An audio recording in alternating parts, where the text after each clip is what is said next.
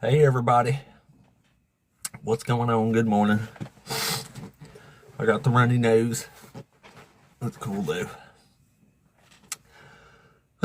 Welcome to the Apostate Ape channel, where we debate Christians in here 56 freaking days in a row. Hey, good morning. Morning guys, morning. It is December 31st. The last day of the year. Last one. So hopefully we get some more good debates up in here. It's been a crazy good week so far. Had a hell of a show yesterday. Had P. Mars came up for like 45 minutes. So that was neat. He said he was going to come back today and school me on some prophecy, so maybe he will. That'll be something to look forward to there. Oh, excuse me. As usual. If you're watching this as a replay on the 2U, please consider subscribing to the channel. Help grow my 2U. Because my TikTok is running off and leaving it in the dust. Which is pretty awesome.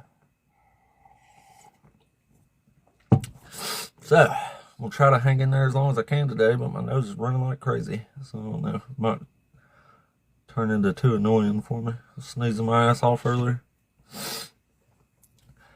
But anyway, it's almost 2026. I'm going to go party hard tonight. Party like it's 2026 coming up. Yeah. Oh, goodness. I'll have to excuse my stuffiness this morning. All right, we just got this thing fired up a second ago. So we're going to give it a minute and let some folks pop down in here.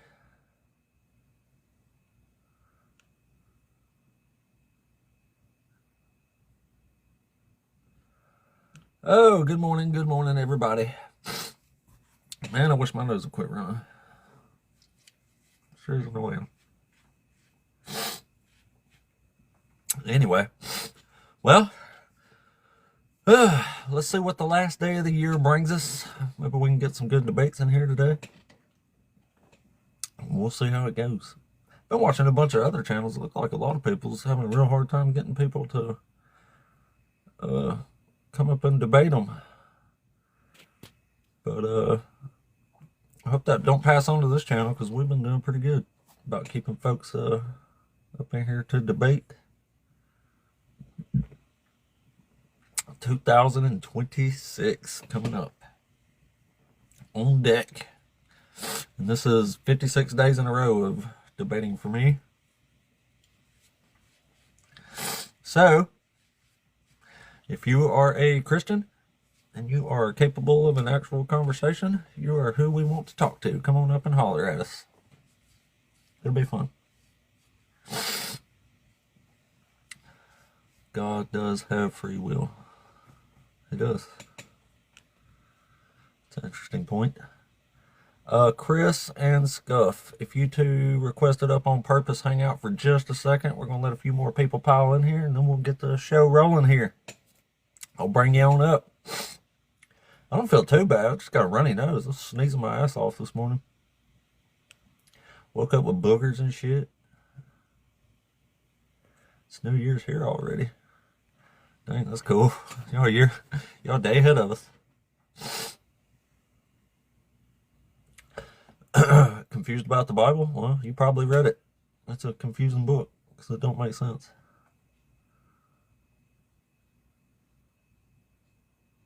I hear you. Excuse me. Alright, oh my goodness. Well, let's try... Let me blow my damn nose, and we'll bring up the first one. No, thanks, man. I just prefer to argue with Christians, not people pretending to be one. We got one on deck anyhow. All right, let's bring up Scuff here.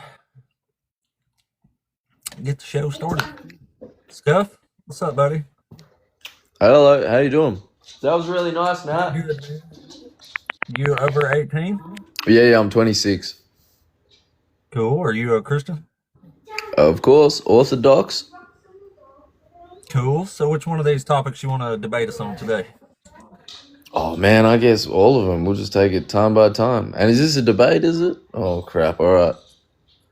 Yeah. Oh man. Conversational debate. Certainly not a formal one, but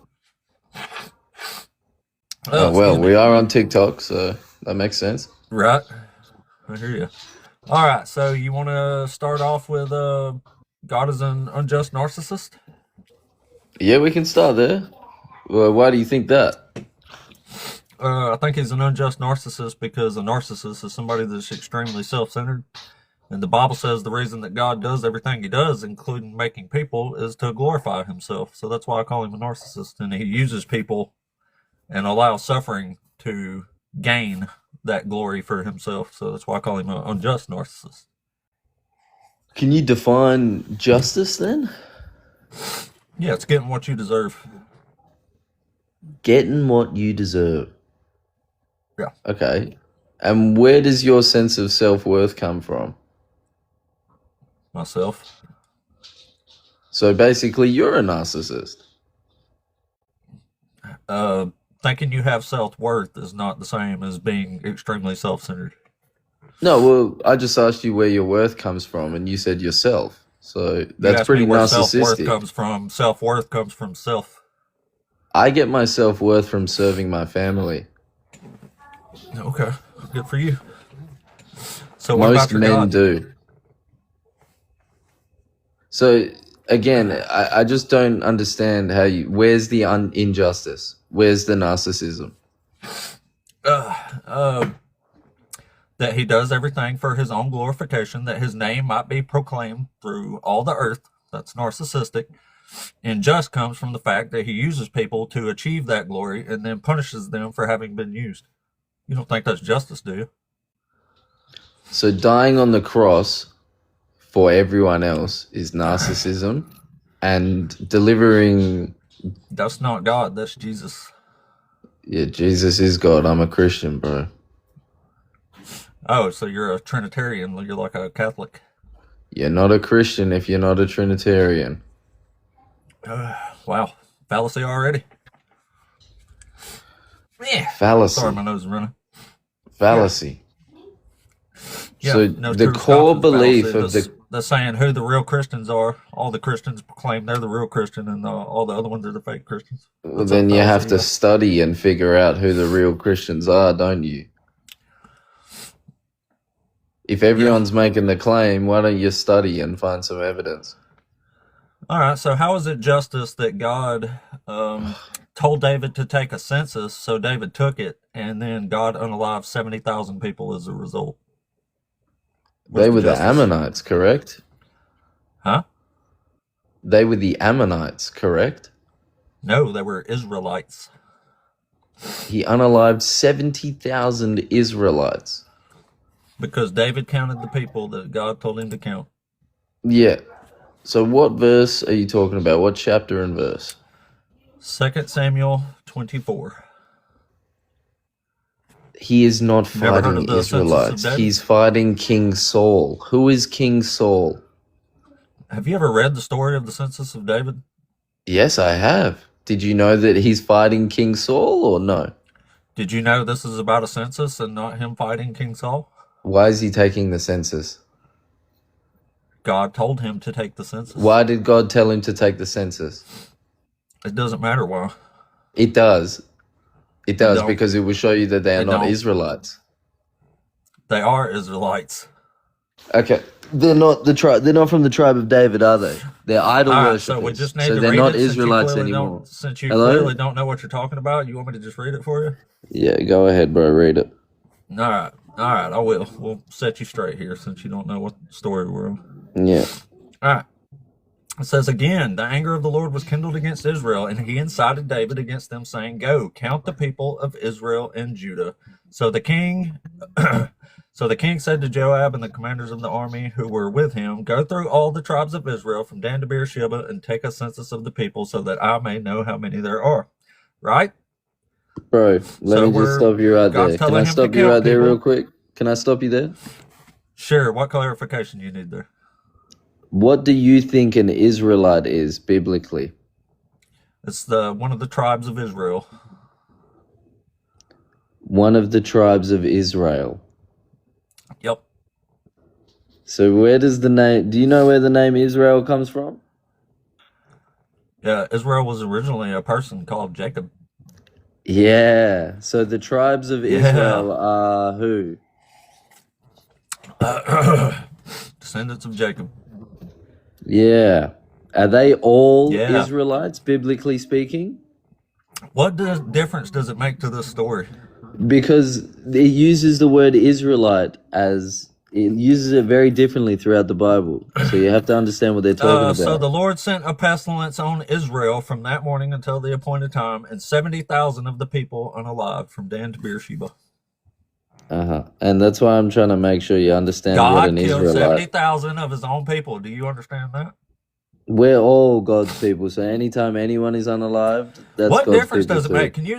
Are you capable You're not... of addressing I'm the trying to actual make a here? point and you won't let me because you have autism You're or trying to something. get I don't know away what's from the wrong with point. Is you. what you're trying to I'm do. trying to and make I'm a trying to point. address the actual story here, and you keep asking me how Israel started. It makes no I'm difference trying to this story. I'm trying to make a point, bro, but you won't let me. If you don't want to let me, that's Well, fine. make a relevant point, please. It's relevant to the fucking thing we're talking about, you moron. Well, go then. All right, go ahead. Go. The Brilliant Bible one. Show uses the us. term Israel. Long story short, bro, if you worship idols, you're not an Israelite. Long story short, 70,000 people are unalived because David counted people. Now, what do you got to say about that? They were worshipping idols. They were not Israelites. They disobeyed Show God us and where it God says delivered that. Show justice. us where it says that. Quit Read the making book stuff of up and show us where Second it says that. Samuel. Read the book. I'm in 2 Samuel chapter 24 right now. I just read Read it to chapter you. 1, So bro. what are you Read talking chapter about? 1. Start at chapter 1. Chapter 1, huh? Yeah, and read. Can you address the census or not? I'm trying to, you fucking I don't need idiot, to but you start jump reading into all of one Samuel. verse out of context. It's not. What's out of context about it? I'm trying to put it in context for you and explain why they were unalive. Go ahead. Isn't that your question? You how. Do it, please. Isn't that your question? Do it. I'm waiting. I just did, and then you want an exact verse. No, Read you didn't. the book. You haven't addressed this one stinking time. Listen, brother. They got unalive because they were worshiping idols, okay? Okay, show us where it says that. Read this book you're quoting. Holy shit, I just read it to you, dude. No, read the whole book, not one verse. I've read the whole book. Maybe you should read the whole book. And you don't even know the name of the king David was fighting? Holy moly of mothers. You don't even know. You can't. You one dumbass hillbilly, boy. You can't address this, can you? I just did address it. You don't like my explanation. No, you didn't. You told me to read just don't like chapter 1. Can You you are tell not us? addressing the census. Can you tell us the king that he's fighting in 2 Yeah, King Samuel Saul. 24? King Saul. Yeah, can now you read 2 Samuel chapter 1? Oh, go ahead. When did Saul die? At the end of 1 Samuel. So let's just review. He's fighting. He's fighting Saul. Read 2 after Samuel. Saul's dead. Read the book. Read the book. Yeah, can you just answer my question? He can't. Read the book, bro. It's a continuation of the story. Read the book. So he's fighting, just so that we're clear, so that everybody Read the hears you say book. it. It's a continuation of the story. Read the book. That's so all he's he can fighting say, Saul. He's fighting Saul after Saul's dead. Read the book. It's a Is he fighting continuation Saul of the after story. Saul is dead? It's a continuation of Is he that fighting- story, is he bro. fighting Read Saul? the book. Yes, no. Is he fighting Saul after Saul's dead? At the time of that chapter, bro, no. So you're saying that the Are you time of happy? 2 Samuel 24 is the time of what? What other chapter? What's the story about, bro? No. I'm asking you a question, bro. Uh-huh. What's your question? What is the time frame of 2 Samuel 24? 1200 BC, 800 BC, maybe? So you don't know really anything about this book? Can you tell me if I'm wrong? Tell me if I'm wrong. You're wrong. Yeah, you're wrong. What year is it? So now What year is it? you're gonna pay me to educate you? No, Google's free, bro. yeah. What year is it? Well, I mean, if Google's free, Google it. What year is it? You're the one telling me I'm wrong. No, I mean, you're wrong. Okay, thank you. Yeah. So you're the one saying that welcome. David's fighting Saul. It's a After Saul's dead. continuation of that story. Yes. So 2 Samuel 24. What time? You don't even have to tell me the year. Just what's the time frame? Like what other chapter in 1 Samuel would it be in line with? What other chapter would it be in line with? Chronologically, yeah. What do you mean? I don't understand how my question's confusing to you. Okay. So what do we do now? You're saying that 2 Samuel 24 chronologically takes place before 2 Samuel 1? No. Yeah. No. Let's just review. Yeah. Let's review. Let's. What chapter in the Bible did Saul die by? When's his death mentioned? Let me open my Bible. You're gonna make me open my Bible. Sure. I am. Yeah.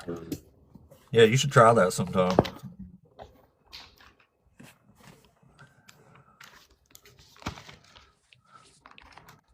It's at the end of one book and the beginning of another book.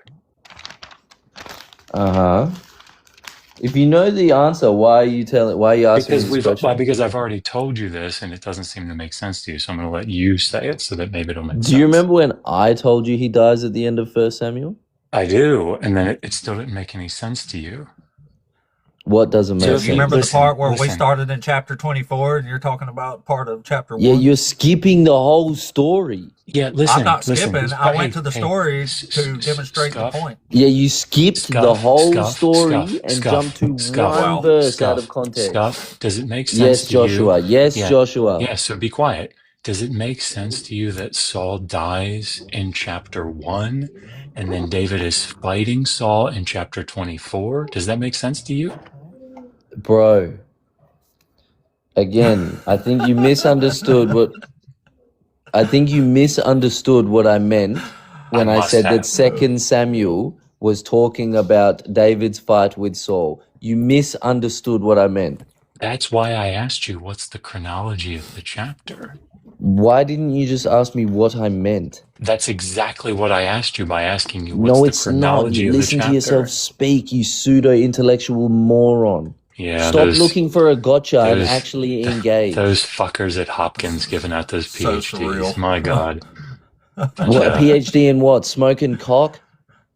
Smoking cock. Yeah, what's your PhD in, mate?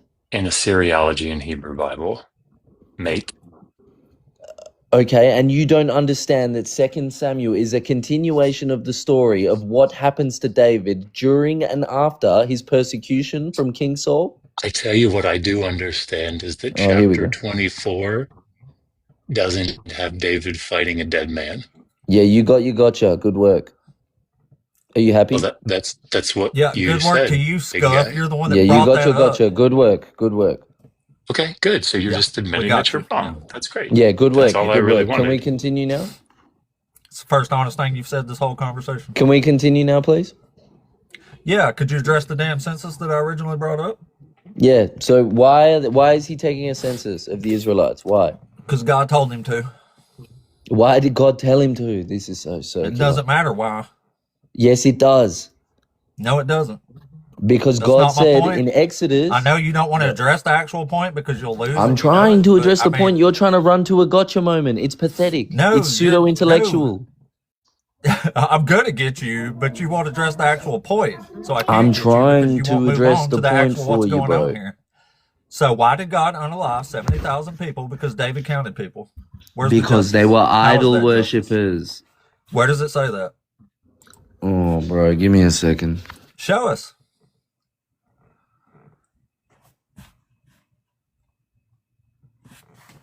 Then tell us how it's justice to unalive 70,000 people because David counted people because idols were being worshipped at some point, apparently. Goodness gracious.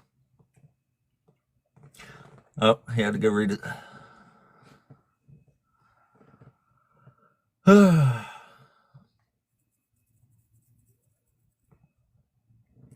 Last day of the year. Hope you had a great holiday, by the way, Dr. Josh. Yeah, it was nice. Spent it in Scotland with Megan's family. Oh, that's really cool. I haven't been across an ocean yet. I was gonna go to Egypt last year, but it became really hard to plan.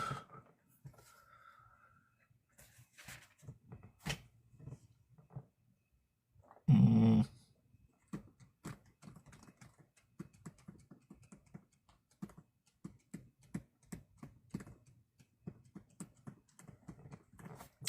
Mm-hmm.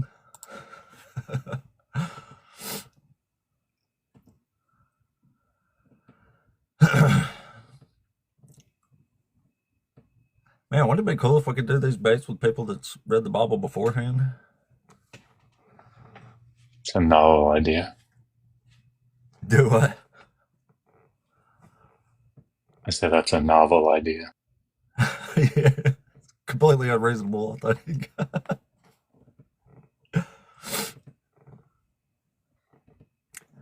All right, Scuff, you got about 5 seconds, man. We got a show to do. The new year's approaching.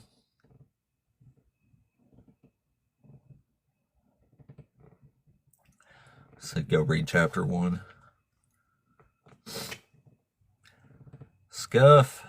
5, 4, 3, 2, and 1. Just come back when you've read it, buddy. We'll sit here all day waiting on you. The new year's gonna roll up on us. We got things to do. You can come back though after you actually read it. All right, let's try the next one here. Who is the next one? BTA. BTA is not here, I don't think.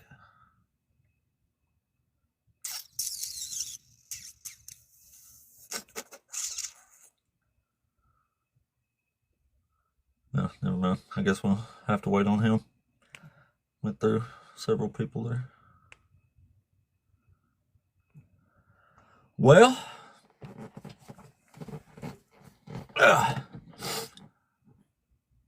if you're a Christian, come on up and debate us. Preferably one who's already read some of the Bible and is capable of a conversation. We got the brilliant Dr. Josh up here right now. What better time to come through? Oops. Oops.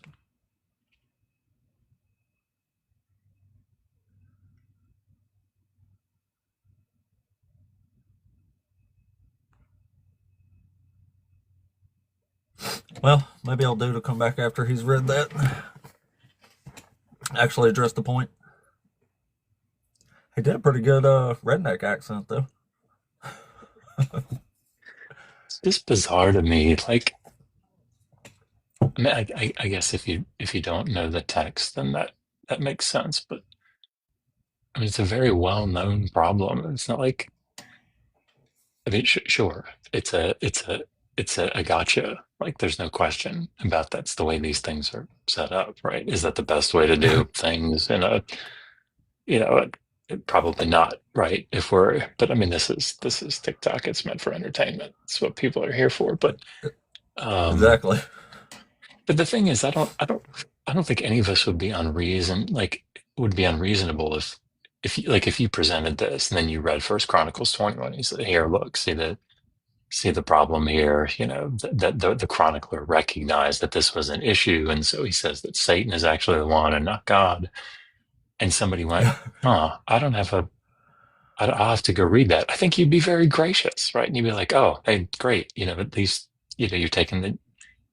But this guy just whatever he decided to pull out of his ass, that's what he's going to throw up there, and call you a redneck and an idiot, and you don't know that he's fighting Saul, the guy that died 23 chapters earlier. For some reason you didn't know that. It's just bizarre. Anyway, I don't like it when people get really arrogant and then try to talk down to other people. I don't like that. That's what they do. Oh, here he's back. So let's see. Are you intentionally Scuff, like did you read it? hanging on to that gotcha, or Yeah, I you won't actually misspoke, bro? address it, so Have some you're mercy. making it too easy. Oh, okay. Yeah. I If misspoke you're once. hey, Have some mercy, bro. all right.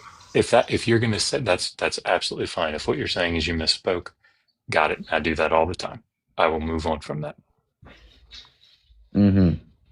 So at the beginning of the chapter, it says the anger of the Lord was aroused, but it doesn't explain why, right? So we can either It assume doesn't why, matter.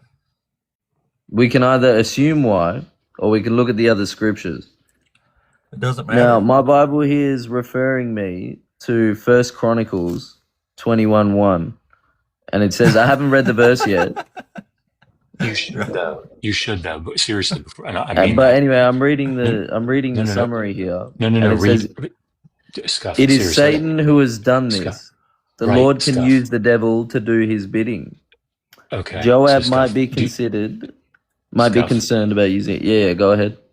So listen. Do you know it's okay if you don't? Like, I doubt many people would. Do you know about the nature of the chronicler? Like, one of the things that the chronicler does is it's a later text that's trying to sort of smooth out, reframe, particularly theologically, what you see in Samuel and Kings. You think it's smoothing out? 100%. I mean, at the beginning of the chapter, it says, and the anger of the Lord was aroused against Israel. Why do you think what does that mean? No. What do you think that the chronicler is smoothing out in chapter 21? I don't think he was smoothing anything out. I think he was Okay, clarifying. why do you think that I think he's smoothing it out? What's the Because you have a problem? preconceived bias against Christianity. That's definitely not what it is. But why do you think the chronicler is changing the verbiage of Yahweh moved David to Satan moved David? Why do you think he's doing that?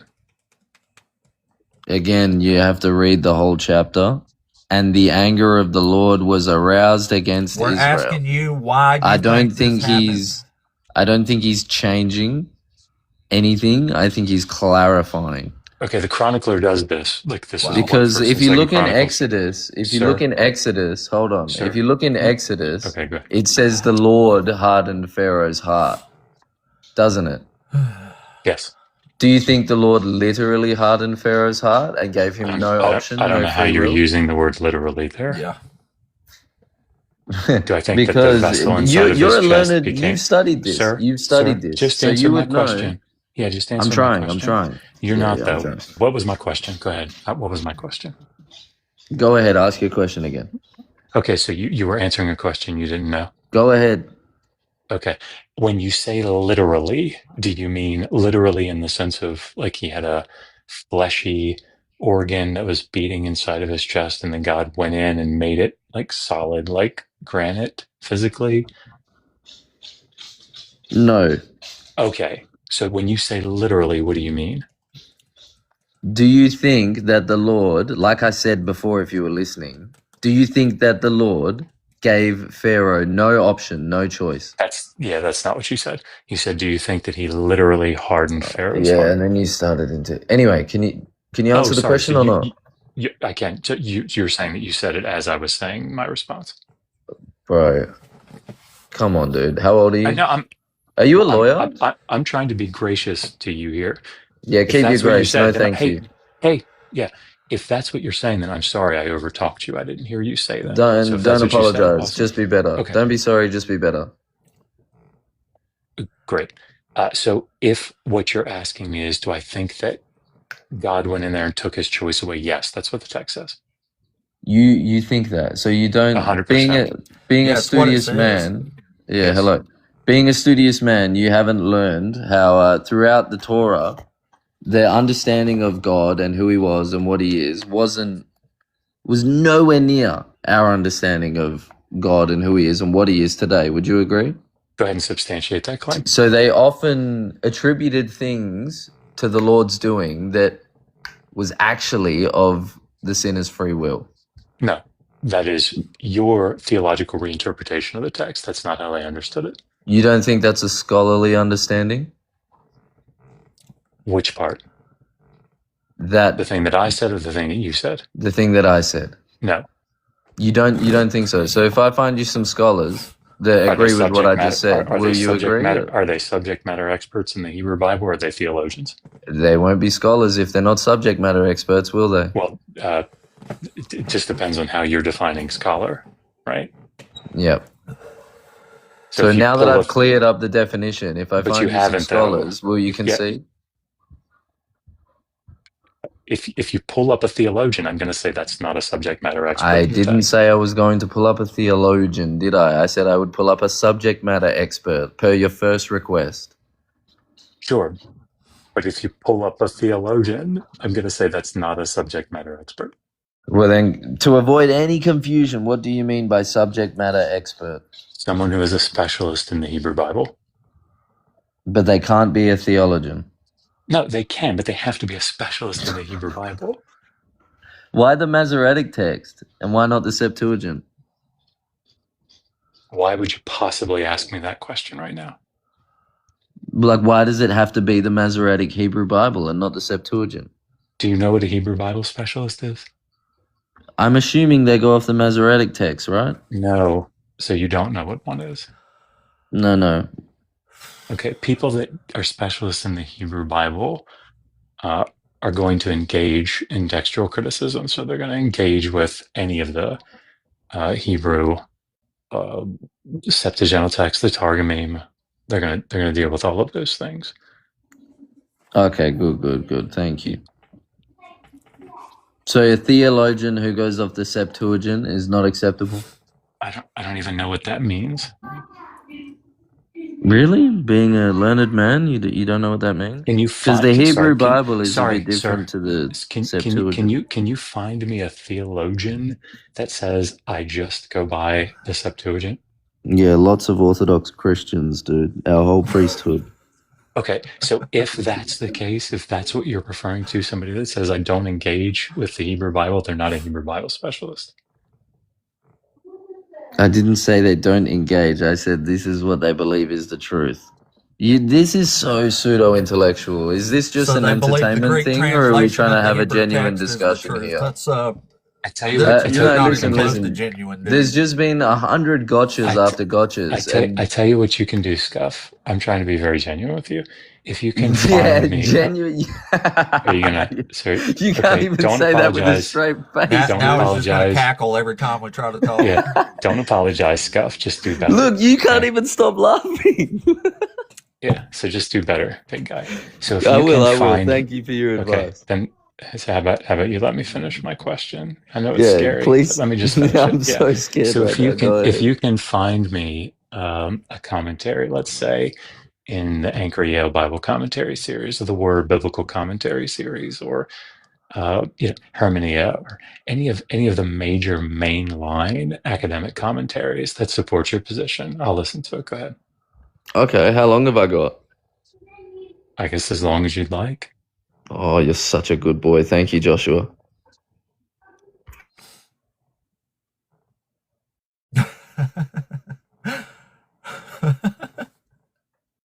I mean, is he going to a shelf to pull one of them off, or I don't know what he's doing.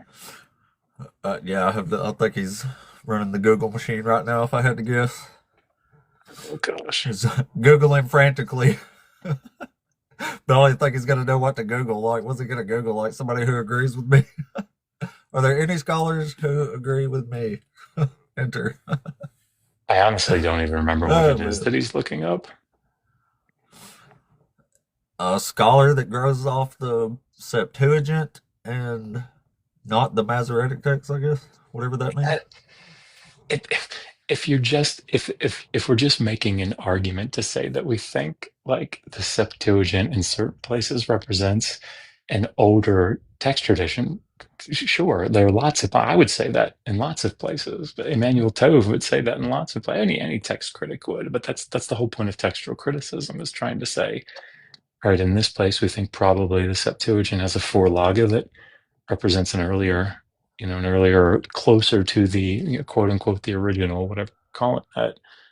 But I mean, like, it's only for a theological reason that you would say, I just go with the Septuagint. Like, unless you don't actually engage well in textual criticism. I don't know of any scholar that's engaged in textual criticism meaningfully that would say, I just go by the Septuagint. I think it's right in all its places. Like, that's a theological conclusion, not a text critical one. Oh, I Wouldn't it can't be turn my crazy if camera that on this was though? live. Why can't I put my camera on? I don't know. You don't have to show it to us. You can just tell us what it is that you're reading. All right. There's I found multiple sources that will agree with what I was saying about how the Bible says sometimes they will attribute actions to the Lord, but it is due to their lack of understanding. One is revbible.com. By the way, I've never heard of any of these. And another one is adventistbiblestudy.com. So do you remember what I said about like a mainline commentary? Source not good enough for you? Well, I don't even, if No. you're saying you don't know what they are, and I certainly don't know what what did you say? Revbible.com. Revbible.com. No idea. Yeah, what man, that they is. obviously got money. They got AI chatbots and everything. Oh, They got well, gosh, money. if they got AI chatbots, I mean, I guess that they must be right. They got money, bro.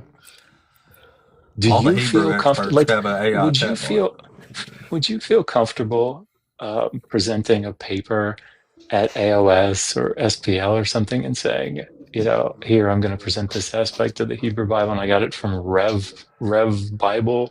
Like, would you feel comfortable doing if that? I was giving a presentation at a serious event, I'd probably do more than 30 seconds of Googling. Yes, and I think you should. That's why I I said don't take think all the you're time worth my you time. need. All it took was 30 That's seconds great. to find Then some be wrong. opinions. I mean, I don't know what to tell you, my guy. I don't know what to tell you either. We're at an impasse You're not now. I even found a listening. scholarly You're source. getting- You don't you're like It it. was okay to go Sorry. find another opinion. You don't like the source. I found a That's scholarly okay. source. It's called revbible.com. That's okay, bro. Rev.com, baby. Well They got played. it all. Well Yeah, played. yeah. You don't like the source.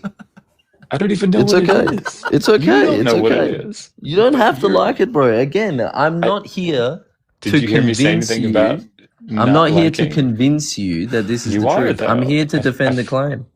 Yeah, but I think that's what convincing is, right? No. I might defend the claim and it won't convince you. That's fine. I'm Well, just of here course it defending won't convince me. That doesn't mean you're not trying to. I'm not trying to convince you at all. I'm trying to defend the think you- claim for I the think you 60 are. people watching in the chat, not you. Okay, so not me then. I understand. You're just trying to No, persuade you've got everybody, to, but not like me. I said before, you have a preconceived bias. I So know you I have- can't reach you. You You've hardened your heart like Pharaoh has in Exodus. You have no idea anything about me. Tough guy. I've learned a lot about you in this You short haven't, though. conversation we've You had. haven't, though. This Maybe dude's not. wrote Maybe books on the you're Old right. Testament. Maybe you're right. Yeah, you've hardened your heart just like Pharaoh, bro, in Exodus. Yes, you have no idea what you're talking God about. hardened the Pharaoh's heart, not Pharaoh. I don't know what to tell you, bro. Actually, both. Because the text is... Yeah, You can just I don't know what to tell you, bro. No. Well, do you I've care to already address explained the it. point I've tried You to didn't- get you you to don't make agree with for my 20 minutes explanation? now? I said, I already explained it. You don't agree with my explanation? That's fine. You didn't explain anything. Why is it justice that God unalived 70,000 Israelites because David counted the people that he told him to count? Your friend told you that it was Satan that did it. I'm asking you. Yeah, I'm just gonna tell you the same thing your friend told you. It was Satan. Who's your friend, Abe? You, Joshua. Never once did I say that it was Satan that did it. Oh, I think you said that in the Bible it says it was Satan or something. Yes. No, it's There's not. He said the there's chronicler. Not, yeah, the chronicler said that. Yeah, There's not in the there's not Bible. Yeah, sorry. Exact word fallacy. This pseudo intellect's insane. No. You're just not understanding what I'm saying. Do you know what? No, I understand fallacy very clearly. Stop talking. Do you know what the lack of univocality in a text means? What is You know what I lack mean when I of say- univocality? What does that mean, bro? Tell me. Yes, univocality. Tell me, oh, learned one. That's what. Yeah. Do you know what it means for something to be univocal? It means to have one. It has voice. one voice. That's what it sounds correct. like. So there is no univocality in the Hebrew Bible. That kind of proves it even more. Thanks. I'm not sure you understand what It I'm was saying kind of because written by how many different Wow. prophets? no. So univocality, from a theological perspective, in an ancient text like this, means that God is the single voice behind it. But he's not. Sorry, God is not the single voice behind the No. inspired, infallible text of the biblical It's of the Bible. inspired. He is not the sole voice. This is not the Quran. This is the Bible. So I don't think you understand what univocality means. No, I think you're trying to straw man it. I'm definitely not. I think you're trying to tell me that I believe the Bible was written by God. That's I not what I agree said. with Mizo Well, here. that's what it feels like. Forgive well, me, you're then so This just proves people intellectual. made Okay, it up. that's That's what okay. it proves. I agree with that. Look, let me say it this way. I'll say it differently. What you said was here in 2 Samuel, the text says X. That doesn't really work. But if we go to First Chronicles, it clarifies it to show that it actually means Y. So what you're doing is you're taking these two passages and one is interpreting the other for you. Yes? One is not interpreting the other for me. I could tell It's that. clarifying it. Is that better? Yeah, it's clarifying. Thank you. Okay, Clarifying. that's an assumption of univocality. That's an assumption of univocality. I'm Yes. okay with the Bible not being univocal, bro. That's okay. It's an assumption of univocality. Are you listening to me? Okay, listen. Let me ask Hello? it this way. Hey, Earth to learned man. Scuff. Are you Can they listening? contradict?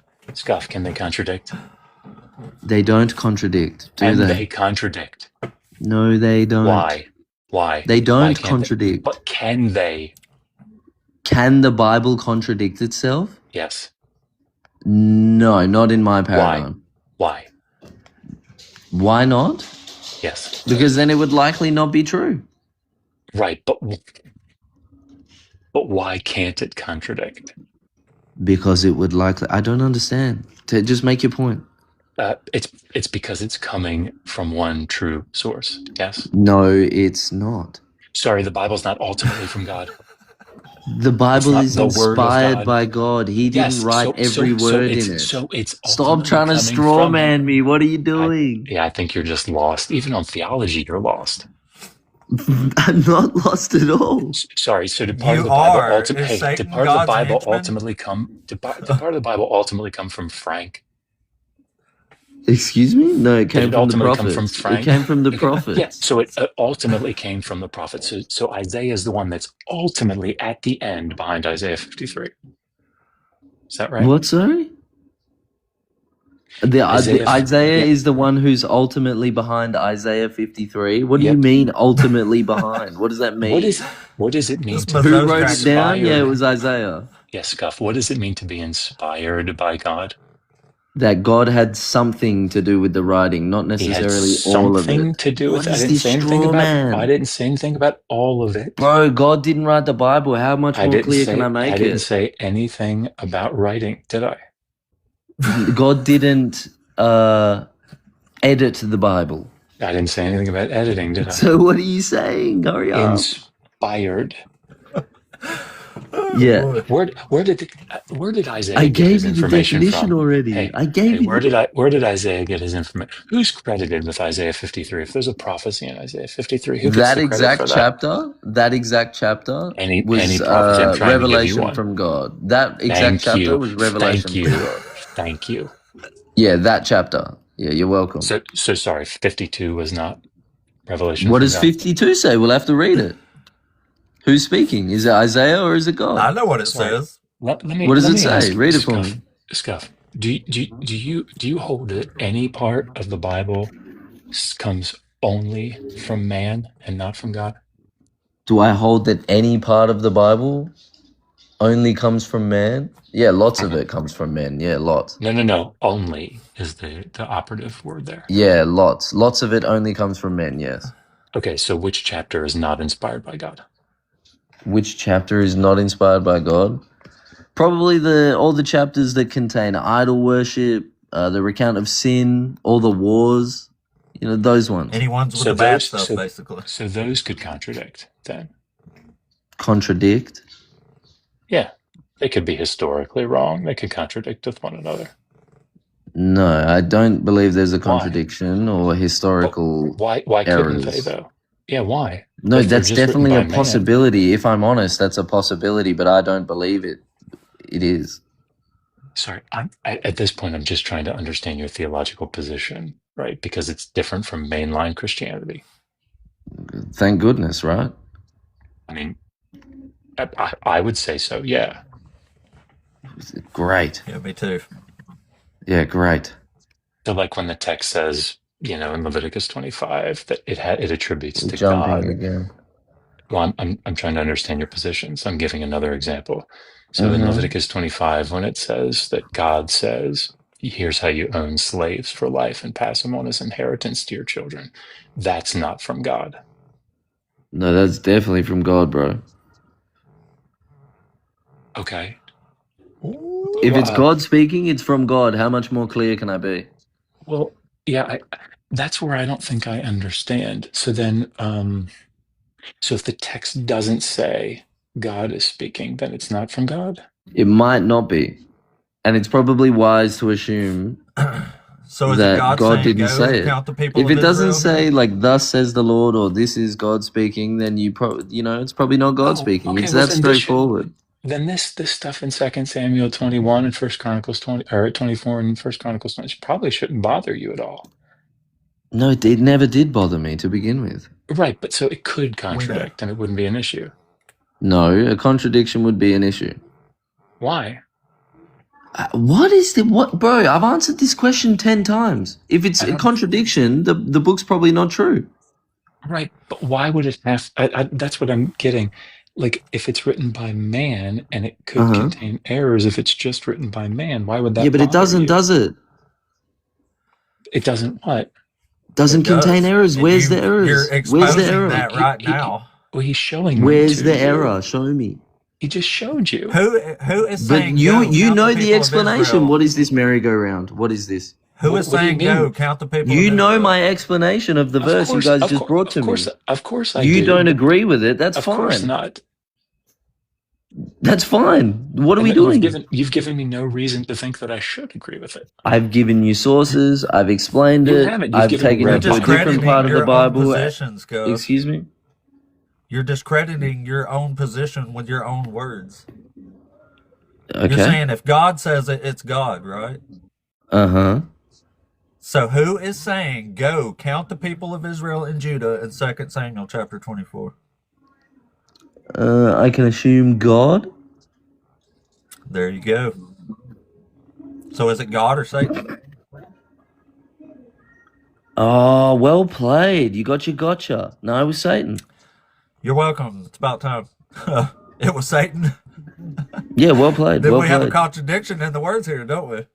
No, because it's clarified later. I made a mistake. I'm fallible. I'm not Yeah, a computer. I'm lost. I'll be honest. I'm lost on your theological position. I believe That's why I'm saying in your a words are going against crucifixion what and you're saying. resurrection. No, sorry. On the text itself. Yeah, How you're it's defining it's inspiration. divinely inspired. But what does It's that written mean to by you? men, and it contains prophecy. Like I don't understand. Right, but I don't understand your definition of inspiration. Like, what's your methodology for ascertaining what is inspired by God and what's not? Again, if it says "Thus says the Lord," or "God said this," or "Jesus said that," then it's God speaking. If it's Okay. not, men wrote it. And it's not inspired by God, or it might not be. There's no way I can tell you 100%, can I?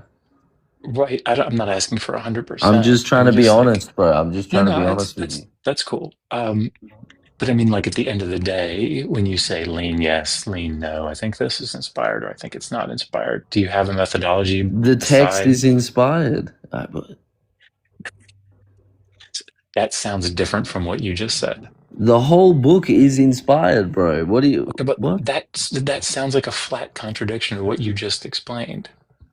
That's Bro, what I'm saying. Your own the words are book going against what you're saying contains here. the book. Listen to me. The book contains speech from God. Right. Does it not? Sure. There's the divine inspiration.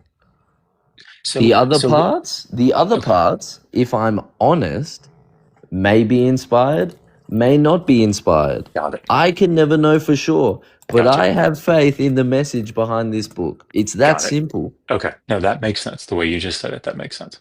It's it's like pulling teeth, We're dude. You're shaping you meant to up, be buddy. studious. You're just not very good at this. Good at this? Good at what? Explaining yourself. When you've already analyzed this for assuming years at university, and I'm on a Yes. TikTok panel, you expect like scholarly level discussions on TikTok? I expect you to just explain your position in coherent I'm English terms. trying, and you have a gotcha waiting for me round every corner, straw Right. man over there, red herring over there. I It's think you could insane. That's just what helps at you this get better. yeah, at this point, I think you Yeah, could just thank you for the you sh- training. Good you should point. just say, yeah, maybe I wasn't very clear. I think that would be fine. You've just geared me to cook these Islamists in my country. Thank you so much. I needed this practiced. I don't know what that means. You're welcome. Oh, No, sorry. either, How old are you? How old are you, Joshua? Why would you want to know how old I am? So I know which lingo to use so you can understand me. Oh, okay. 46. Wow. Happy New Year's Eve, dude. Thank you. He said Scuff needs some univocality in his ideas. There's some univocality in my ideas. Man, I got one. The Bible's the truth. Yeah, it's that simple. Mezzo said that, or Mizo. The Bible's the truth. So It's that simple.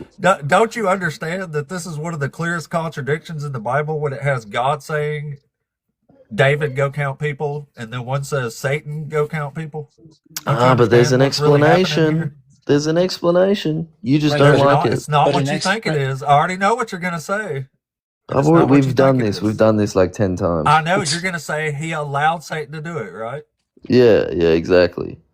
But why should So we think is that's Satan the just case? God's henchman? Because it says it later on in Chronicles, and I explained to you throughout the Torah, they attribute things to God that they say God did this because Why are God you allowed mentioning it the to happen. Torah?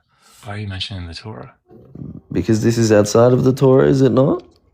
Right. So why would you mention the Torah? Because the if this Torah is is outside of the older than Torah? these books. Well, that's not necessarily the case, but Oh, if you believe, come on, dude. Is this an internal or external critique? What is this?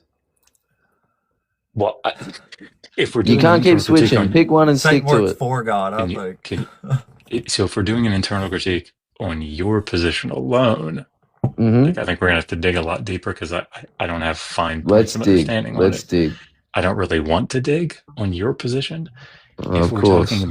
If we're talking about the mainline Christian position, Bro, I'm an Orthodox Christian.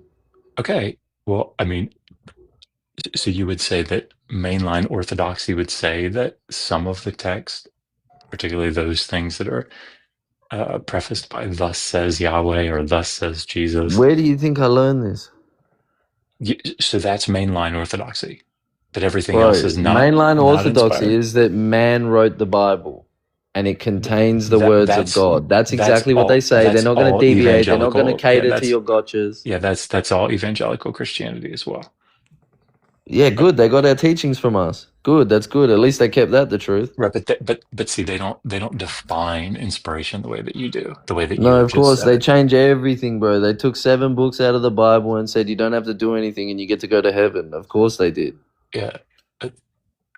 Sorry, none of that's really relevant to this conversation. No, it is because you're saying, they changed it. Of course they did. They changed everything. They changed everything. I don't ever remember going, but okay. Yeah, you don't have to. It's all right. Don't worry. Yeah.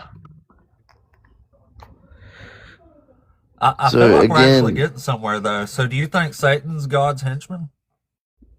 Satan is God's henchman. Nah, not in the way you're trying to put it. No, Does Satan obey God? no, not at all. Oh, so when Chronicles says Satan incited David, who's actually doing this here? Is Samuel right? It's and it's God Satan. inciting him, It's or Satan. is Satan inciting him? It's Satan because God allowed So it. it's not God, right? So That's so correct. God allowed him to do something, had him do Yeah, it, right? just like he allows all the other So evil it sounds stuff like he's from just Satan being a too. henchman there. It sounds like a mob boss ordering one of his lackeys to go do whatever he wants. That's still the It mob sounds boss's like fault. you haven't finished your Bible. That's what it sounds like. You haven't finished it. I have. I think you ought to finish it. So you still don't understand why God let Satan rule this world? No, I don't understand that. Oh man, I just Why refer would you to God make 2 his Peter own 3:16. enemy and 2 then give Peter him dominion 3:16. over the one place that like glorifies him?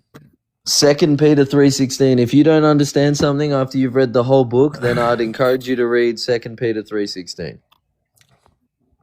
You want me to read it, I'll or do you that. want to read it? No, I'll go read it later. Could we address It's a short the verse, topic bro. I'd love I've to been read trying it. to get you to do for half an hour nearly now? It's a short verse. I'd love to read it. Can you tell us what justice is? Yeah. Payment Please for do. the sins. Payment for your sins. That's what justice is. All right. Is justice payment for someone else's sins? Is justice payment for someone else's sins? Yeah, if it's God who's taking on the sins, yeah. How is that justice? Because God decides what a sin is and what isn't. So if he wants to take on the sins of the If world, God he can. decides you get punished for somebody else's sins, how is that justice? What do you mean God decides? God decides to punish you for what someone else did. Is that justice? Are you talking about how he delivers his justice like centuries later now? In I'm Deuteronomy? asking you Or how that is possibly justice if people Well, are I getting need to- punished for other people's sins. I need to know the context of the It's not question you're about a asking. book. What's It's it The about? context is justice. Justice Yeah, and yeah. injustice. Well, Is it can be. considered It's definitely justice to be possible. punished Yeah. for somebody else's It's definitely sin? possible. It's possible for sure. How? It depends. Like, are you doing the same sin as what someone else did?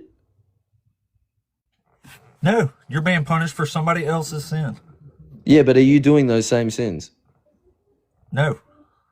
No, you're not. Well, then no.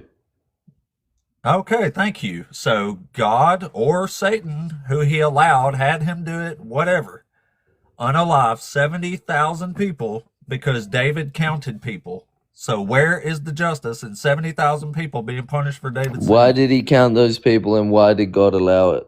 It doesn't matter. They does are not the ones matter. who did it. No, it doesn't. Yes, they were. They worshipped idols too, you moron. Oh my God. They are being punished because David took a census, not because they worshipped idols. Why It did God doesn't say allow that. David You are to making take it a up. census? You're making that up every time I No, ask. It you're doesn't just matter. taking one verse and not reading the rest. Again, No, what I'm a not. circular argument. You know what? I was having a way better discussion with Joshua, and he was wiping the floor with me for a minute. Yeah. Yeah. Can I talk to Joshua again? Sure, go ahead. Hey, Josh. Hey, what's up? So he was just asking me, is it justice to pay for someone else's sins? And I said, it depends. Like, are you doing those same sins? And then he said no. And then I said, well, then no, you shouldn't have to pay for it. And then he said that the verse we were just talking about, they weren't doing the sins. What do you think? Being a scholar, I think what do he's you read it think? before. So I didn't catch what verse you got. Sorry, I was The reading 2 something. Samuel verse we were talking about. You know, when Oh. David takes the census of Israel. Yeah, I mean, if I'm understanding, then what you're saying, apostate, is that the people of Israel were punished for something that David did. No. Exactly. I'm saying the opposite. That's what the host is saying. Right. Sorry, that's what I was. I probably said it too softly. Apostate. That's what he was saying. Is that right? Yeah, think that's the important. citizens of Israel were committing Right. idolatry. Yeah. You're saying that they were committing say that. idolatry, and that's why. Yeah, they were. I- If you read the whole book of 2 Samuel, they were. Chapter 5, I No, think, they talks about it. We're in chapter 24. Yeah, so go back so you can understand This what is a you're different reading. situation. You realize that, right? Yeah, why don't you go back so you can understand what you're reading, huh? Why don't you actually read the verse here? It says, when David saw the angel who was destroying the people, he said to the Lord, I alone have sinned, and I, the shepherd, have done evil. But these That was sheep, what have David. they done? Let your That was hand, I David. pray, be against me and against my father's house. Yeah, that's David. Yeah, that was David speaking, and he He's was saying, wrong. He I was did not the this. Why only. are you punishing them? Yeah, he was wrong. He was mistaken. Read the rest. Okay, so hold Oh, on. he was just If I mistaken, huh? so Yeah, read the rest. if I could understand, so this is where I think the burden stuff would be on you to say, like I think that's fine. I think if you're saying that the text here has, David just being a human and being wrong, and he didn't know that the people had been sinning, but I think the onus would then be on you to say, let me take you back to, let's say, chapter 5. Look at verse 17. Let me read it to you. I think, as opposed to just saying, go back and read the rest of the book, right? You know what I So mean? the same way you said I have to pay you to do your research, I'm just going to give you the same response. You got to pay me if you want me to do your study for you. Okay, but I think at the end of this, then you would have to say that you haven't made your case, right? That's fine. I do not care. Remember? Okay, but the 60 people watching, or however many there are now, There's a bit more now. I've got a yeah, few viewers in here. You should probably keep right. me around as long as you can, right? I'm sure you did bring them in. You Like might be you keeping them also, low. I usually got more than this. Yeah, I'm sure. Yeah, but you also aren't convincing them. And that's you said that okay. was That's but you okay. said that, If I convince one person to even consider the Bible again, I've done my job. right? But I don't think you're doing it in this particular instance. Maybe not. Maybe not. Okay, All we can do is pray. or you could tell apostate what verse you're referring to. I did. Which verse? Chapter No, you 5. didn't. Chapter 5. Which verse? I don't know, man. Read the whole chapter. It's been a while since I've read Samuel. So you didn't tell him a verse. Look at your chat. Look at your chat. Angry anti-theist. You haven't done that. You're just a coward and ego. Cool, bro. God bless you too, man. Hey, we're all getting hate. I get hate in my own comments, man. I don't sweat it. I like What's having a wrong with different these people, view on dude? the It's audience. New Year's Eve. What Same is thing wrong that's with wrong these with people? you. So Present the verse, this says cracker. Look at the racism. Well, This is the thing. So, This so is let me the atheist you guys hang out that with. was a This is white killer. guy. let me ask you maybe a more difficult from a theological standpoint. All right. Sorry, when I say more difficult, one that I think it would be very difficult for you to make a case that the victim is guilty I of assume something. that. Okay. I assume that. So with, David and Bathsheba and, Uriah and This is the the child. adultery, right? Well, no, I'm just thinking, yeah, but I'm thinking about the child, right? Where God says to David, I'm not going to punish you, or I'm not going to exact vengeance upon you directly. Instead, what I'm going to do is I'm going to unalive the baby after making it sick for 7 days. Oh, that is a tough one, man. Yeah. Like, how is that good?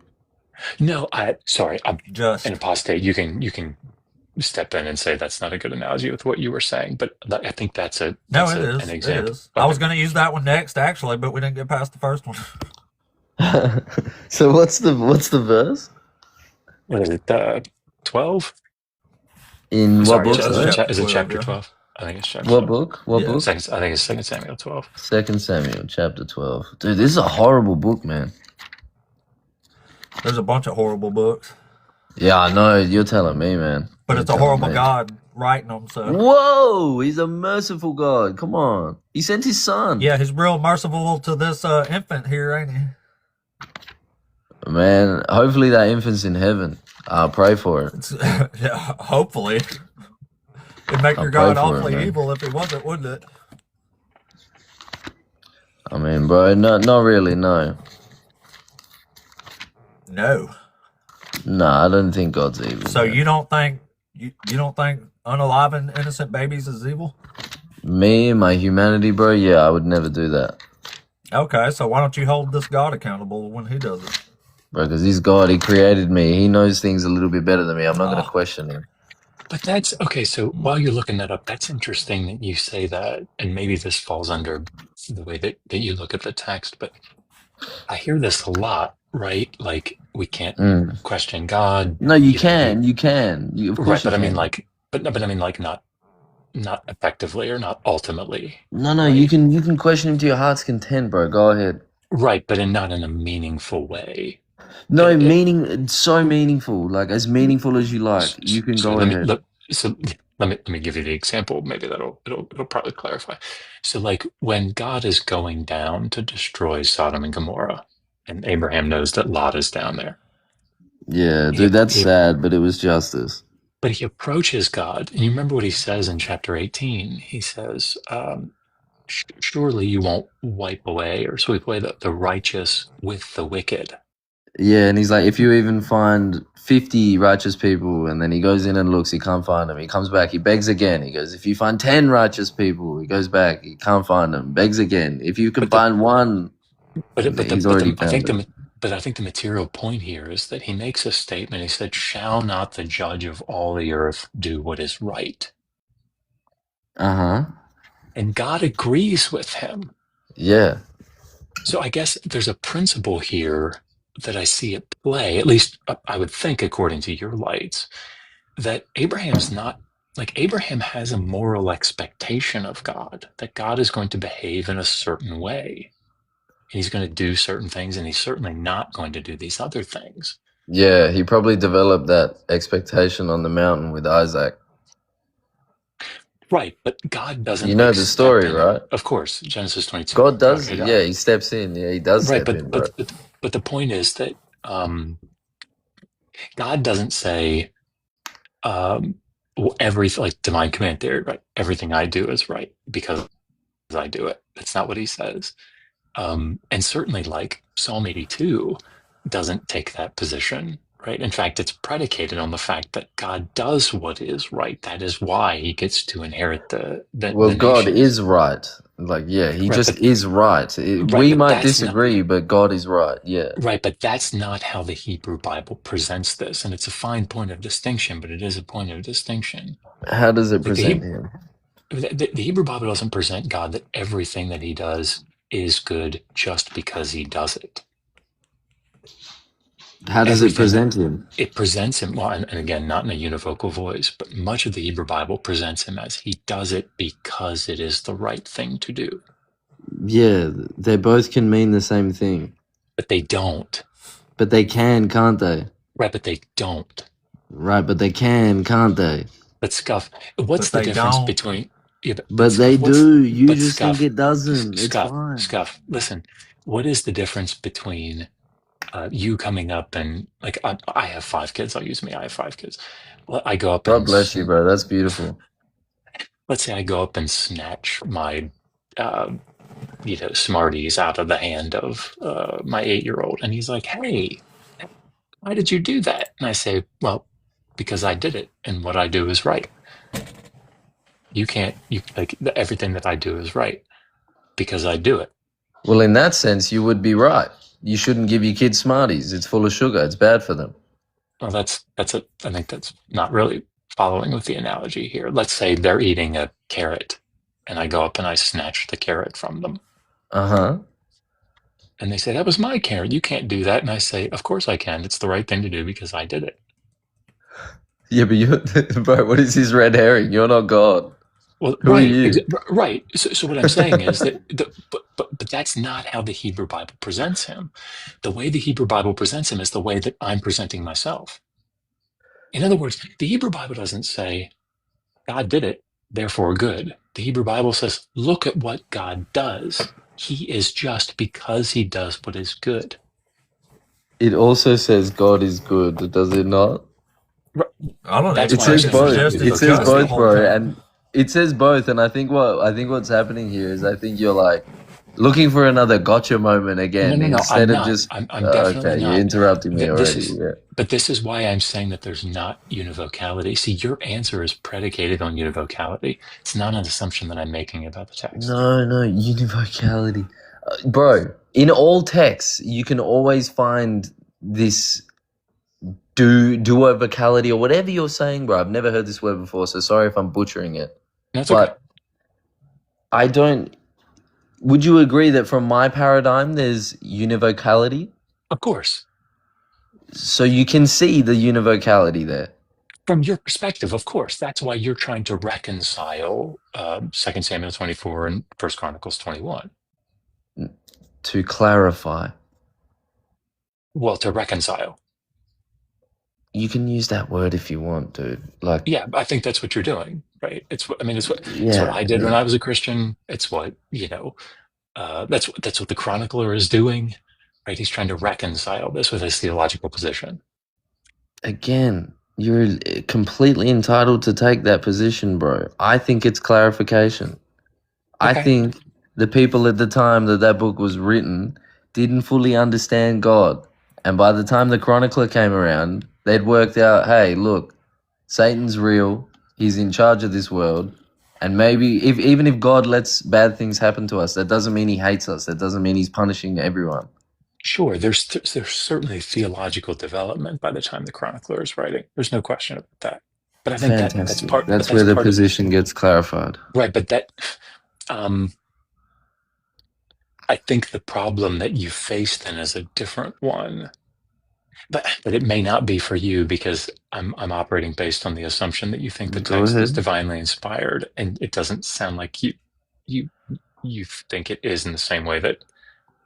Uh, so maybe that's a non-starter there. I've tried my best to explain No, my that's stance on yeah. the text. I'm Yeah. sorry I can't explain it for No, you. no, no. I think you did. I think you did fine. I think that's why I'm stopping myself I don't because think you I see think the you haven't real explained. problem in Chronicles and Samuel personally. No, I see It's it. You not. guys think You're saying if he's it's just clarifying, then there's a problem with Samuel here, isn't there?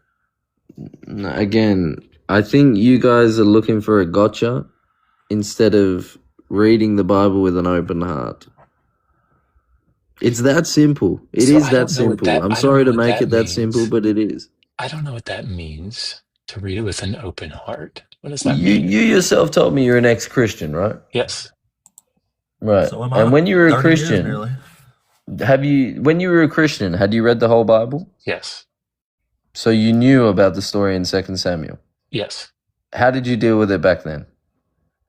In the same way that I would deal with if I were watching an episode of Monk and I My, saw my, something that.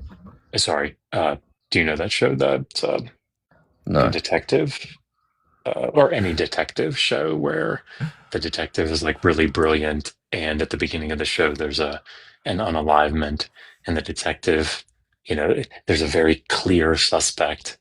They were there at the body with the weapon, and then the detective says, "No, it wasn't that very obvious person. It's this other person," and everybody goes, "It couldn't be that person. That person was like in space at the time. They couldn't have Mm-hmm. unalived that person."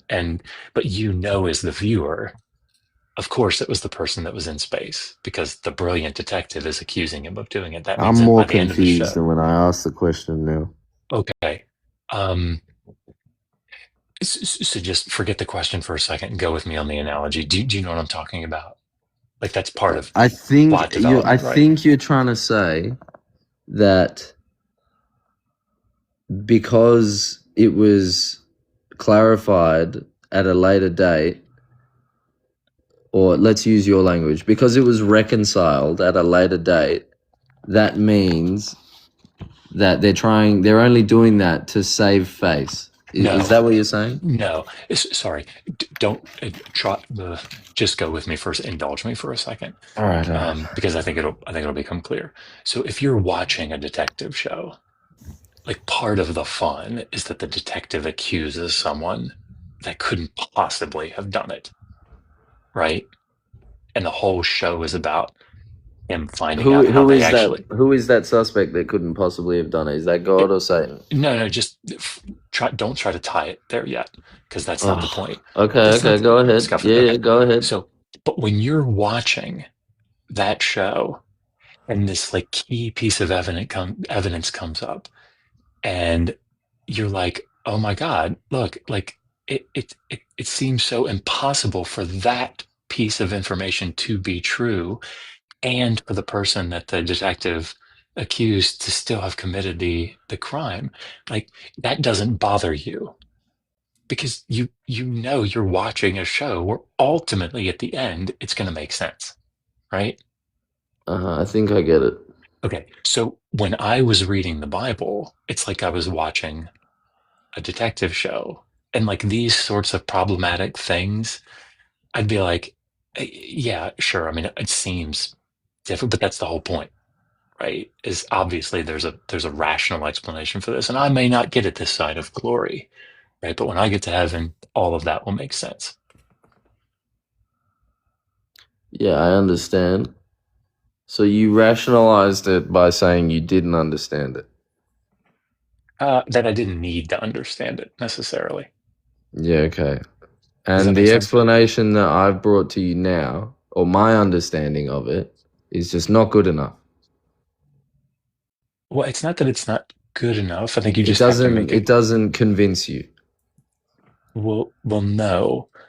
Um, and a major part of that is one that I work with ancient texts, but it's more specifically like the So you're chronicler. appealing to authority as your reason to not buying my explanation.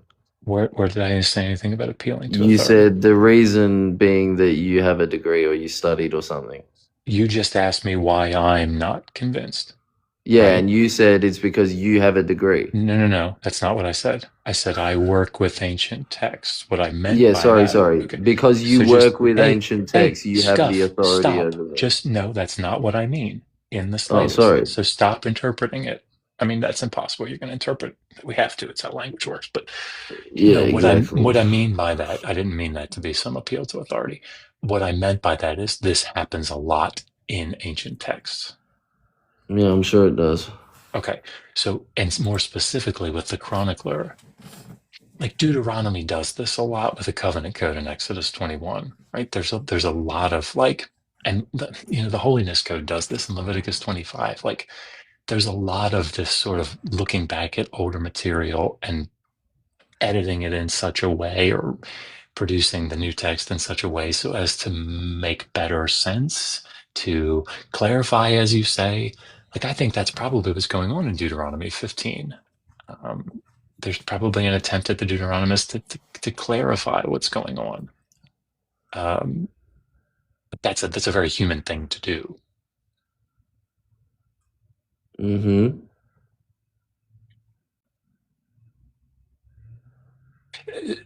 So, like in the covenant code in Exodus 21, the text says, if a male slave is taken, he's released after 6 years.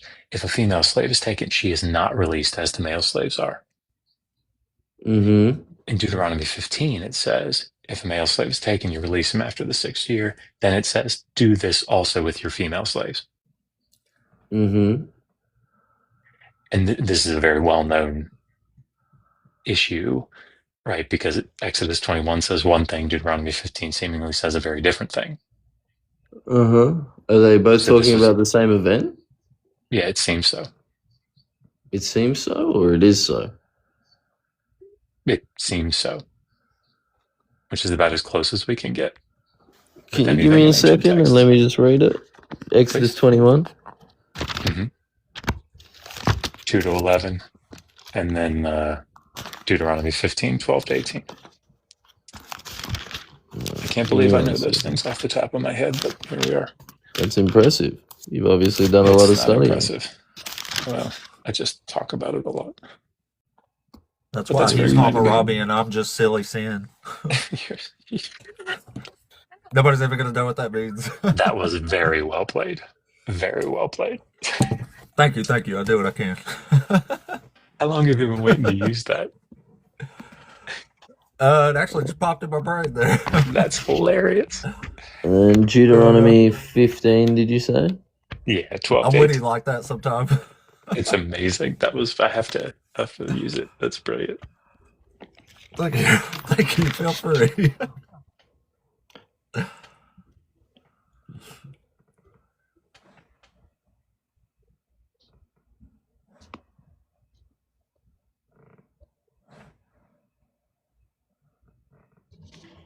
To my understanding, in Exodus, it's called Exodus because it's about the 40 years they were wandering in the desert.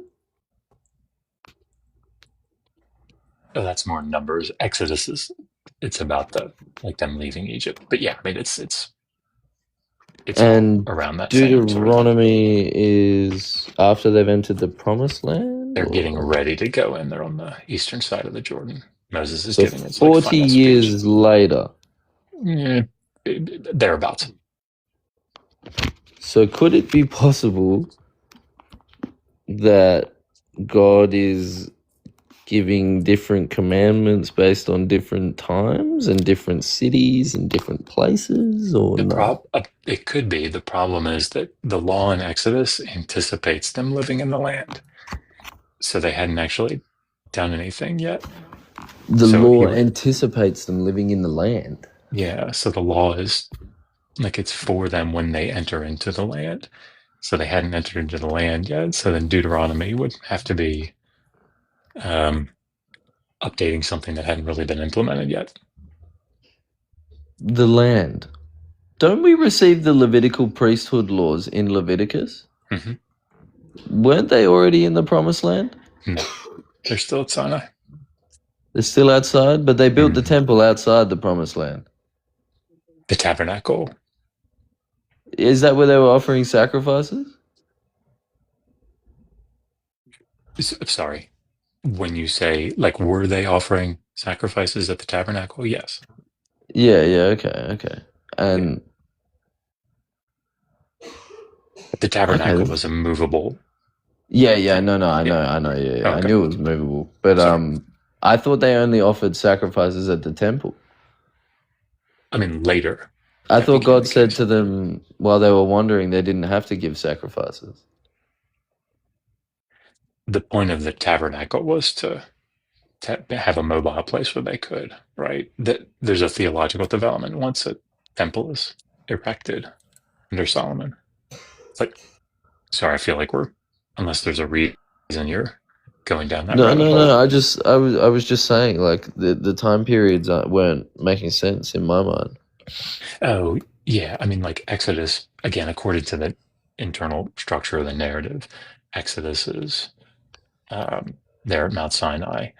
Deuteronomy is as, yeah, they're outside of the promised land. They've moved um, through, the eastern side of the Jordan, defeated, Sihon, Og, and now Moses is giving them like his farewell speech, and he's saying, "Don't forget the law. Don't forget the law. Don't forget the law." Mm. Okay. No, cool. Yeah, that's cool. So you have a problem with God saying, "Let the women go too"? Uh, I don't. Sorry. When you say I have a problem with that, what does that mean? Like I don't understand the issue here. Oh, it's just that. God said, "Don't let the women go," and then God says, "Let them go." Where's the problem? Well, sorry, I don't understand your question. Yeah, you brought this point up. You said in Exodus it says don't let the women go, but That's correct. then 3 books later it says let the women go. Right. Where's the issue? Well, I mean, presumably God changed his mind about the law. Changed his mind about the law? No, the law's still there. Well, it's not though, right? If Deuteronomy is seen as updating the law, or if there's a distinction between what the law says in Exodus 21 and what it says in Deuteronomy 15, then ostensibly you have a different law being given that contradicts the first. How's it a I guess I can see how you think it's a contradiction. Um, I don't really see that as a big issue personally. Should I? I feel like I'm missing something. I mean, if I don't see it as a big deal because I don't think it's a divinely inspired text. Yeah, okay. So if it says in one part keep the women and then in the next part don't keep the women, that means the book's not divinely inspired? I'm saying that that's not indicative. That particular section doesn't seem to show I think it's problematic for viewing those two texts as divinely inspired under Again, like an divinely infallibility. inspired doesn't necessarily mean that everything written has to be perfect, does it? Not in my Well, paradigm, right, anyway. not in your paradigm. That's right. That's right. Yeah. Not in your paradigm. That's right. So then it may not be an issue for you. No. So, what was the verse again? Chapter 15, verse It's 12 to 18. 12 Should to be like 18. right around, I don't know, Whether a Hebrew man or a Hebrew woman is 16, sold to maybe you. 15. Oh, dude, he's giving clarification again. It's about Hebrew men and women. Only they get released. Right, that's what Exodus 21 I is about don't too. think at the time of Exodus the Hebrew men and women were taking each other as slaves, bro. It says it explicitly in Exodus 21 too. That they were taking other Hebrew men and women. Yes, yes. Whoa. Hebrew is just Yeah, they another were word for selling Israelite. themselves to each other when they were impoverished. That's prostitution. That's not taking someone as a slave. It's different. It's indentured servitude. Yeah, it's Yeah, servitude. It's not slavery. You're selling it's certainly- yourself into slavery to get out of debt. It's like a debt slave. No, slavery is different to being a prostitute. Nobody's saying anything about Prostitution is prostitution. willing. I never said anything Prostitution about is prostitution. Yeah, you did. You said they were selling themselves Was it? as sex. What? Not for They're sex. selling themselves as slave to pay off a debt. I think you may have misheard. He said debt, not sex. Okay, again, are we Of course, they talking can have about? sex with you if they want. So in Yes. Deuteronomy, it says, "If your brother, a Hebrew man or a Hebrew woman, is sold to you, Can you sell You can't sell like a butler, dude. You can only sell what you own. If you own the butler, you can sell him. You don't Yeah. own a butler. He works for you. It's very different. Why are you bringing up Butler? No, I'm trying to prove my point to you. You're saying that this is both talking about slavery. Oh no, I'm getting so confused here. The passage is about fellow Israelites being sold as debt slaves In Deuteronomy, it is, yeah. in both Exodus 21 and Deuteronomy 15. If you buy a Hebrew servant, he shall serve 6 years, and in the 7th he shall go free. Yeah. Yeah. Where does it say to keep the women here? Verse 7. Verse 7.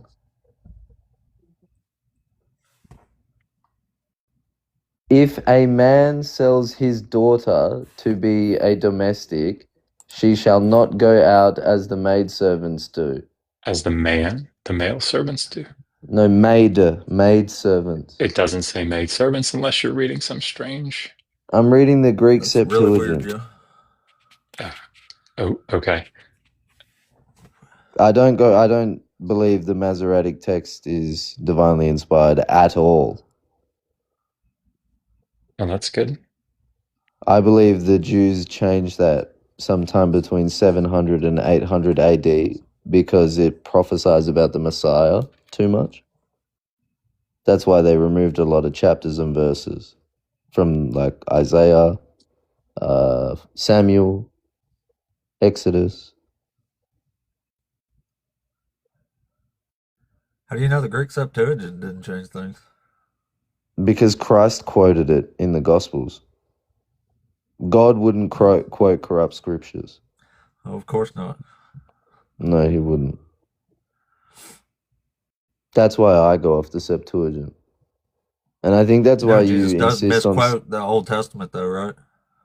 No, he doesn't. Again, you're reading He the does Isaiah Masoretic. several times. Again, you're reading the Masoretic text. I would encourage you to read the Septuagint. That's what Christ was quoting.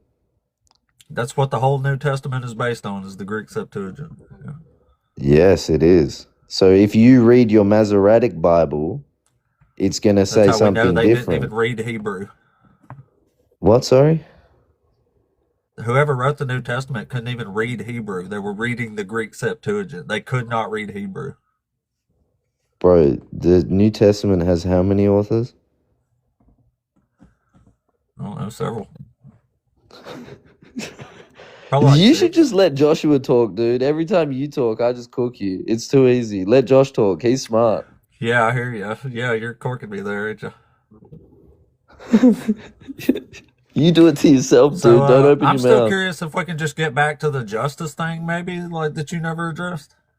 No, you want to run away now? Fine. Let's get back to justice. No, I want to go back to where we originally started. I want to run back to the Yeah, subject. run away back. Yeah, go Yeah, ahead. your God is unaliving babies. You have this double standard that you apply to God for evil and justice. And then Unaliving apparently all this babies. is okay anyway, so what? Bro, all right, let me put it to you, all right, mister? David and You're Bathsheba's asking all infant these... son. You said that's okay.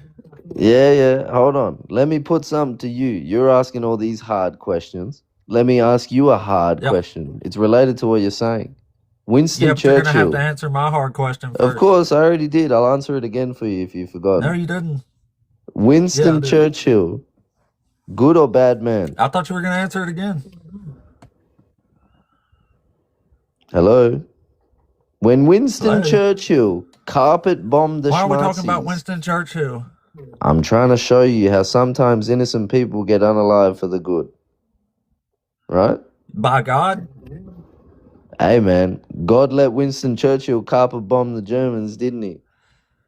What I'm asking you is, or what I'm trying to ask you is, you say that unaliving this baby, if we do it, is evil. If God did it, it's good. Make Bro, that, it would square that up. appear evil. It would appear Square evil that double to my... standard up for us. Bro, hello? It would appear evil to my fallible human morality. I've made a lot of So it mistakes in appears my evil life. to you, right? It will appear evil to me, yes. That doesn't mean So I'm it going to appears call evil it when God does evil. it, right? Bruh. So it appears evil when God does it, Hello. right? It Hello? may appear... It appears evil when God does it, right? Hello. Yeah, I'm hello? trying to answer you. Okay, go ahead. It may appear evil to my fallible human morality, but at the same time, if I was in Germany and I saw all these bombs start dropping on me, I probably would have thought that was evil too. But now, 100 years in the future, I know that was for the greater good of humanity. All right, so how was David's infant son being unalive for the greater good of humanity? He was sick for 7 days. Because That's God how he made was him sick. unalived. God God made him made him sick. sick. Yeah. Again, I could use the thing It where says it the says Lord in, struck the child with illness, and 7 days later it unalived. God you literally know, unalived the baby. in the same book, right, Samuel? Yeah, he unalives a whole bunch of babies, They said coincidentally, though. that God unalived the 70,000, but in reality it was Satan. That was part of David's punishment. He unalived their infant son, and he had 10 of David's wives raped. I think the point's going For over what your David head did. again. Maybe they're blaming God when Satan just let God do his thing. Satan let God do Sorry, his God thing. just let Satan do his thing. Come on, you knew what I meant. Oh, so God's just letting Satan run amok amongst all his Yes, for chosen the people here. 5 millionth time, yes. What about when it says God does it? Again, we've been through this, bro. Are you listening or not? So when it says God does it, it's not actually God, right? That's what you're saying? Sometimes, bro, yeah, sometimes. Okay, well, you want to read some other passages?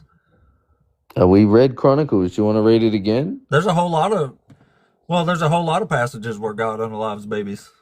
So you've given me 2 from Samuel. I'm assuming the next one you're going to go to is Numbers. I wasn't going to go to Numbers. We can, though. Where were you going to go? Like we'll I said, go there's where a you want to go. there's a whole bunch No, of no, no. instances It's where your God live. unalives babies Come on, and has women come on. raped.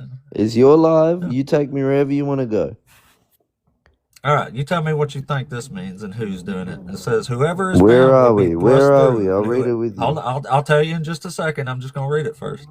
It says, whoever is found will be thrust through, and whoever is caught will fall by the sword. Their infants will be dashed to pieces before their eyes. Their houses will be plundered, and their wives raped. See, I am stirring up the Medes against them. who have no regard for silver and who do not delight in gold. Sounds Their like a bows will slaughter prophecy. the young men. They will have no mercy on the fruit of the womb. Their eyes will not pity children. Sounds like God's prophesying.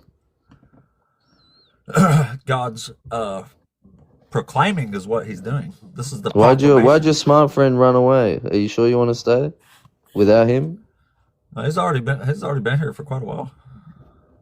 Yeah, do you have to pay him? No.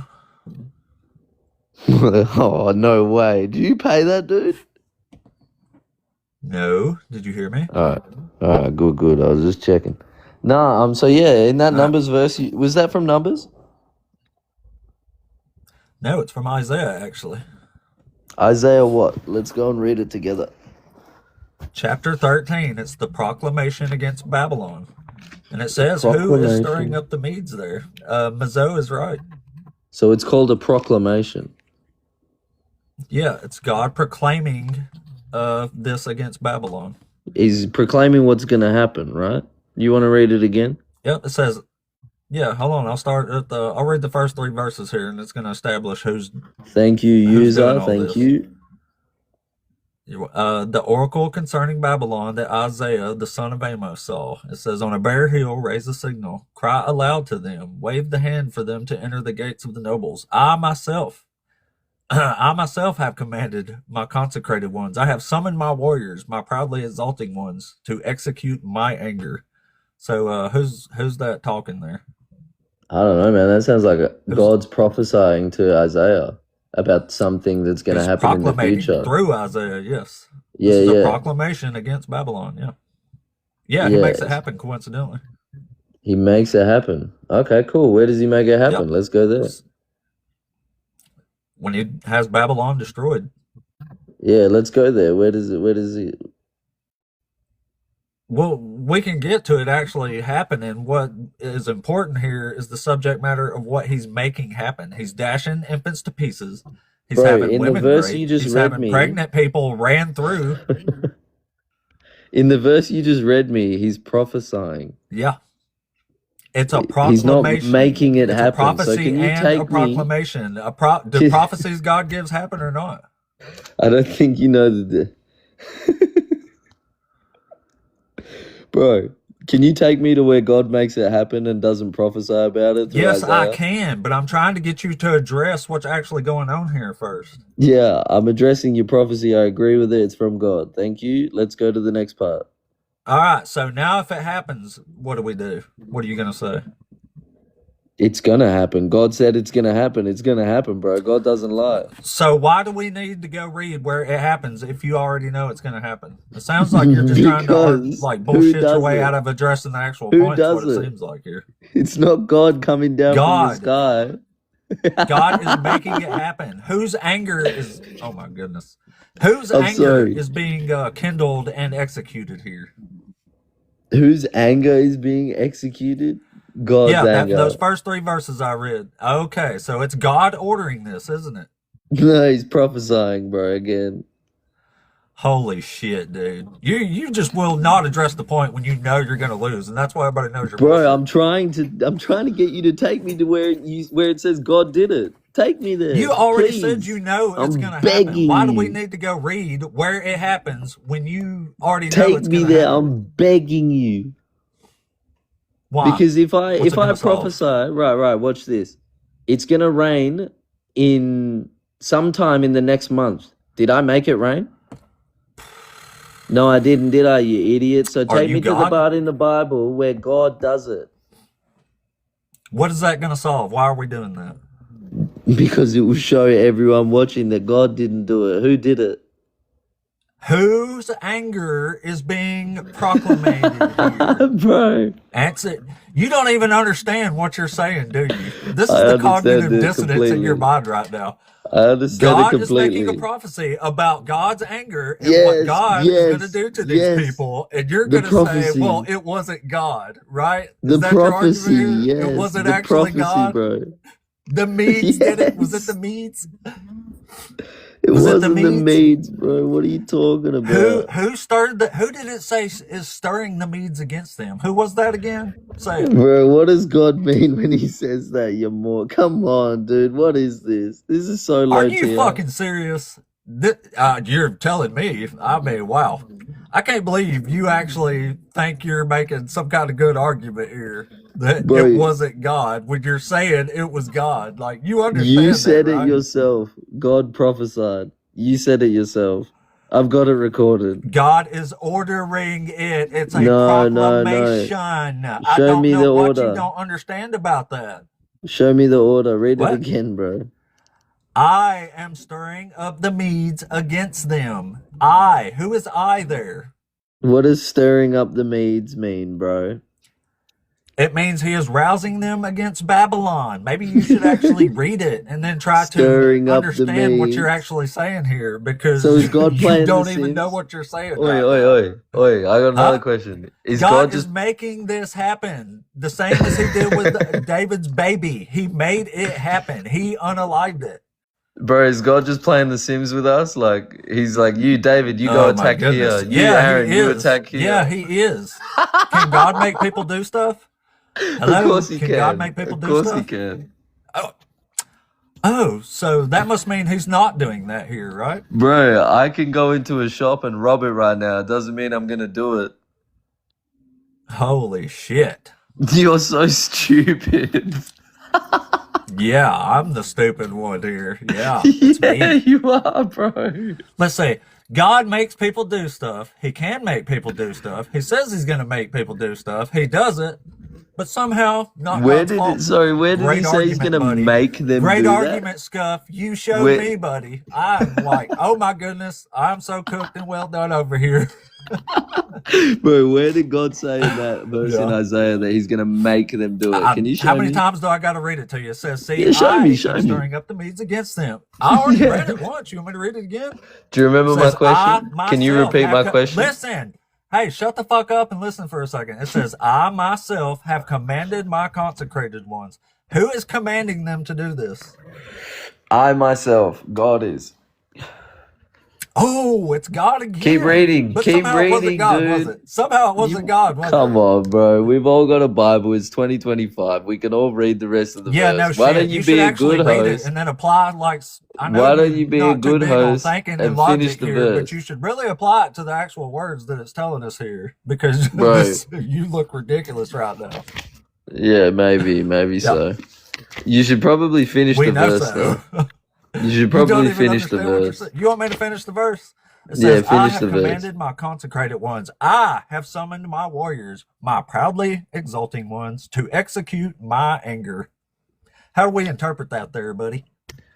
I summoned. Maybe there's another I chapter summoned. somewhere that'll clear I this up for you. consecrate. Maybe we can Hold read on, like slow a Chronicle down. chapter somewhere. Slow down, dude. There ain't no bull loose. Just chill out.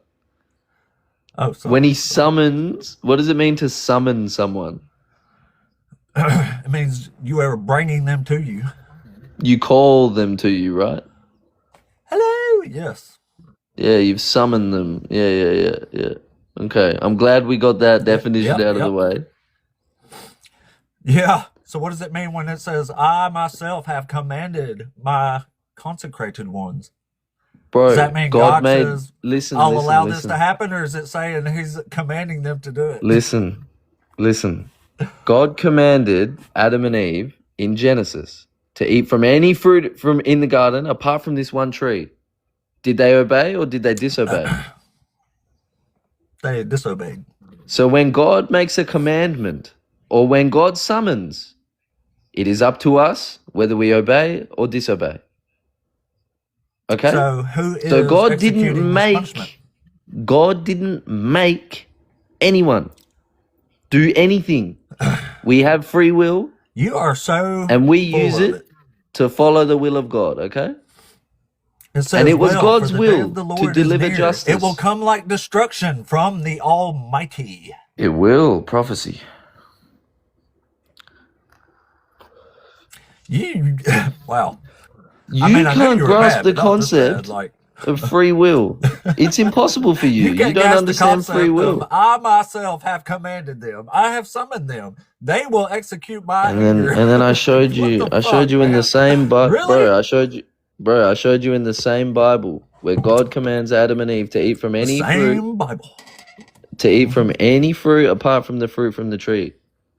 And did they do it? Yeah, and then Or a did they talking do the snake talked opposite? them into it, right? Yeah, that snake that was talking at them convinced them it Yeah, was a great idea. Satan. Yeah, You realize yeah. this is a fairy tale, right? Just like how Satan convinced David to do the census. Just like how He didn't convince him. He Satan ordered made the him. baby sick. He ordered him. No, it says the Lord struck the child. See, you're like, you refuse to read the actual Again, do you words. remember when I already explained, right? Do you How remember in when the I read the olden verse and it days, said the Lord in struck the the child ill? you just Don't don't say like the anything about Satan explanation. anywhere. You don't like the explanation, bro. Your It's okay. explanation's bullshit, and you know it's bullshit. That's okay. the That's sad part okay. about this. That's okay. It's the I truth, know. bro. Well, it's not okay It's with very me. I'm sure it's unfortunate okay you with think you. it's BS. It's sad, bro. Everybody knows it's BS, including you. That's what's sad here. No, bro, it's the truth. I'll die I for get this it though. truth. Like, there's a giant God watching over you. You think God's in your brain, and you're afraid if you say something wrong, like God's gonna burn you forever. I get it. I'll Nope. give you Nope, because he sent his son. He sent his son, bro. Oh, so his son saved you? Yeah, amen. Oh, amen. Yeah. He saved you too So if did you that want make it, God but hey, not you're bash too these busy babies to saying pieces? God's a bad man, bro. You're blaming God for everything. It's crazy. Well, it says God did it, so I mean, I don't know. Yeah, who and else to I blame when it says explained God why was it one who says did that. it. You don't like it. It says that because it's telling you who did it. No, because if you go to Second Chronicles, it clarifies for you. But you don't like the clarification. You see that as forgery. No, I see it as a contradiction. It's the most hilarious contradiction Forgery. in the whole Bible, Contradiction, actually. forgery, same thing. Forgery is not the same as a contradiction. All right, smarty pants, bro. All right. Well, thanks for coming up, buddy. You've been up here God- for quite a while now, but I think we're gonna move on to somebody who's a little more capable of coherent thoughts here. Oh man. If y'all didn't notice, we got Mezzo in the comments. I say it all the time, but Mezzo and Joe ought to be the most famous debaters on the planet. And we know why, because they're fucking hilarious.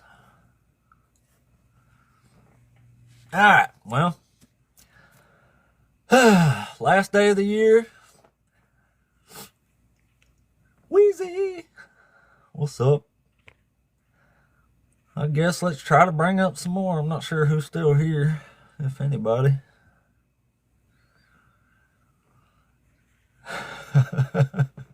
Thank you, Mezzo. I agree. I don't know. Like, he was so far away on what he was even saying. Like, I don't know. Maybe it was just so far apart. I don't know what's happening there. Like I said, I try to give people some benefit of the doubt just because maybe they do think there's like a guy in their head listening to them. Because I used to think that shit for real. I used to force myself to utter words of praise and shit when I knew it was wrong, just because I was scared if I said the wrong thing. Even though I was thinking the right thing, I was like, maybe if I just say it, God won't realize what I was thinking. Like, it's a big fucking mess, man. Nobody should live like that.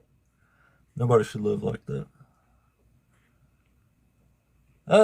Well, let's try out the next one. That was pretty good, though. He was up here for quite a while. And he does a fabulous hick impression, I gotta say. I was pretty impressed by that. Man, have y'all ever, by chance, who's heard an Indian person do a redneck impression? I don't know why, but that is so fucking funny to me. There was a guy on a 90 Day Fiance show. Well, he was like some kind of Spanish person, but he was doing a redneck accent. And I mean, I was fucking dying listening to this. It was so funny. Alright. Maybe we'll get one here. Or maybe not.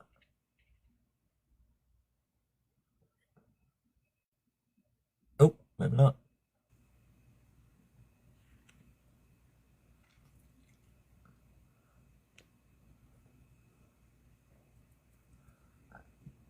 Sorry, rolling through potential next guest here.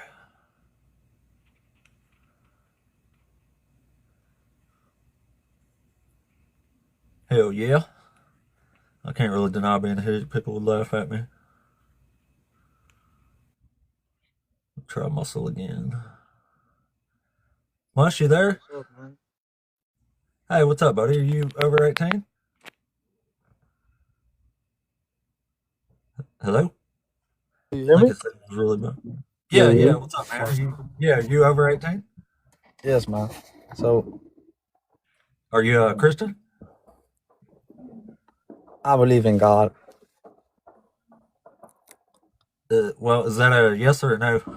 Like the God of the Bible? Mm, no.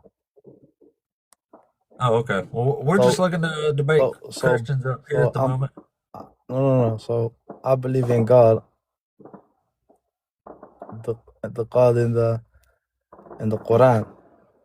That's the God I believe in. Oh, okay. Yeah, we're just looking to talk to Christians, man. I can't debate Muslims. I don't know enough about the Quran. I just get really angry about y'all's pervert prophet,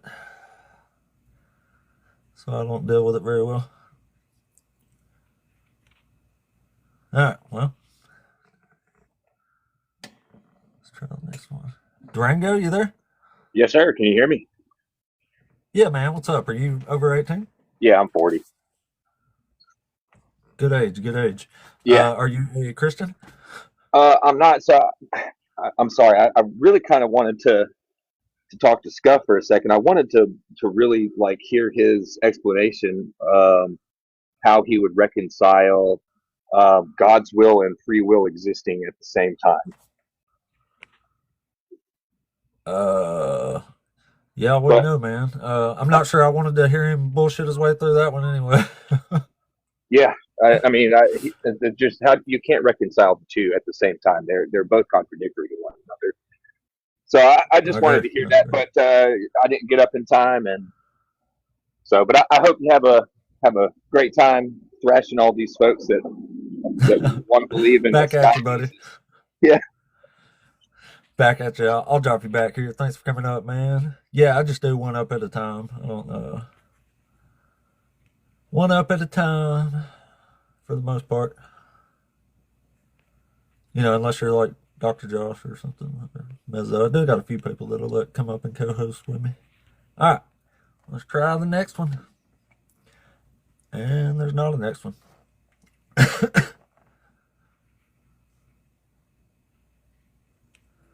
Well, the queue is empty at the moment, although it never takes long to get another one, does it?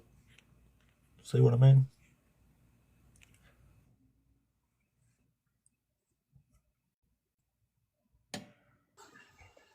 Chris, are you there? Yeah, can you hear me?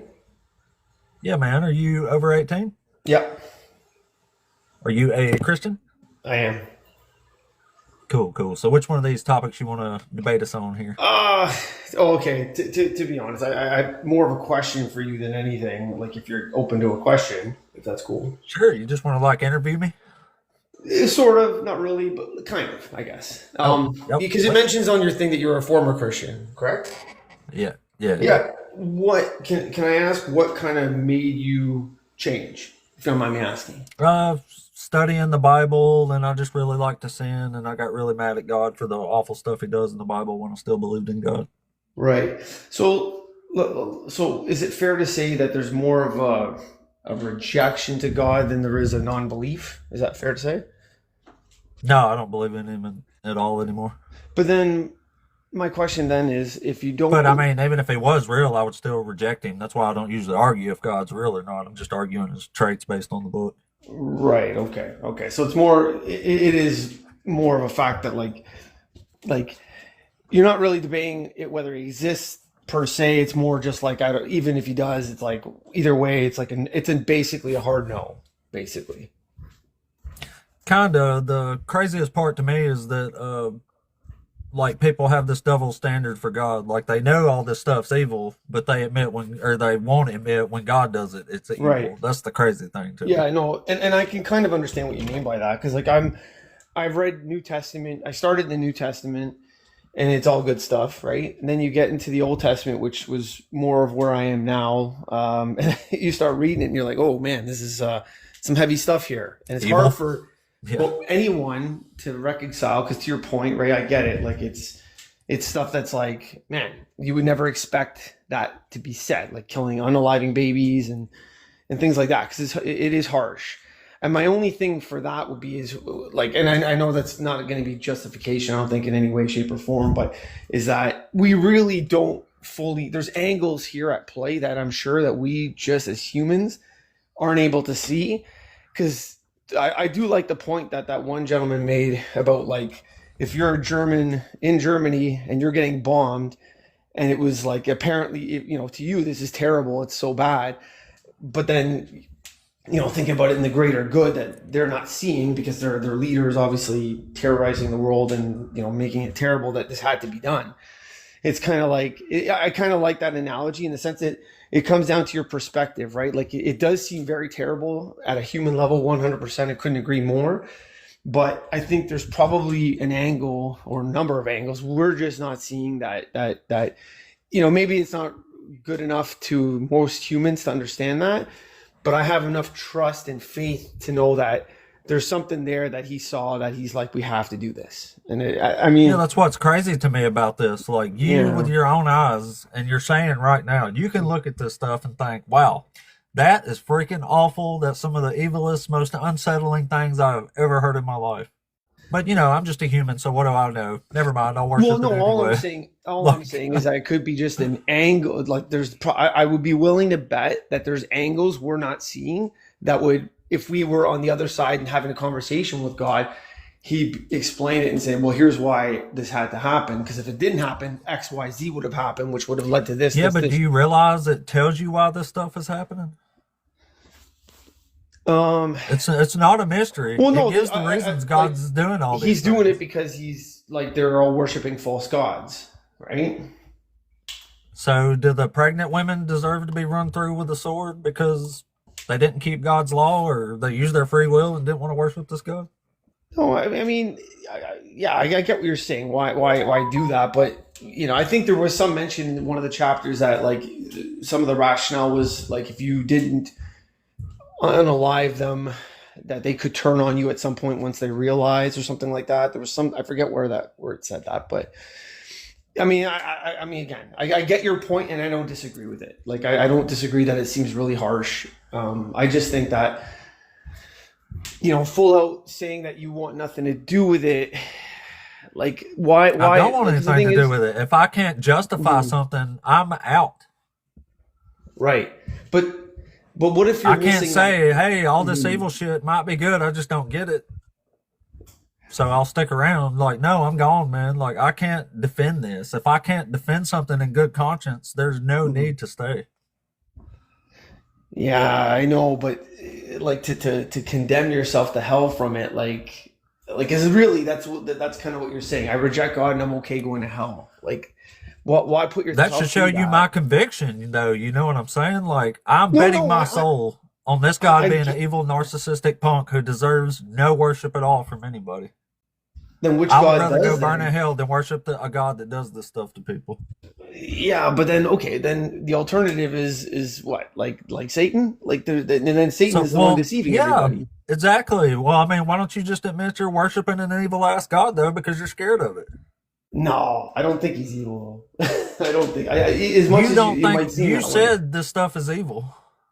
No, I just think, like, there's understandings we don't get. Like, there's angles we're at play here that I trust God has that I don't have. That's why. Because there's so many times Well, I've been I know, backed but into a corner you in said life. to your eyes and to your heart, this seems evil. Well, because from a human standard, it seems like, oh man, like it does seem crazy. That's what I'm It saying. seems We're like, only humans. I don't have another standard. Like, I can only use my own. I understand, but here's an example for you, right? There's times I've been in life where I've been backed into a corner and think there's no way out of this. I'm fucked. Like, I've had this situation, not just once, many times. And then somehow, when I thought I was fucked, somehow, like, out of left field, it actually turned out to be a reward, like, in the end. And it's like, it's like an angle I wouldn't have seen happening. Like, something that seems so bad. Like, I couldn't even comprehend a way around it. And somehow, like, it ended up turning out to be, like, a good thing. It's just, like, crazy. It's like, but this is my point. Like, if I couldn't see that coming, like I know this might seem like unsurmountable, but my situations have felt insurmountable before as well, like to a point where I couldn't even conceive a way out. I'm like, this is done. Like I'm fucked, you know. It's his life, man. We've probably all been in those situations. Right, but that's what I'm saying. We're all human, right? So there's angles at play here that we're just never gonna see. I know. All I would plead to you is there's no need to like. I just don't think there's a need to full out say, you know what, he's evil. I'm certain of it, and I'm willing to. I have a whole bunch of reasons, actually. Okay, give me a second. Because I get your point on the first one. What's another one, if you don't mind me asking? All these things, like these prophecies don't happen. Like the New Testament don't even seem to, in my opinion, to know what it's talking about when it comes to the New Testament. Like the New Testament tells its own story and ends on its own terms. Then the New Testament comes along later or whatever. But either way, the New Testament is getting all the stuff wrong about the Old Testament, and the Old Testament can't even get itself right most of the time. So that's why I'm not Jewish or a Christian anymore. Right. And that's why I also lack a belief in these things. But so either way, foregoing all that, this God is doing evil stuff. Okay, so you don't believe in the prophecy of Jesus in the Old Testament then? Like, so for example, Isaiah 53, Daniel 7, Psalm 22, like all these things are like pretty, like it, man, the first time I ever read problems those, I was with every bit of that. Sorry? There's problems with every single bit of that. Okay, let's start with Isaiah 53. What's the issue with that one? First of all, it's arguably not even a prophecy. It's a servant song. But even if it is a prophecy, I can give it's a prophecy. This is not messianic, and it's not about Jesus. It's about the nation of Israel, and it tells you this over and over and over again. Well, that's kind of the rhetoric from like Jewish, like hardcore Jewish. Well, it's what it says. Right? Well, it doesn't say that. It's what it says. In that passage, I'll be honest, I have a hard time believing that that's Israel when it full out like says the things it says. It's like if you want to know, I can show you where what it says, what it's talking about. Okay, well, there's coincidentally a lot more chapters than chapter 53 that prefaces. No, chapter I get 53. It because from my understanding, the Bible kind of like, especially in Isaiah, like it has moments when it talks about Israel, but also about like prophecy that's not Israel. Like it does both. So can you tell me where this is taken? Like what's going on in chapter 53? Like what's happening? Where's this at and what's going on? Who's talking? Well, like how it talks about how through our he's through. Okay, I don't have it in front of me, and I don't want to get it wrong, but it basically says like you don't have to be exactly right. I think you're being honest though. Yeah. Through our iniquity, God basically is punished for our iniquities. He's through his suffering. You're talking about like verse 5, right? It says, "But he was wounded for our transgressions, crushed for our iniquities. Upon him was the punishment that made us whole. And by his bruises we are healed." Yeah, like that's pretty powerful. And if you look at even some of the other ones, like one of them, I forget if it was Psalm 22 or I can't remember again. I have it written down somewhere, but because I'm kind of newer at this, so I don't spit things off at the top of my head. Let's go by line here, though. So it says, "But he was wounded for our transgressions," right? So you assume that's talking about a single person, right? Jesus, yeah. Are you aware that in chapter 51 it talks about the ones who are wounded, right? Okay, I'd have to go back and see it. I'll read it for you. I got you. It's in chapter 51. 21, 22, 23.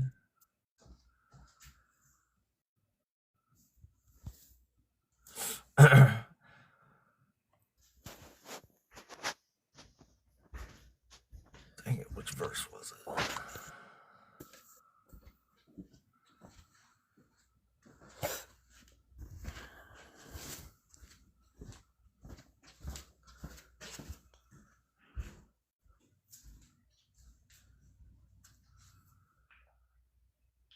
All right, so which verse is the...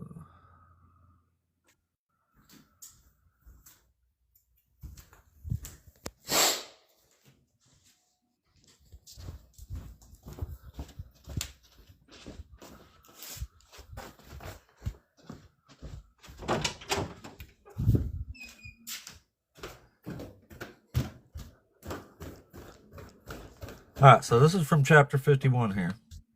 And I'll read these.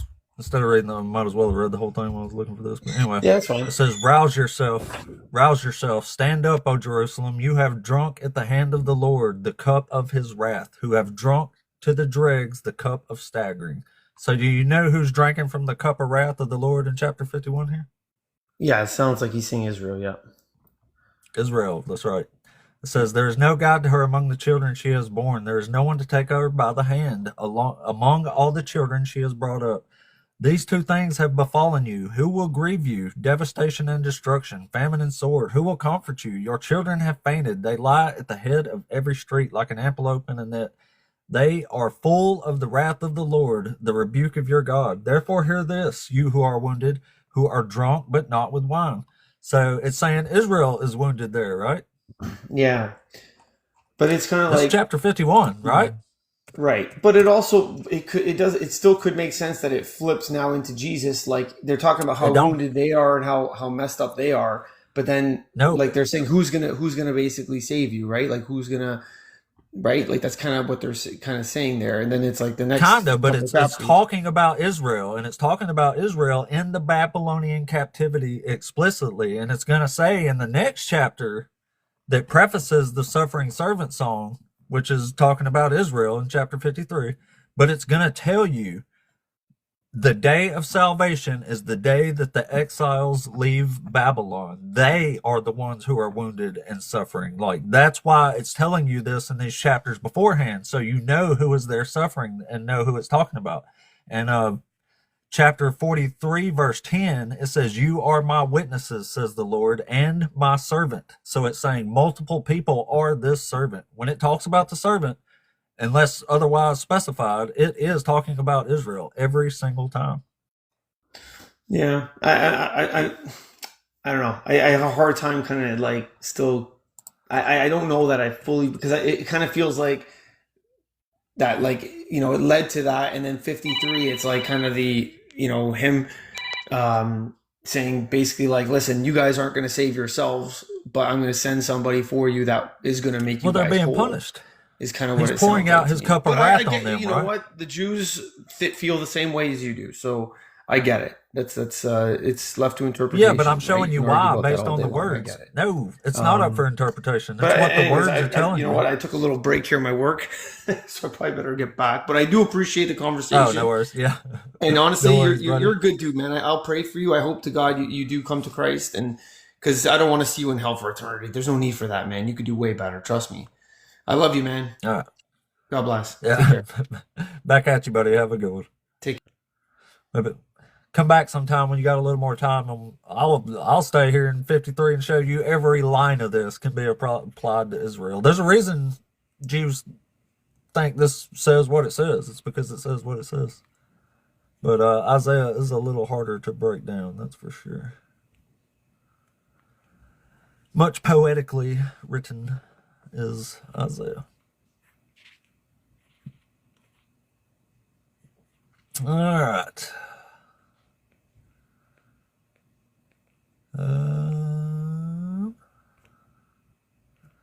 Oops, nobody else in the queue right now. So I guess we'll have to wait 20 more seconds, won't we? In the meantime, y'all tap that screen for me. Let's see. Gifts are definitely the best way to keep the channel pumping in the algorithm, but all you really need to do is tap the screen, throw a comment in there, just engage with the channel, reshare and stuff. That's all free. But it turns out when you give TikTok money, they tend to prioritize your algorithm pretty good, believe it or not. So gifts definitely help the best. Monetary value is always something. Let's see where we at here. Awesome. All right.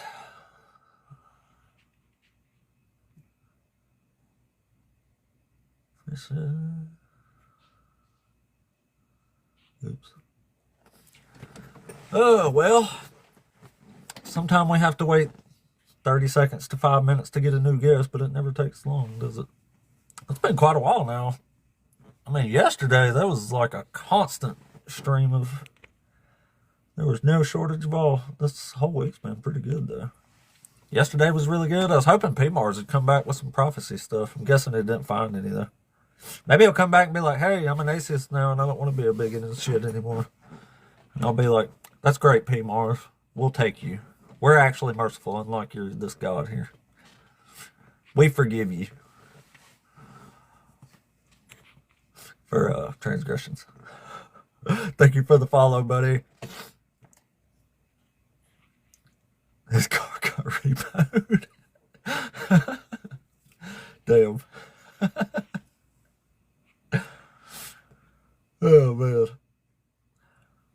I really wish I knew, like, I don't know if Dr. Josh is still here or not, but that I wonder, put a 1 in the chat if you got that joke I made earlier about Hammurabi and I said Dr. Josh is Hammurabi and I'm Silly Sin. Wonder how many people got that if it was just me. Oh, what's up? Yeah. That might have been the wittiest thing I said all year. Oh, Oren got it. He knows some Assyriology. He knew my joke. I thought that was pretty witty.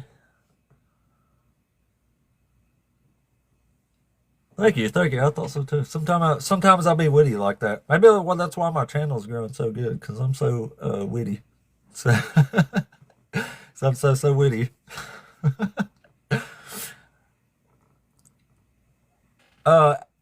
Studying Sumer was actually back when I was in my 16 or 17. I've been pretty obsessed with history my whole life, but when I actually like really got into it, I figured Sumer was I didn't know about Göbekli Tepe and stuff at the time, so I started on Sumer and then read about like all its history and Sargon and stuff. And I remember when I was a teenager, I remember that popped up in my head when it told Sargon the Great's story that says he was put in a basket and floated down the river. I remember thinking, I was like, man, that sounds familiar. Where have I heard that shit before? That was like literally one of the first problems that came into my head with like Bible and stuff. But I have been like, I'm not like a scholar or a teacher or anything, but I retain really good stuff about all kinds of history. Let's see, hold on, how many do I got here? 1, 2, 3, 4, 5, 6, 7. I got 7 ancient coins right in front of me. And I have this too. I even have an Egyptian scarab here. Stone scarab. This is from 1650 to 1550 BCE. Hold on, maybe I can y'all see it there? That's a scarab from Egypt. A stone one. But yeah, I've always been obsessed with history, but I love Assyrian history and stuff. They were fucking crazy, man. I tell people all the time, like I ask people if they like history and they're like, not really. I'm like, man, if y'all like Game of Thrones, like history is literally Game of Thrones on steroids. It even brings up dragons and shit.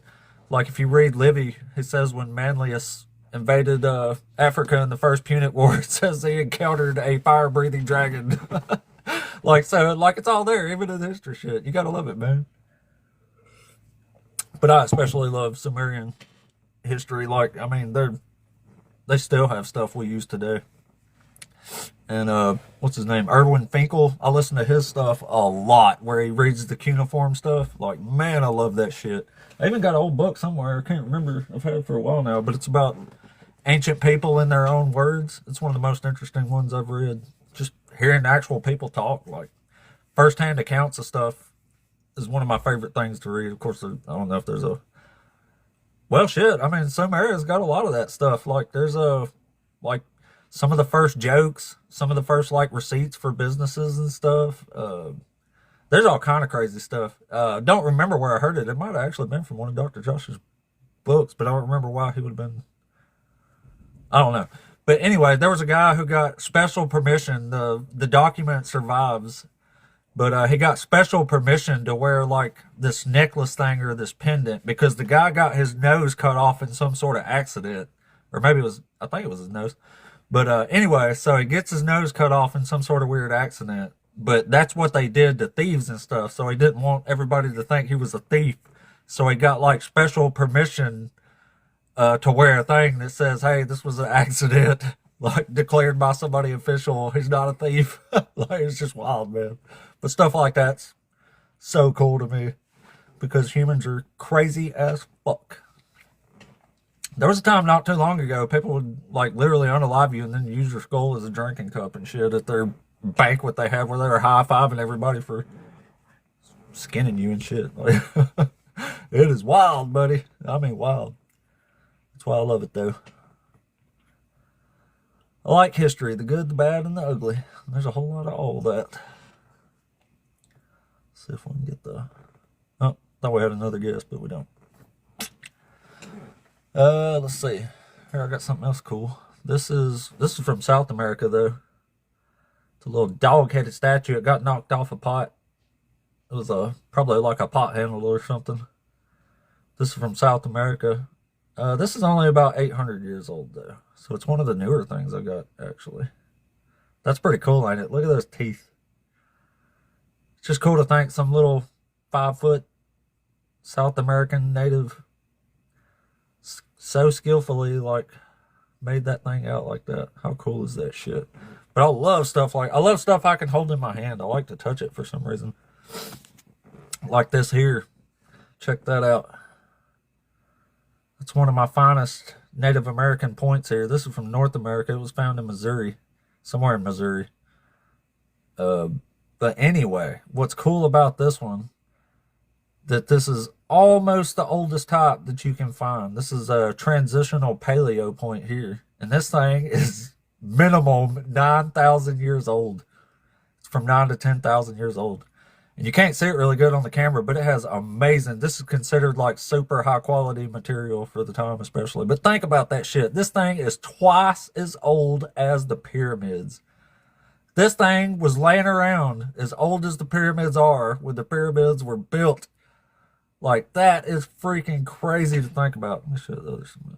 It's got, yeah, man, I wish you could see it really good on the camera there, but it's actually speckled. It goes from like black at the tip to like these black speckled dots and stuff. It's unreal. This is one of my absolute favorite points here. It's called a Dalton, but it's a transitional paleo. 9,000 freaking years old, man. 9,000 years old. That's freaking crazy to me. What a different world it would have been in. Well, let's see here.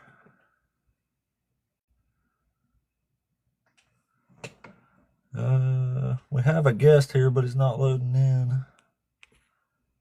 Tony, if you was requesting up on purpose, your signal was really bad. It wouldn't let you load in.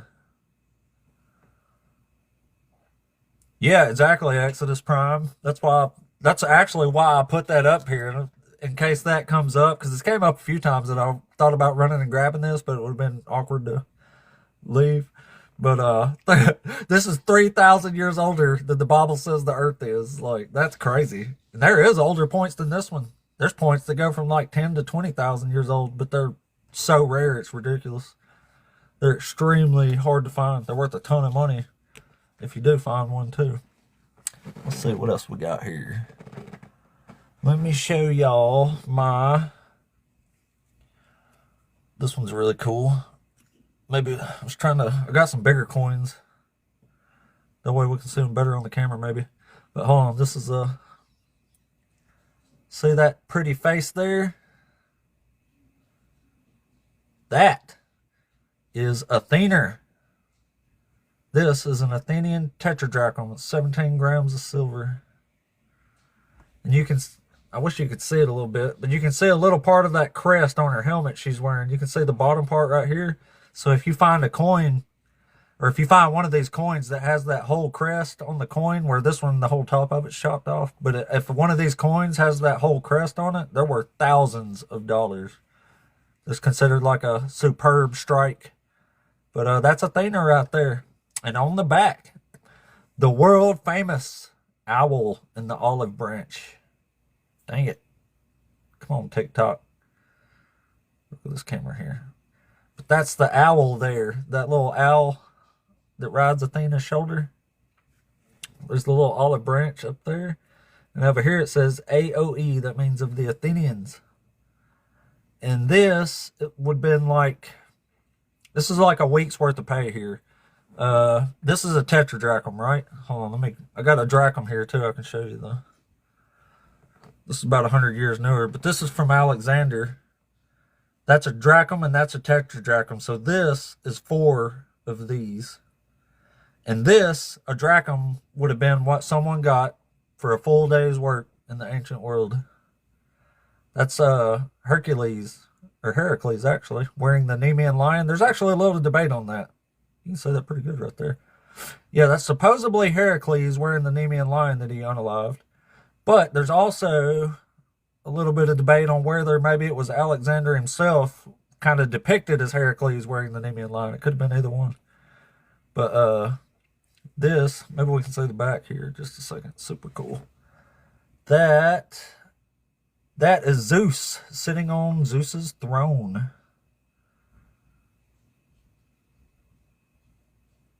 Trying to get it where you can see it good. But yeah, that's Zeus there. That's pretty tight, right? Pretty tight.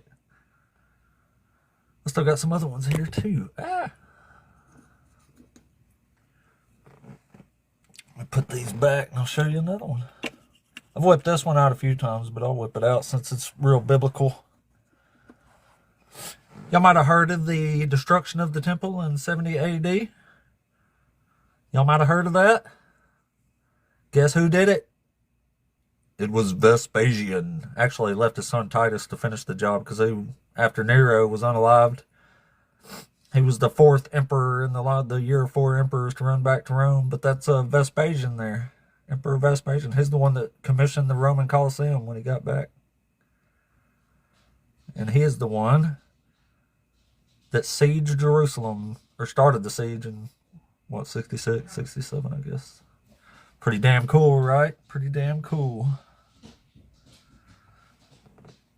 Yeah. I've got all kind of cool relics here. Check this out. This one's a really fun one, too.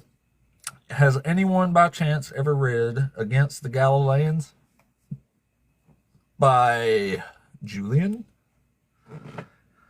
Emperor Julian, the last pagan emperor of Rome. This one's hard to see. It's made of billions. Or billion. Dang it. Oh, there we go. Catch a little light on it. That way you can actually see the visage on the obverse there. Yeah, that's Emperor Julian with the beard there. He was the last pagan emperor of Rome, and he was Constantine's grandson? Or not grandson. Which one was he? No, it was Constantine's brother's grandson. Constantine the Great. I think we all know him. He's the one that did the Council of Nicaea. That's why I like all this stuff, though, because everything I buy relates to something like this that I've studied a lot and know pretty good. But that's one of my favorite coins there. It's got the bull on the back. And if you know anything about Julian, too, that coin was minted in Antioch. And I got that one for a very special reason. If you know anything about Julian, he had it out with the Antiochans there, the smug, hypocritical Christians, as he put it, or Galileans, as he put it, actually, in Antioch. That's pretty cool, though. Still got a few. It's gonna be hard to see, though. Yeah.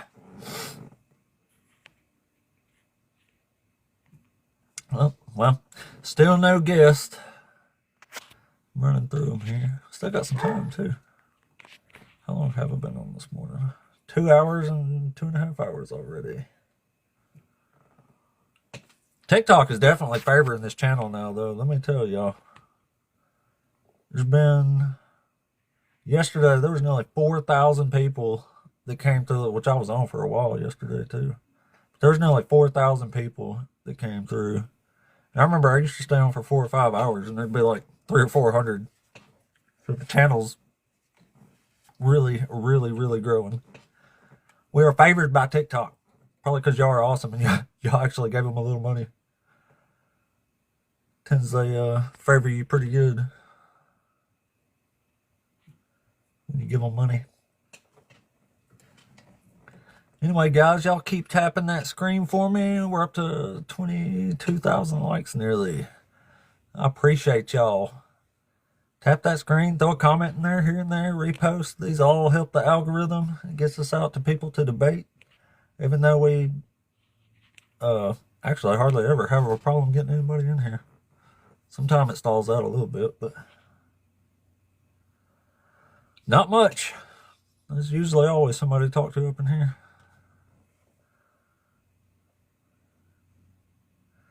Somebody said something about the shroud. Dang it, I wish you could see this little coin here. I actually got an Antony and Octavian mint too, but this one's small and really hard to see. This one's a Macedon mint, minted in Macedon. Macedonia. Part of Greece.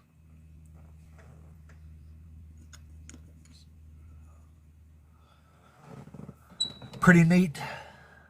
Where are we at here? Yeah, I might have jinxed myself, but it does happen here and there. Let's see. Skylar, you there? Yeah, I just have a question. Sure, are you over 18? Yeah, I'm 26. Cool, and you're a Christian? Yes, I am. Newly Christian as of January of 2025. There you go. You're brand new, and I hear you. All right, so what you got for me? I just have a question. What do you think about the shroud? Shroud of Turin? Yeah. It's just it's a highly debunked What's debunked about it? medieval artifact. Well, the first historical mention of it was literally a guy telling the Pope that he caught the guy faking the thing. And they didn't even have that high standards for relics. They wanted relics really bad. So they would have been real serious about that. So even the fact that there was a guy saying it was fake ought to say a whole lot to people. So just because someone said it's fake, it's just not real? Well, it's not real for a lot of reasons. It but exists. There's literally an account of a guy saying he caught the guy faking the thing. And it was a Catholic who wanted the relic. Yeah, it exists, but I mean, like, it has red ochre on it. It's been on fire. It had 3 independent carbon dating tests that all converged on like the 13th century. The weaving patterns, medieval. It's not first century. If you know who James Tabor is, he has some really good videos on some very rare surviving actual first century shrouds. Okay, what'd you say his name is? James Tabor. Okay. He's a Christian Bible scholar. Okay, I'll look into it. I mean, I'm in here, all the time. I'm willing to listen to what, atheists and, other people say. I'm quite new, so I can't really debunk a lot of stuff that you say just because I'm new and I'm just learning as much as, you're learning that it's not real. So that was just my question. I don't know. I thought that was a pretty cool thing when I seen the Shroud of Turin, but I don't know too much about it. If it was real, it would be cool, just because it would be an extremely rare first century relic, but it doesn't even match the biblical description. Like, if you go by John, John says that Jesus was wrapped in strips of linen. So, I mean, it shouldn't even be like a whole shroud. Okay. All right. Well, that's all I had. I'm new, so I can't really debate you. So I'm sorry. Yeah, that's fine. No worries.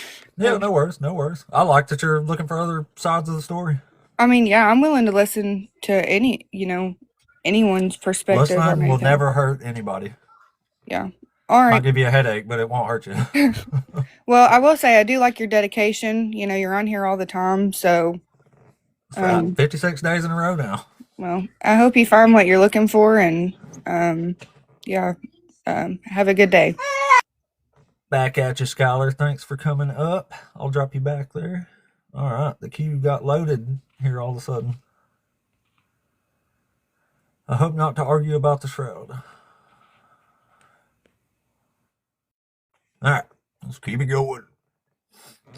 Yeah. Passers-by, you there? How you doing, buddy? Good? Yeah. You over 18? Yeah, I'm 39, bro. I wish I was under 18. I kind of hear you. I wasn't that great at 18, so I kind of like where I'm at now, I guess. But I'm a little long in the tooth now. Skylar, I think her name was. Bless her. I mean, obviously, she's. I can see she's passionate. I think when she's armed with a bit more information, she'll definitely be back. I can definitely tell that she will be, cool. Which is cool. But one thing that she said actually, which kind of got me thinking. It's not about the shroud. It's about in general. The fact that I mean, I'm not saying what you're doing is wrong by any means, but what I'm saying is, what gives you the passion and the determination? One, I believe you were a Christian, is that right? Yeah. Yeah. So you were a Christian. So what gives you, I mean, I'm curious as to what made you lose your faith, really, but what gives you the absolute passion to go out of your way to, I don't want to say debunk Christianity, but to debate it? Like, what gives you that drive? I'm just genuinely curious. I know the benefits that came in with me in my mind in my situation when I dropped Christianity. So I know the benefits that I can bring to other people by talking them out of it, assuming they want to come up here and hear it. Well, I'd love to. So I'd love to know. I consider it helping humanity.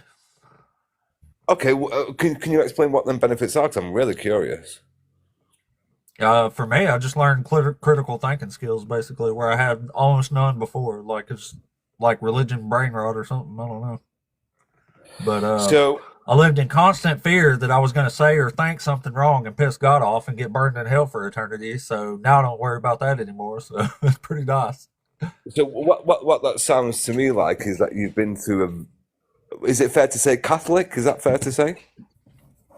No, I was more of a Baptist. Right. Okay.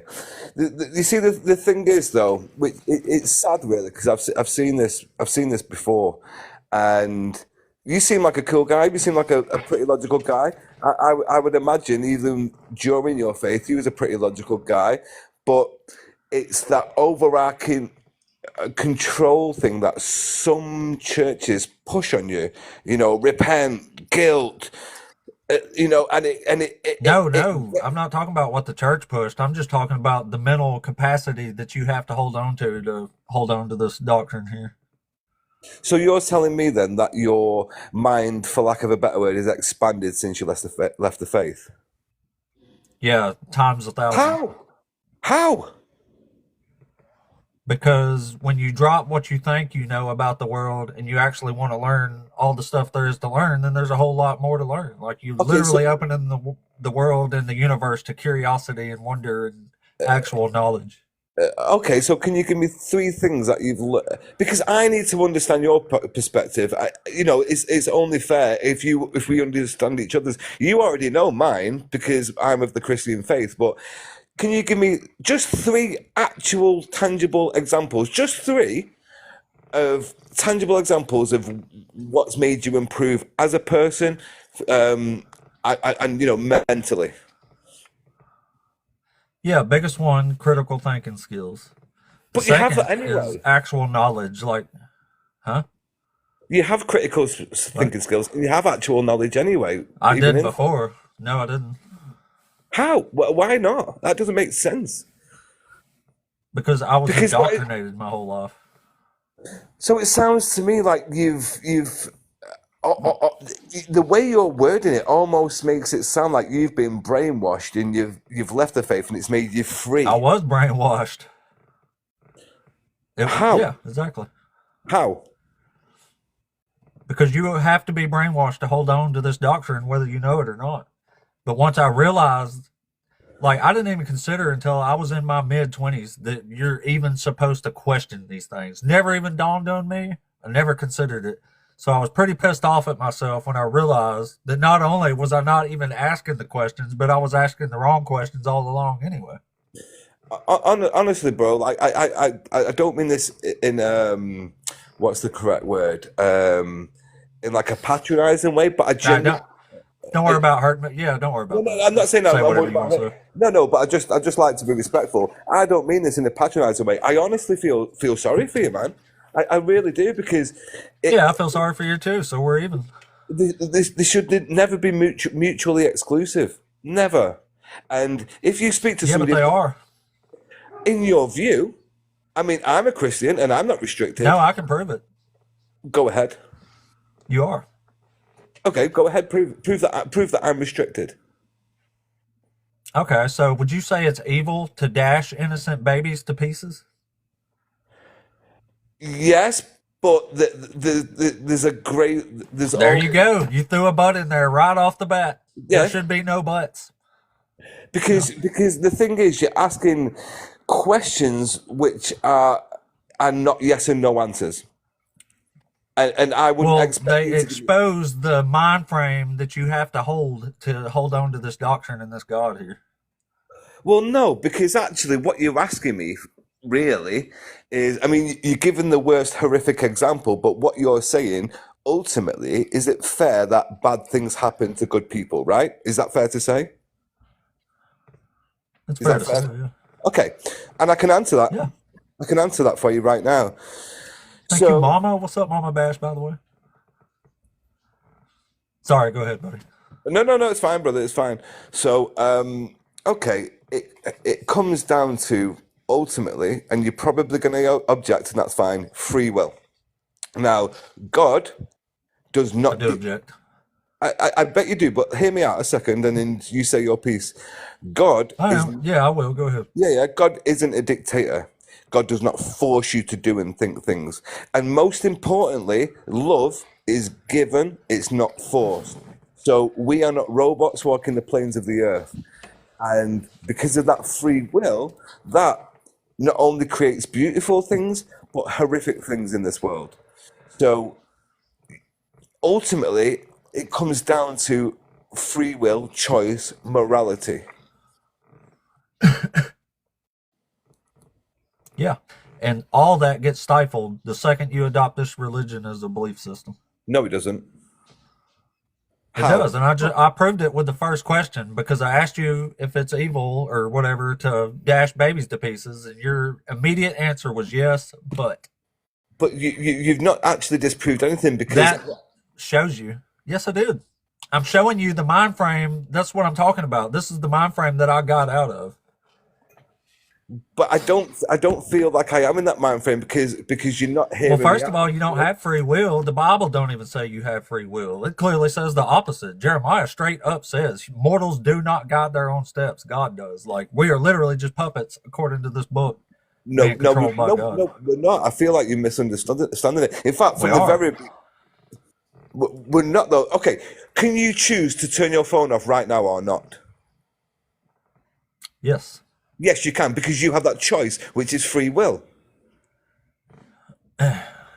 Yeah, No, that's free choice, not free will. there's no difference. There's no difference of free choice Yes, and there free will. is. No, Yes, it's there not. is. Yes, Free there will, is. free will Yes, suggests there that is. you can. Free will suggests that you can choose something. You can choose if you have free will, but you can choose even if you don't, if you are given a choice. It doesn't mean the choice is being freely made. No, you don't, because There's the difference. if you don't have free will, you don't get a choice. No, Yes, God yes. gives ultimatums, not choices. He says, love me or burn. That's it. Keep my law or burn. That's it.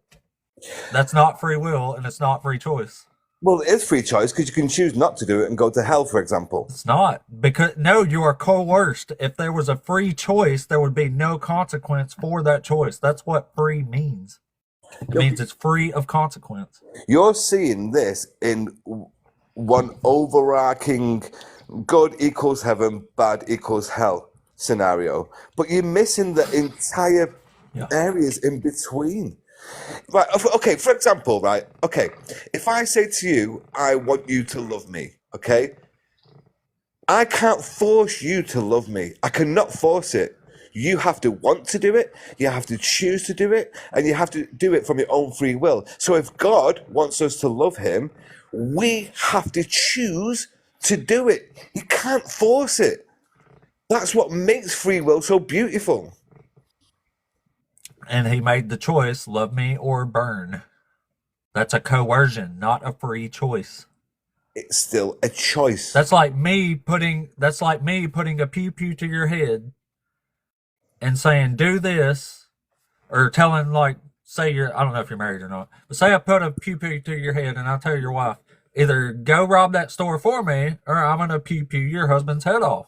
She has the choice whether she's going to do that or not, but she's definitely coerced into this choice. You know what I mean? So what he's actually saying in reality is that there is free will, i.e., choice, but there is also an overarching coercion. Really, because that's actually what you're telling me. Yeah, exactly. Yeah. Well, That's what makes it not a free choice or free will. You don't have free will unless you can operate that will free of the consequence of the choice. do you know what? To answer to that, what is wrong with essentially God wanting you to be a good person? God don't care if you're a good person. He Oh, he cares does. if you obey him. But obeying him generally Obeying means him means you're not a good person if it means you have to keep his laws. no. Good people don't do these things in this book. No, but what it basically, all right, you can think of it on a moral spectrum. If you're a good person, yeah, because this is really what you're saying, and it seems quite confused. And I see your point. I'm not arrogant enough to say, or ignorant enough to say, I don't see your point, because I actually really do. I can see why you see this as an overarching coercion. So your stance is, yes, there is. Well, actually, you said there's no such thing as free will, but there is, because there's choice. So actually, what you're saying is there is free will, but there is coercion, which suggests that you're kind of being pushed in one direction, but you can still choose both if you want to. That's really what you're saying. And yes, you know what? We are. God is our superior, and we should listen to him, and we should do what is asked of us. And if we don't, we should But be not my superior. Well, unfortunately, brother, you will pay the price. The coercive price, the ultimatum. That's the thing. I would rather burn forever. I'll take that choice. I'll go burn forever before I worship a God that does these things to people. It is not right. What things though? Okay. Do you know what a perfect book in the Do you want me to Bible? read you some stuff? No. You want me to read you some stuff God does? I don't need you to, because I know exactly where you're going. But you know, a perfect thing for you in the Bible is, and I'm not saying you're like this, but a lot of atheists think essentially they're a lot smarter. Now, there's a book, I believe it's Job, who has essentially been through horrors upon horrors upon horrors in his life. And even though he is faithful to God, he still goes through horrors and horrors, yes? And then eventually, God speaks to him. Yeah, and God eventually speaks to him. And, you know, God will say things like, you know, were you there when the earth was formed, when I put stars in the sky, so on and so forth. And the problem is our restriction in thinking. So if you're saying things like, well, okay, why did this innocent child unlive? Yeah, I feel that pain. But what me and you might not understand is that there is a reason for it. And don't twist my words. What is it? No, let me finish, because those words could be twisted, and I do not mean that in a horrible way. But what I am saying is, there could be a plan for that child. There could be that child, unfortunately, must unlive in order to do a greater good. What I'm saying is, there is elements to things in the world and beyond that we do not understand. So while we may see something horrible, and that's how we perceive it, there may be a hell of a lot more to it than that. I just know what the book says. The book tells us why God is doing all this. It's not a mystery. Okay, I mean, look, I just kind of feel like you're stuck in a loop, and you I'm not going to try and convert you to my way of thinking, because I wouldn't do that. You have choice. But I do feel that, like, you, for whatever reason, in your biblical viewpoints, you feel that you were restricted and coerced. And you know what? I'm sorry you felt that way, man, because it's actually not. It's not the way. I know some people preach it that way, but that's not the truth, man. So if I don't believe, I'm going to hell, right? Sorry? If I don't believe, am I going to hell? Let me ask you a question. Do you have a child? Well, hold on. Well, you got to answer that one first. Well, Do you have a child? There's really no point at it. Yes, you think I'm going to hell. So yes, that's the choice. Like, that's it. Like, there's no, like I said, this isn't a mystery. Like, you actually feel the same way I do, I suspect. The difference is I am not willing to forgo my own understanding and what's happening here in the context of these stories to say, maybe I don't get it, but maybe God does. I'll worship it anyway. Like, if I'm watching horrors in front of my eyes, they're not getting a pass on my understanding. Okay. Okay, I suppose I get what you're saying. I do, but I just don't agree with you. And the reason I don't agree with you, for example, okay, the reason I asked if you have a child, I wasn't trying to get personal, is that if that child did something really wrong, would you punish him in order to teach him or her to correct their ways? That's what a Punish loving in what sort? Like taking away their iPad or burning them for all eternity? No. Funny, but yeah, taking away their iPad, for example.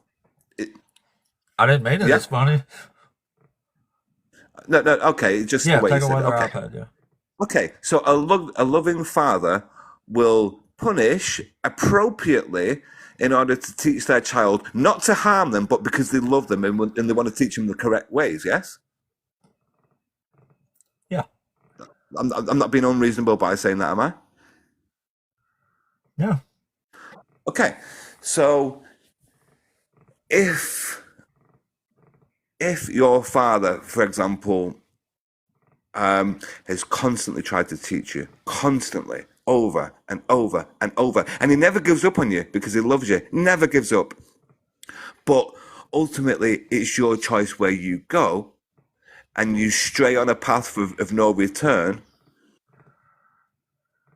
then, you know, it has to be a relationship that works both ways, brother.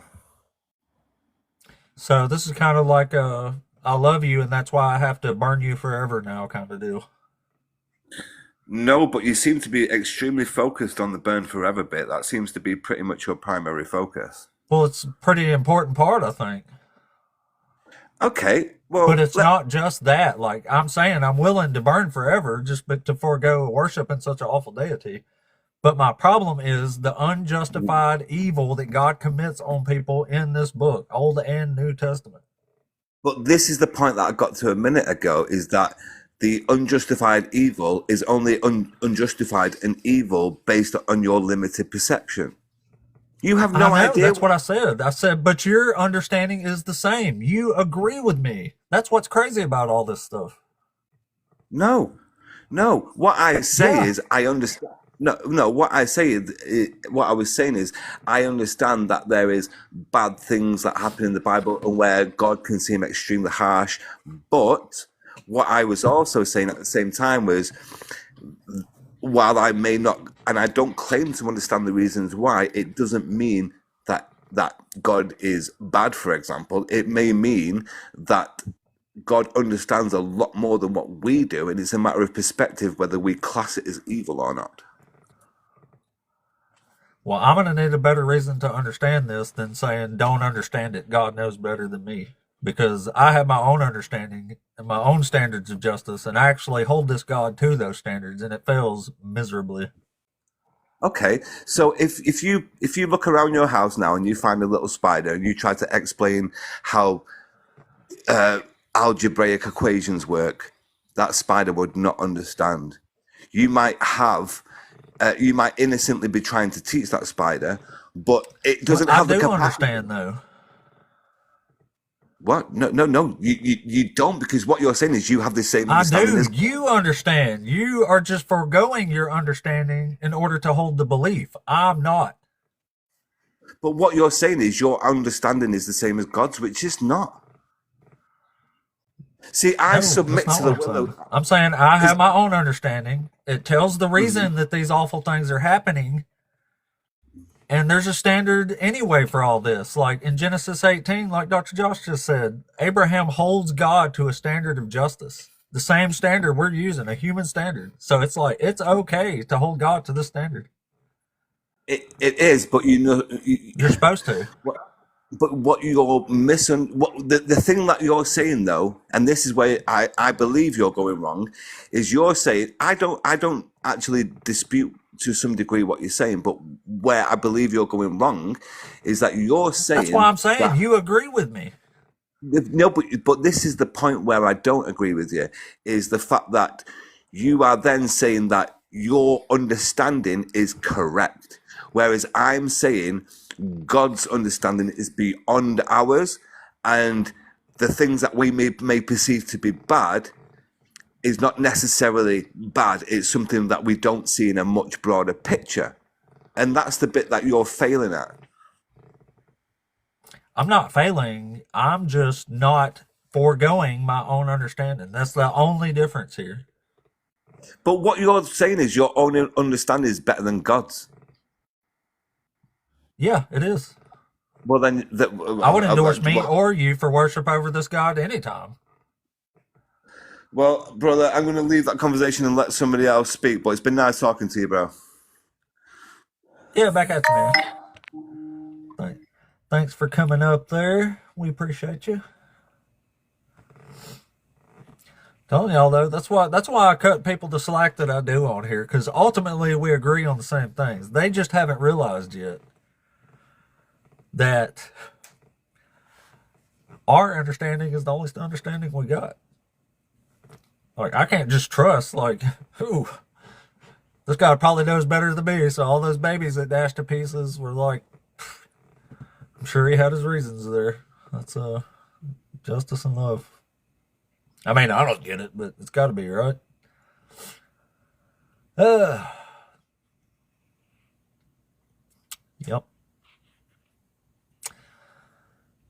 All right, guys. We got 5 guests waiting in here. So, let's bring on the next one, man. Last day of the year. Last day of 2025. Y'all, I can't believe how fast this channel's growing for real. Like, blows my mind every time. I'll start surveying people and be like, what brought you to the page here? And then maybe we could figure out what caught people's eye better instead of just sort of experimenting.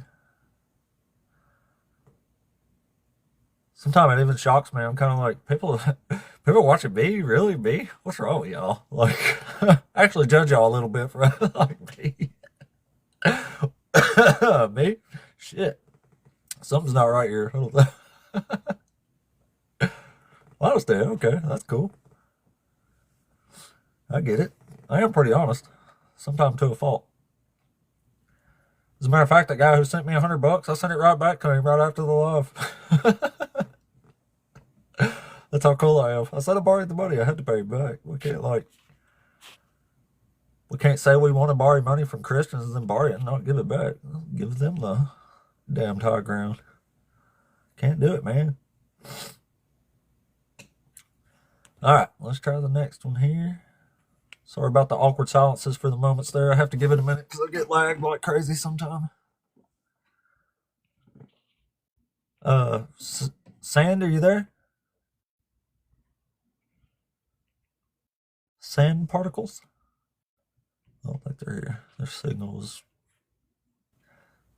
was just strong enough to get them on the stage, but not strong enough to actually connect, I don't think. All right, let's try the next one.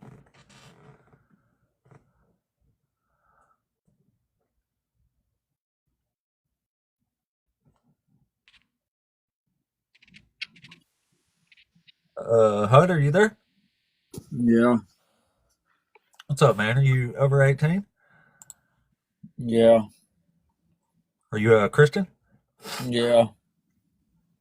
Saying yeah, really boring, but which one of these topics do you want to debate us on today?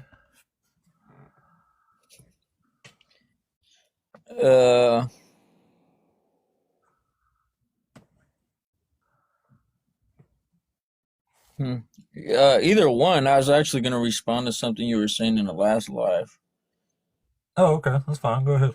or in the last guest or whatever. Oh, sorry.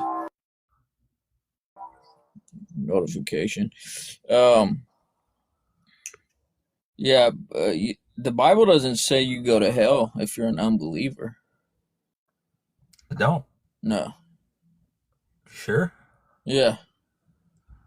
You're right, it might not. It's kind of the point, though. Like, when Jesus separates the sheep and the goats, he says somebody's going to eternal life and other ones are going to eternal torment. So, Yeah. Yeah. But so that's if you're not. saying believe, like pedantically wording it there, then maybe it says if you don't believe, you go to hell. Like, it might not say that explicitly, but it does suggest you are going somewhere or being separated, however you want to look at it. Like, No, not for the not choice for is there. no, not for not believing though. People definitely go to hell, but Yeah, I got you. not for not believing. I got you. Yeah, I think you could accurately say that's kind of biblical. I guess I'm kind of interested in the number one. Oh, okay, cool. Yeah, that's a good topic. So I say Jesus is delusional because he thought he was going to fulfill a prophecy about being king of the world because he rode a donkey into a city. That would be the equivalent of me thinking I'm about to be president of the United States because I rode a mule into Washington, D.C. That's why I call it delusional. Well, why are you saying that was why he thought that? That's why he rode the donkey, to fulfill the prophecy from Zechariah 9. Well, when the Bible says this happened or he did this to fulfill a prophecy, that's not saying like Jesus was like, I'm going to do this so I can fulfill that prophecy. Yeah, but Jesus does do that. Yeah, but he didn't. In this case, anyway. No, that's not what it's saying. When it says he rode it, well, it's not. You just probably didn't understand it. No, I read it. I make this case all the time. No, Jesus is the one who told them to go get the donkey. You know that, right? Yeah, that's fine, but it doesn't mean that he did it just so he can fulfill the prophecy. What other reason was there to go get a donkey right before he got to Jerusalem? You know, it's one of those things where you don't have all of the details. So well, I mean, I think we have enough information there to say Jesus told them to get this donkey when they got to Jerusalem so he could ride it into Jerusalem to fulfill the prophecy that the New Testament's saying he's fulfilling. I mean, it's all awfully coincidental if that's not what he was doing. Well, it's not a coincidence if he was actually fulfilling the prophecy. That's the point. Well, my point is he thought he was fulfilling this prophecy, but he clearly didn't. And that's even according to the Gospels. One of them, anyway. So you're saying the same prophecy you're accusing him of attempting to fulfill? The donkey one? He didn't fulfill the donkey prophecy, that's what you're saying? Nope. And in Luke, after, like, literally while he's sitting on this donkey, it says he just starts crying and blaming all the people that the prophecy didn't happen. It's pretty sad. Wait, that what prophecy didn't happen? The very donkey prophecy? Yeah. Yeah, do you know what that prophecy is about? The actual context of that prophecy? There's more to it than just riding a donkey. I'm kind of interested in seeing which verse in Luke you're talking about. He's crying about. Do you know where it is? Yeah, we'll get to that. But like, do you know what the prophecy is actually about? Right, the prophecy in Zechariah. I'm not very well memorized on it. Well, it says. Oh, I actually almost got it memorized. It says, rejoice greatly, O daughter Zion. Shout aloud, O daughter Jerusalem, for your king comes to you. Triumphant and victorious is he, humble and riding on a donkey, on a colt, the foal of a donkey. It says he will cut off the chariot from Ephraim and the war horse from Jerusalem, and the battle bow shall be cut off, and he shall command peace to the nations. And his dominion shall be from the sea, to the river, to the ends of the earth.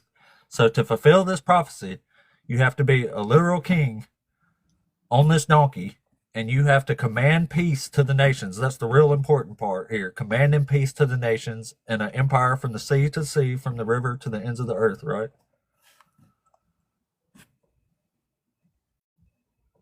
Are you with me so far? Yeah. I'm here. I'm listening to you. All right, so I ain't going to read this whole parable, but in Luke chapter 19, This is what it says at the very start of it. I'm going to read the first and the last sentence of the parable, and that should be all we need. And then I'll read the part where he actually cries and blames all the people. So, All right, can you tell me what verse it is so I can look at it? Yeah, I'm in verse 11 in Luke 19. All right. And it says, as they were listening to this is while he's staying with the little tax collector, Zacchaeus. They were passing through Jericho, almost to Jerusalem. So this is what it says. It says, as they were listening to this, he went on to tell a parable, because he was near Jerusalem and because they supposed that the kingdom of God was to appear immediately. So this is saying Jesus and the disciples thought when they entered Jerusalem, the kingdom of God was coming. He thought this prophecy was going to be fulfilled, and he was going to be the king of the world and command peace to the nations in a worldwide empire. And it says, but as for these enemies of mine who it doesn't say What? he thought that the kingdom was going to appear Yes, at it once. does. Yes, it does. It says the people thought that No, the kingdom. it says, as they were listening to this, he went on to tell a parable because he was near Jerusalem and because they supposed that the kingdom of God was to appear immediately. They is Jesus. Yes, He's the one telling this parable. It's not Right. Jesus is about to It's tell a not- parable the they is about a not ruler Jesus. who goes to accept his rulership. the they is not Jesus. This was not their idea, dude. This was Jesus's idea. Jesus is the one telling this parable because they're almost to Jerusalem, and he's about to tell a parable about a guy who's going off to collect his rulership. And when he gets back, he says, anyone who would not accept me to rule over them, bring them before me and slaughter them in my presence. So he's talking about somebody who's ruling and people not accepting his rule being slaughtered right in front of them. You're skipping ahead. So at verse 11 it says, well, I'm using the NIV. Let me use whatever translation you're using. What are you using?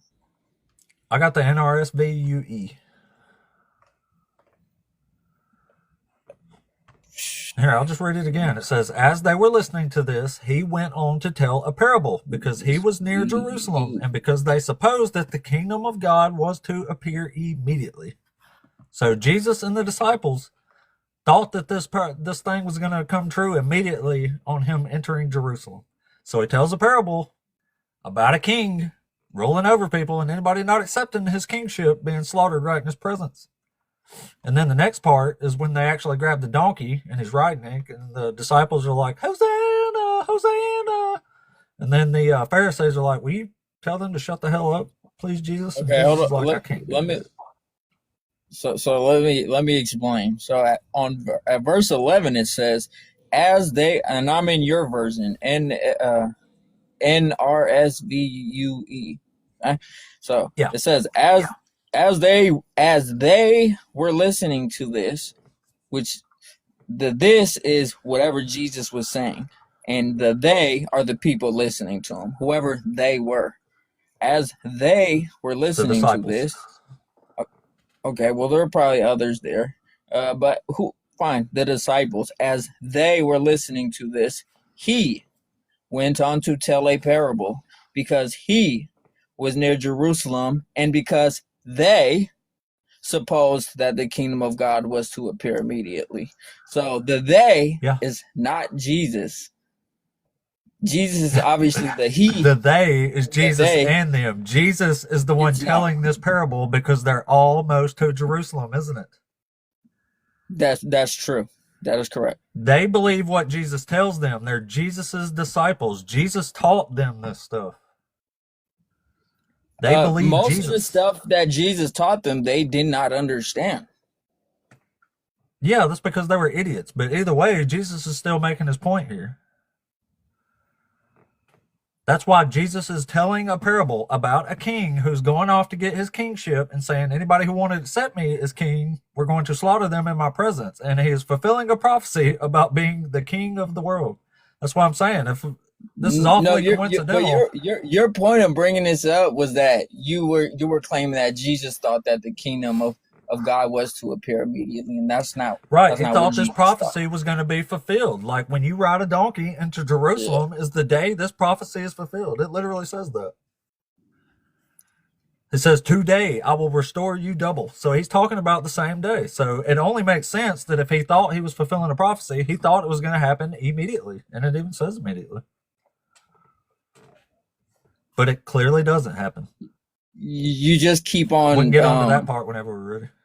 No, you just keep on claiming that the they means Jesus. It just simply doesn't. The they just simply does not. It's Jesus and the disciples. It's who Jesus is the one telling the parable, my man. Jesus is the one. Listen, Jesus is the one that told them to get the donkey. In this sentence, Jesus. But I'm adding all the context. You understand that, right? Let me finish my sentence. Let me talk. Let me say what I had.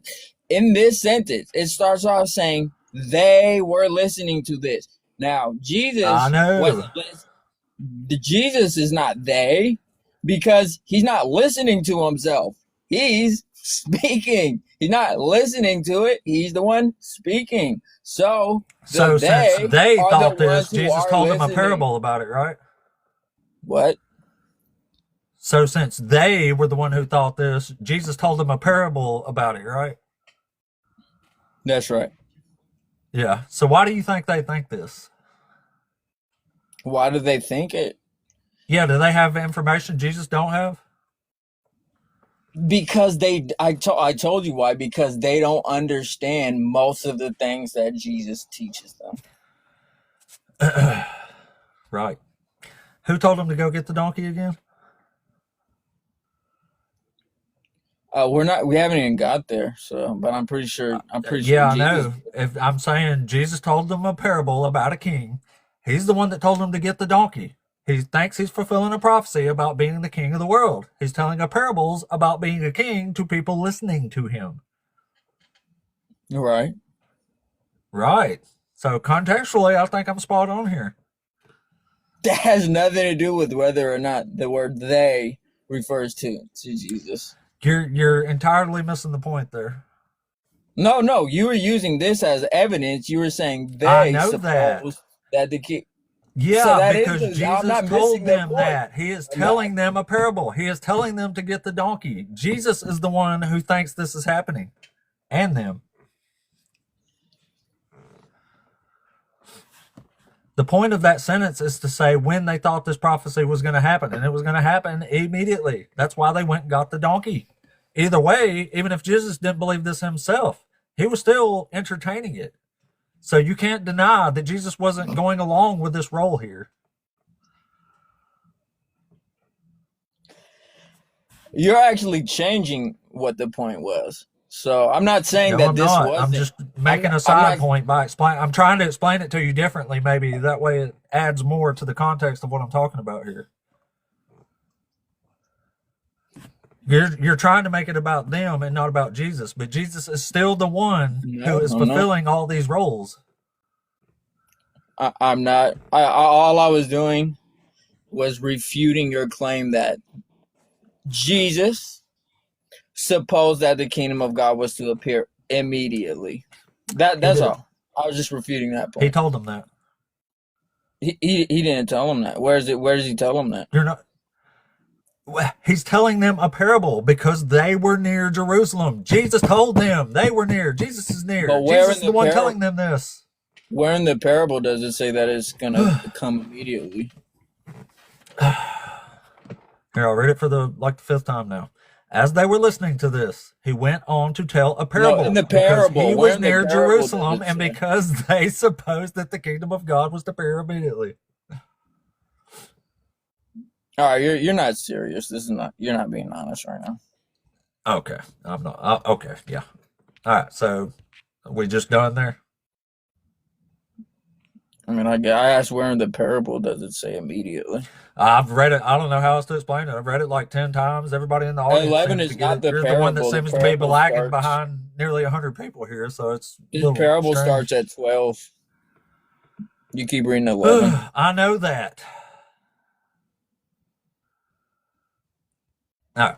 Well, thanks for coming up then, buddy, but I don't think you're ever going to connect the dots here. I don't think you want to, so there's not much point in beating a dead horse there, I don't think. But thanks for coming up. It was cool to talk to, though. Tell me about it. That's cognitive dissonance if I've ever seen it. I mean, wow. Insanity. Well. All right. Well, let me, before I bring up the next person, we're still rolling on real nicely here. Thank you for all the engagement, by the way, all the likes and screen taps, comments, gifts. I appreciate the shit out of all y'all. Whether y'all think we're cooking the Christians in here or you're a Christian thinking we're getting cooked. Enjoy the show. Enjoy the show. But yeah, like, it's crazy. You can't get past a sentence or two with some people. Like, I mean, it's insane.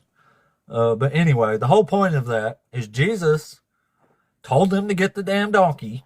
Jesus thought he was going to fulfill this prophecy when he rode the donkey. Jesus told the parable about a ruler when Jesus thought he was about to be king of the world. And this is what happens.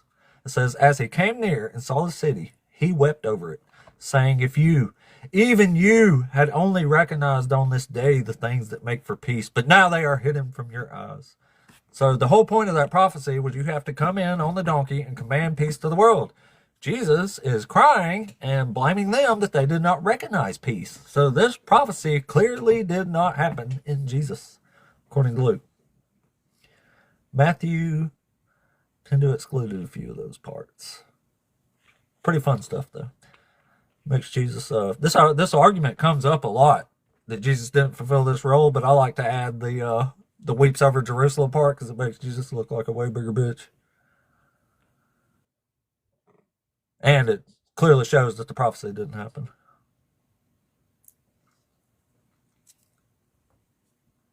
Exactly. And like so I've heard a lot of scholars commentary on this, and most scholars, rightfully so, apply that parable to the second coming, which it is properly applied to the second coming. It makes perfect sense. He goes away and comes back like the second coming, then judges everybody what you don't have. Like, it makes sense. But to me, it's awfully coincidental that Jesus thinks he's about to fulfill a prophecy about being king of the world. He's telling a parable about a king, and then he ends up crying and blaming them that the second part of the prophecy, the most important part about peace, didn't happen. Like, to me, that's crazy. Like, he can't be... It's like a reciprocal parable, I think. He thought he was about to be a king. Like it all adds up. All the context is right there. Screaming in your face, if you ask me, that Jesus thought he was about to be king of the world and command peace to the world. And this was about to enter the messianic age there. The kingdom of God was coming. It's all screaming to me, y'all. It screams right at me. And it says, if you, even you, had only recognized on this day the things that make for peace, but y'all didn't make me king of the world. Like, that's what's happening here. That's clearly what's going on. And then Jesus runs up and he's mad at all the people in the temple. He's like, he's still crying. And he's like, you silly priest and stuff in here turning the Lord's house into a store. And then he flips their tables and stuff. I think he's still mad that he wasn't king of the world there. It's probably a big part of his anger in the temple. And ultimately, that's what got our boy Jesus put down. Actually put up. No pun intended, for blasphemy and sedition. But yeah, I think that parable is definitely reciprocal. Like, it makes perfect sense to me that it's about the second coming, but it also makes perfect sense in a literal sense that Jesus literally thought he was about to be the king of the freaking world. I mean, come over here, y'all. King of the freaking world? Come on. Put up, 8, 9 feet, however much it would have been. Don't laugh at that. It's not funny. It's me. That was a real person, man. Maybe. Might have been made up. I don't know. I'm getting closer and closer to mythicism, but I just can't get over the fact, like, all this just screams like that they were coping with this guy dying. Like, I don't know. That's why haven't made the leap to mythicism yet, because I just feel like this is all a giant cope. Like, you can't make this dude up. You know what I'm saying? Reductio, you there? Yo, what's up, man? What's up, buddy? Are you over 18? Yeah, I am 18 dead on, so you're good for the live. Oh, awesome. So, are you a Christian? Yeah, I am. Cool. So, which one of these topics you want to debate us on today? Yeah, I just want to take your thoughts on a few, like, prophecies. What is your like overall view on the messianic prophecies? That Jesus doesn't fulfill a single one in the context of the prophecy. Like a single one, yeah. Okay, cool. What's your like criteria for like a what would you substantiate as a prophecy? A prophecy is God literally putting his words in the mouth of a prophet uh, to give information, right? Yeah, So, cool. According to Deuteronomy, yeah. so yeah, so just for example here, Matthew in chapter 2 gives 4 different prophecies that he says Jesus is fulfilling explicitly.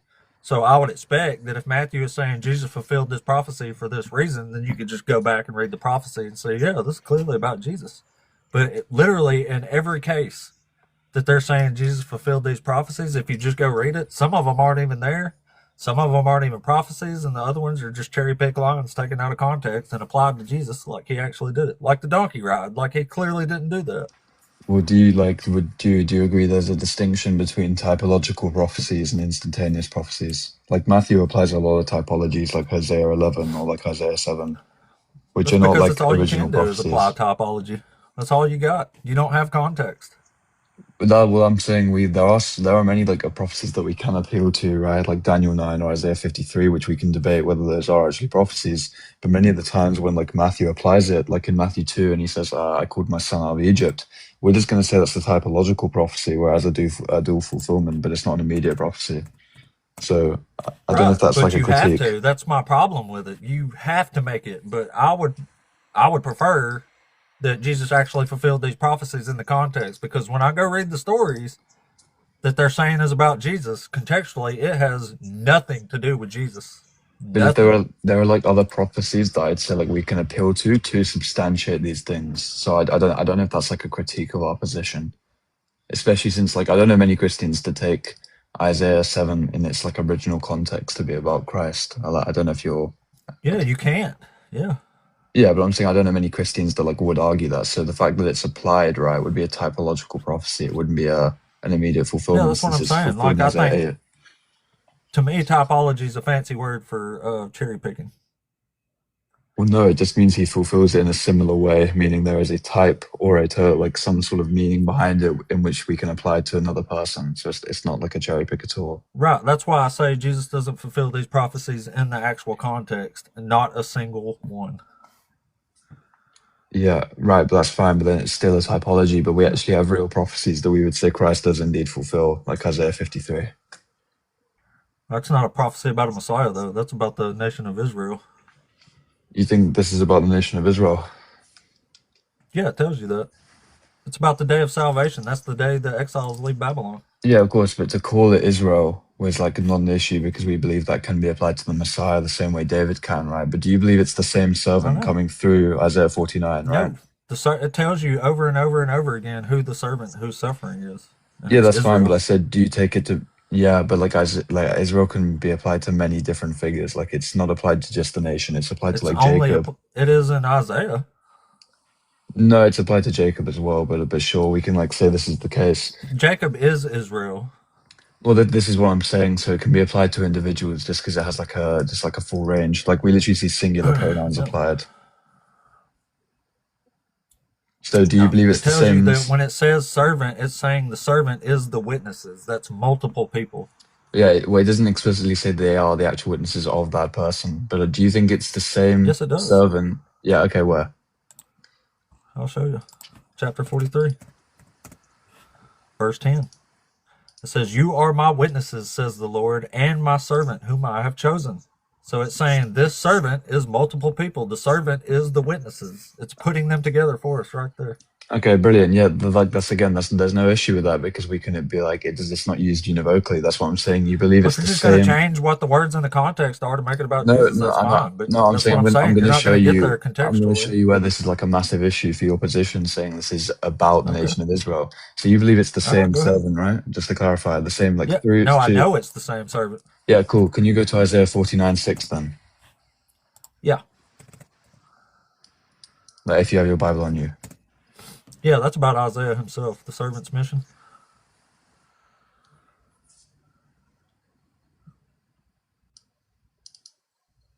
But it also says again, the servant is Israel in this. It Yeah, says that well, in verse it's 3 or 4. well, this is the it says this person or whoever it is restores the tribes of Jacob and bring them back to Israel. So is Israel bringing it back to Israel?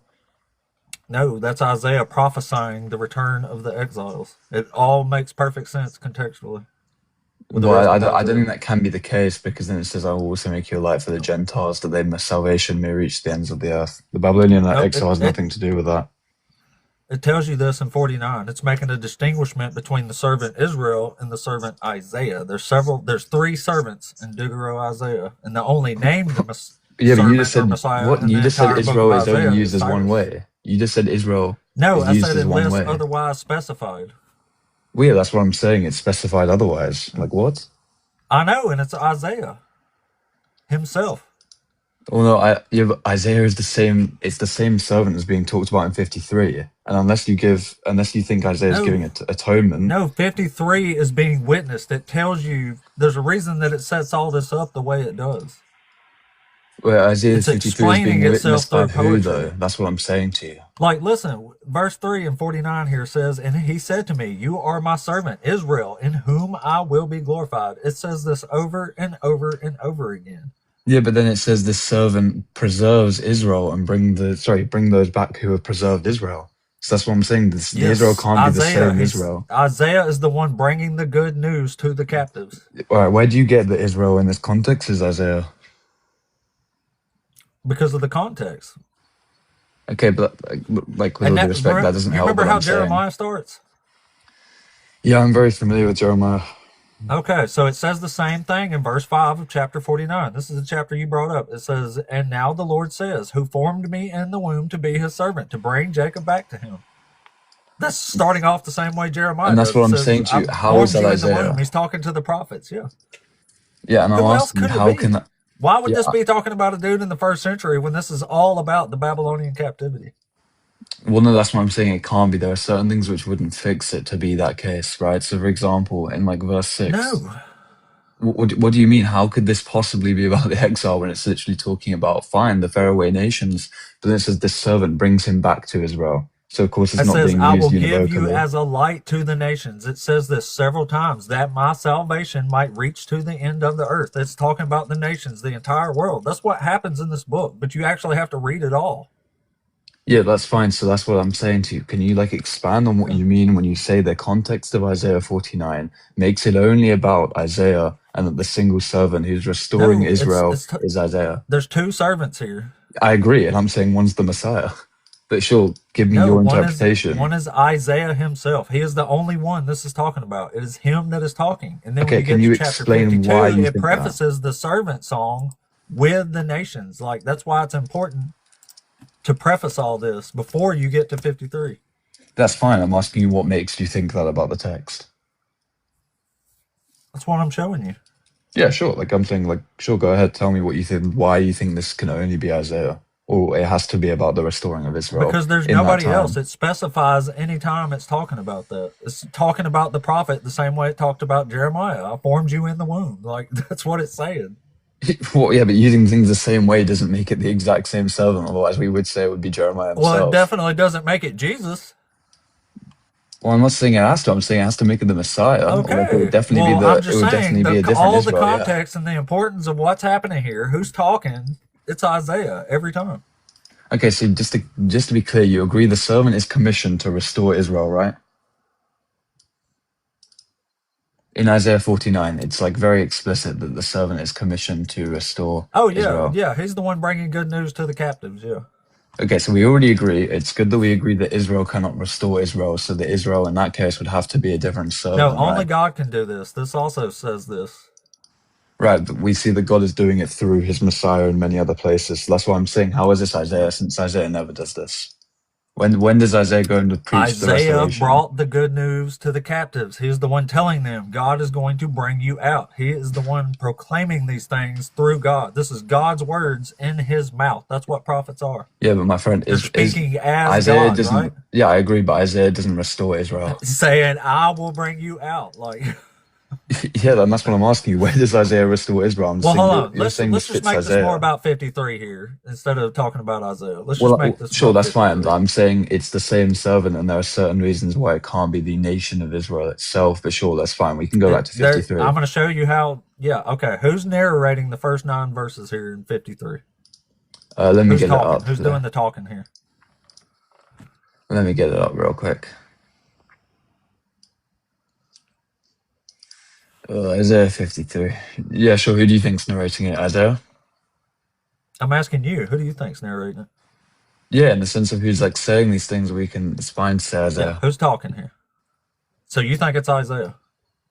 Yeah, I'm saying as so far as him saying it. Yeah, sure.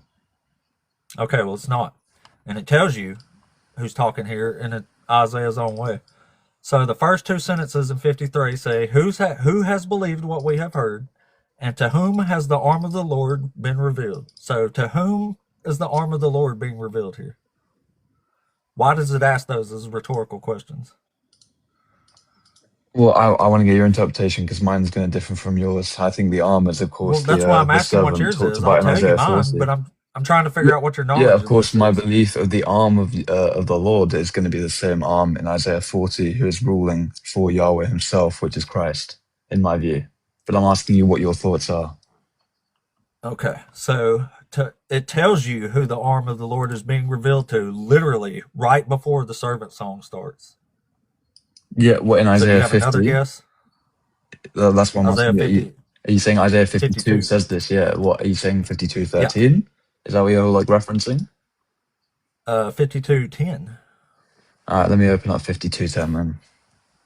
Yeah, so it's going to tell you who the arm of the Lord is being bared to, and then the servant song is going to start. And there's a very, very important reason for this. Yeah, the Lord has behold his arm before the eyes of all the nations, and all the ends of the earth will see the acts of our salvation, the acts of salvation of our God. Sure. What's your point? Who does it say the arm of the Lord is being revealed to? Yeah, the ends of the earth.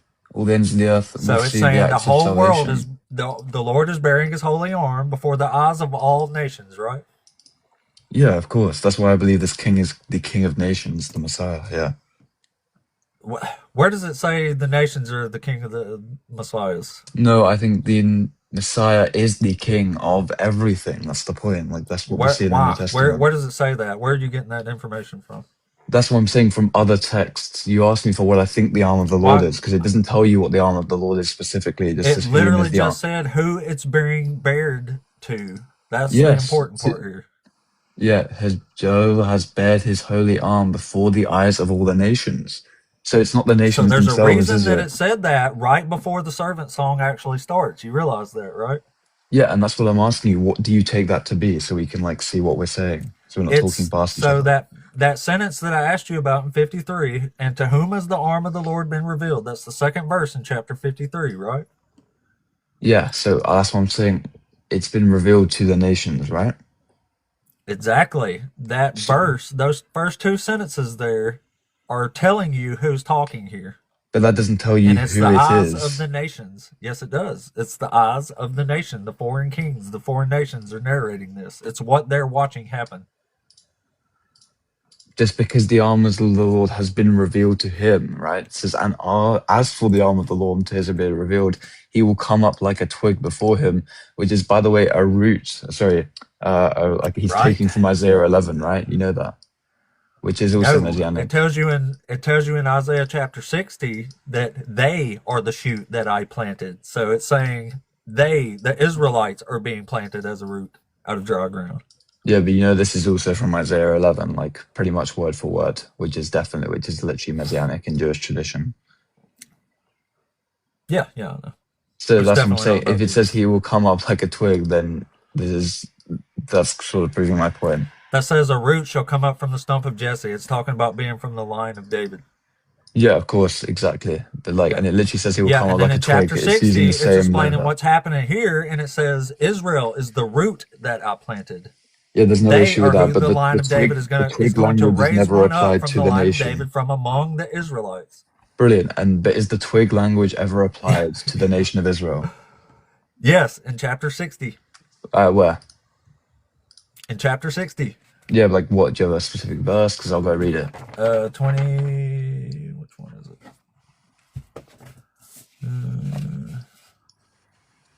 21, yeah. Or actually, it's not 21. I think it's 23. No, But you're anyway, probably right. It's 21. Are you saying they are the sprout that I planted? Yeah, like where's this same language being used? To say that it's the Yeah, that's sprout that's saying planted they. is not a negation of my position. Yes, it is. Well, how? Because I asked you what is the You don't twig realize language there's used, and you there's said a it's a distinction sprout. there. Yeah, but that's fine. But that's what I'm saying. So if the both languages used for the Messiah and for Israel, and Okay. the twig language is never used, then what's the argument? No, it's saying chapter 11 is a different part of Isaiah to begin with, but that's just talking about the stump of Jesse. Yeah, of course. Chapter 60 is talking about Israel being the ones that were planted as the nation.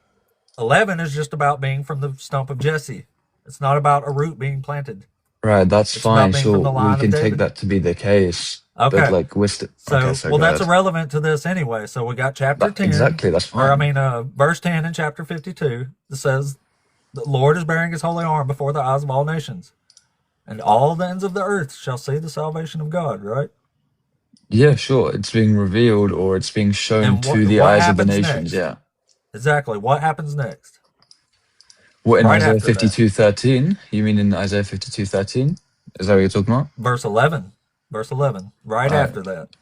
Yeah, I'm pretty sure it just talks about them like rejecting it, like saying go away, if I'm not mistaken. No. Can you read Isaiah 52:11 then for me? All right, let me read the whole little. I'll read 10 too. It says, "The Lord has bared his holy arm before the eyes of all nations, and all the ends of the earth shall see the salvation of our God." Then it says, "Depart, depart, go out from there, touch no unclean thing, go out from the midst of it, purify yourself, you who carry the vessels of the Lord." So where are they departing from? What's being departed here? Yeah, from the uncleanliness, yeah. Well, what's being departed? Go out from where? It says go out from there. Where are they departing from? Yeah, from the midst of her. From her who? The her in this context is what you're just gonna say? It's like Jerusalem. I'm confused as to what you're saying. It's Babylon. They're captives in Babylon. They're slaves. God is pouring out his wrath on them. They are suffering. Yeah, I don't disagree. Like Jeremiah talks about this in Jeremiah 25:11. Yeah. Exactly. They're both talking about the same thing. Yeah. So the day of salvation is the day that the exiles leave Babylon.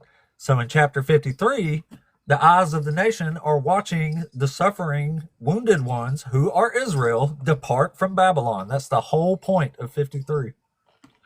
Yeah, but then in like verse 12, I don't think that would be the case, because then it says he poured out his soul unto death. He bore the sins of many and made intercession for transgressors, right? You agree with that? Sure. So can you explain how that would be as Israel well? is bearing the sins of many because the nations are watching this happen, right? That's the whole point. And that's what happens in chapter 54. He makes an eternal covenant with them when they leave Babylon. He says, "I'm going to love you forever." He says, "Just like I promised you that the floods, waters of Noah would never again go over the earth." He says, "I'm never going to abandon you again." Yeah, but So then these are Isaiah covenants talks about made after Babylon. Okay, but then he talks about the spiritual healing, right? And that's why I'm asking you, where does Israel, like Israel has been suffering for centuries, bro. So like, no, they're in suffering for 70 years. Well, they punishes them for 70 years in exile. This is a huge part of the Old Testament. Yeah, I know I'm familiar, but that's one because Daniel talks about it, Jeremiah talks about it. That's what I'm saying. That, like the nation of Israel suffered like tragic things, right?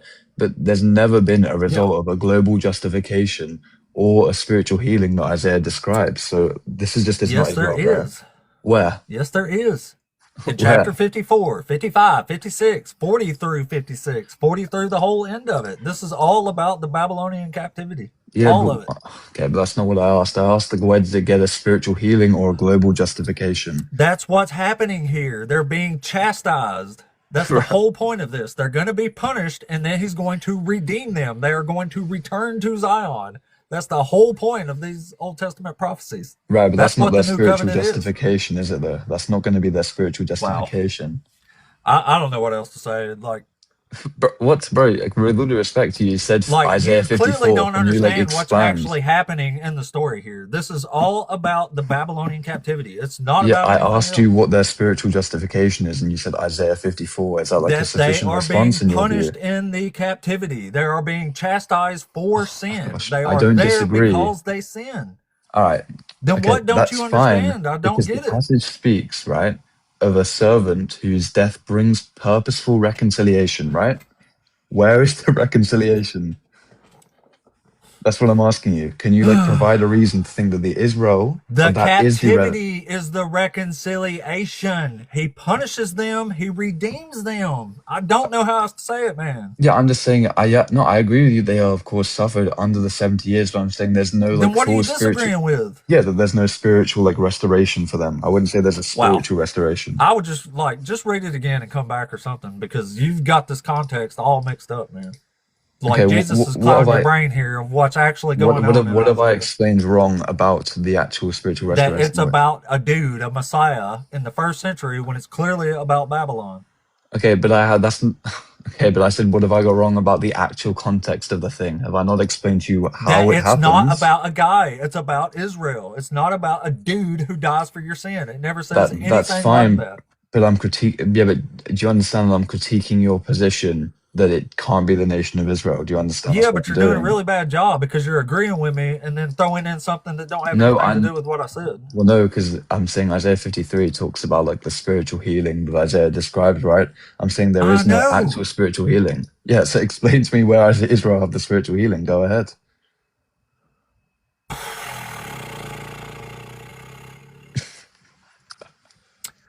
Their healing is coming from their suffering in Babylon. Cool. And then they return to Babylon, Oh, right? cool. After the Okay, there 70 you years. go. Thank And then, you. yeah, but I how is that spiritual appreciate you. healing? How is that spiritual healing though, my guy? Holy Come shit, on. man. Like, How is you know what? that? I can't do it. I can't do it anymore. I can't do it anymore.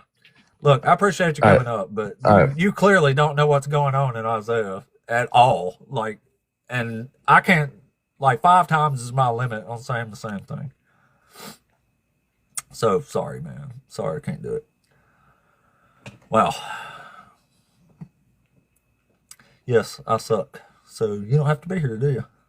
Why are you watching a sucky show? All right, well, still got a hugely full queue here.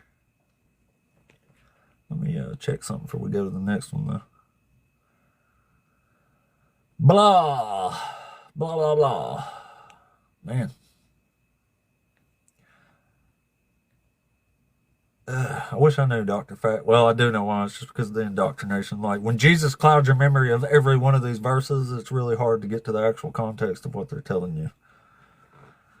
But, I mean, how clear does it have to be? Like, it's telling you, it's prefacing this entire story with who talking? The return to Zion in Jerusalem. Like, this is abundantly clear what is happening in this story. They are being chastised for sin in Babylon. They are being redeemed. That means they are being healed.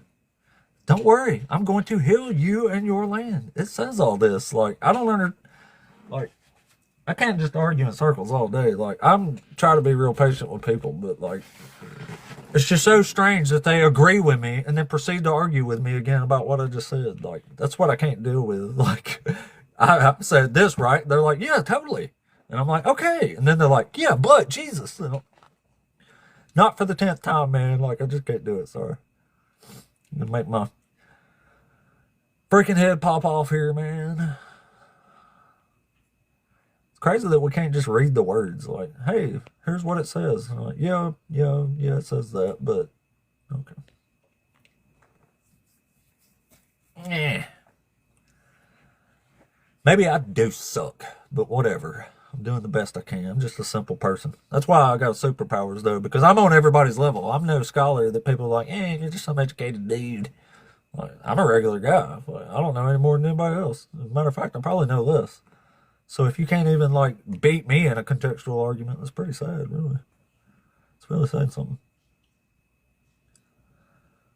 All right. Well, let's try the next one.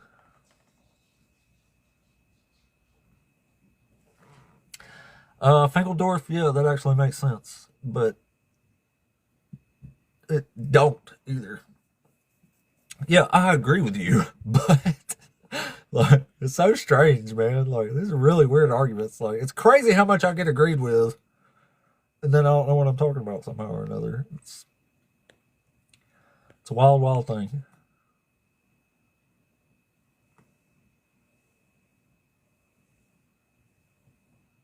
Yeah, that's true. That's true. Yeah. That's true, Finkel. That's true. Rise Constantine. Hell yeah. Well, thank you for the heart. I appreciate it. Man, what an awesome, it's been an awesome life. And I mean, awesome. We even had the world famous Mezzo up in here for a while. He was saying funny shit in the comments. He's always so funny, man. They're like geniusly funny, though. Geniusly funny. All right, well, here we go again. All right. Yo, what up, apostate? What's up? Are you over 18? Yeah, I'm over 18, 45, Christian God of the Bible. Great conversation with Reductio. Hey, quick question. Is Israel supposed to die for Israel so Israel can save Israel, so Israel has to die for Israel? That's crazy. Can you explain that? Yeah, so it's the Babylonian captivity. No. Israel gets punished. Answer the Everybody else question, sees it. apostate. How is I am Israel okay. supposed to die You're for not here Israel? for no conversation. You wish, buddy. Like I'm not gonna sit here and listen to you holler about shit while I'm trying to answer your damn question. Literally, the one rule I have for people on here is be capable of an actual conversation. Like, don't ask me a question and then start hollering when I'm in the middle of answering it. Like, what the fuck? Go read the book. How about that? Go read your damn book, y'all. Holy moly.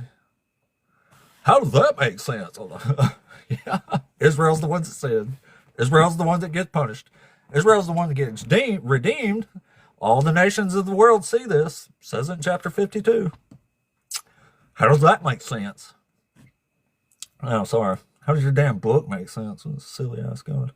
How about that? How does that make sense? Boy, oh boy. Boy, oh boy. All right. Well, maybe we can get somebody who's capable of an actual conversation in here. I don't even care if you come up to debate me in good faith. Like, even if you have bad faith, you're still going to have to shut the hell up for a second if you want to stay up here and demonstrate the bad faith. Can't come up here and start hollering. I like the way you got the other stuff out of the way quick, though. Usually I'm bored with that, but not that one, though.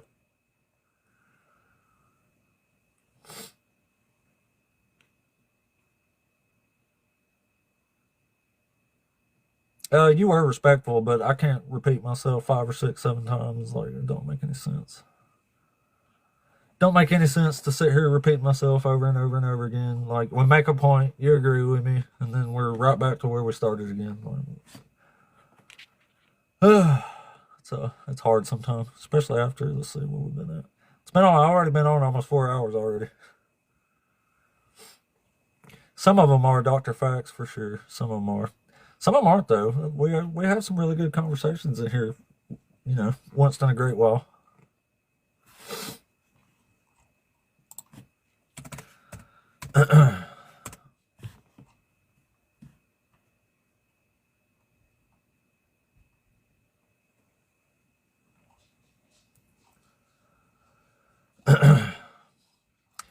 uh, 49:6. Yeah, we brought that part up already. Is it too light a thing that you could be my servant to raise up the tribes of Jacob, to restore the survivors of Israel? Yeah, this is God doing all this stuff. It's his words in Isaiah's mouth. And again, who is seeing the salvation reach to the ends of the earth? God is putting his salvation to the ends of the earth. It's salvation for the whole world because they are going to watch this happen. That's what this is all about. That's why it tells you in chapter 52, who is watching this. It says the ends of the earth shall see. They shall see this salvation go out to the whole world. This is literally something they are watching happen. They are seeing it. They are seeing slaves, Israelites, tortured, ugly, Nobody who paid them any mind. They're seeing them redeemed, and they're going to be so shocked by seeing this redemption that the whole world is going to come to Yahweh through that redemption. That's what all this is about. It even says after that, like, kings are going to bring you presents and princes are going to prostrate themselves before you.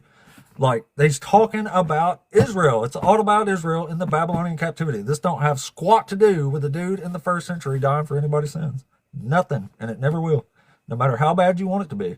The best you can do is cherry pick a few lines and try to say it's about Jesus when it's completely divorced from chapter after chapter after chapter saying that Israel is about to be punished in the Babylonian captivity.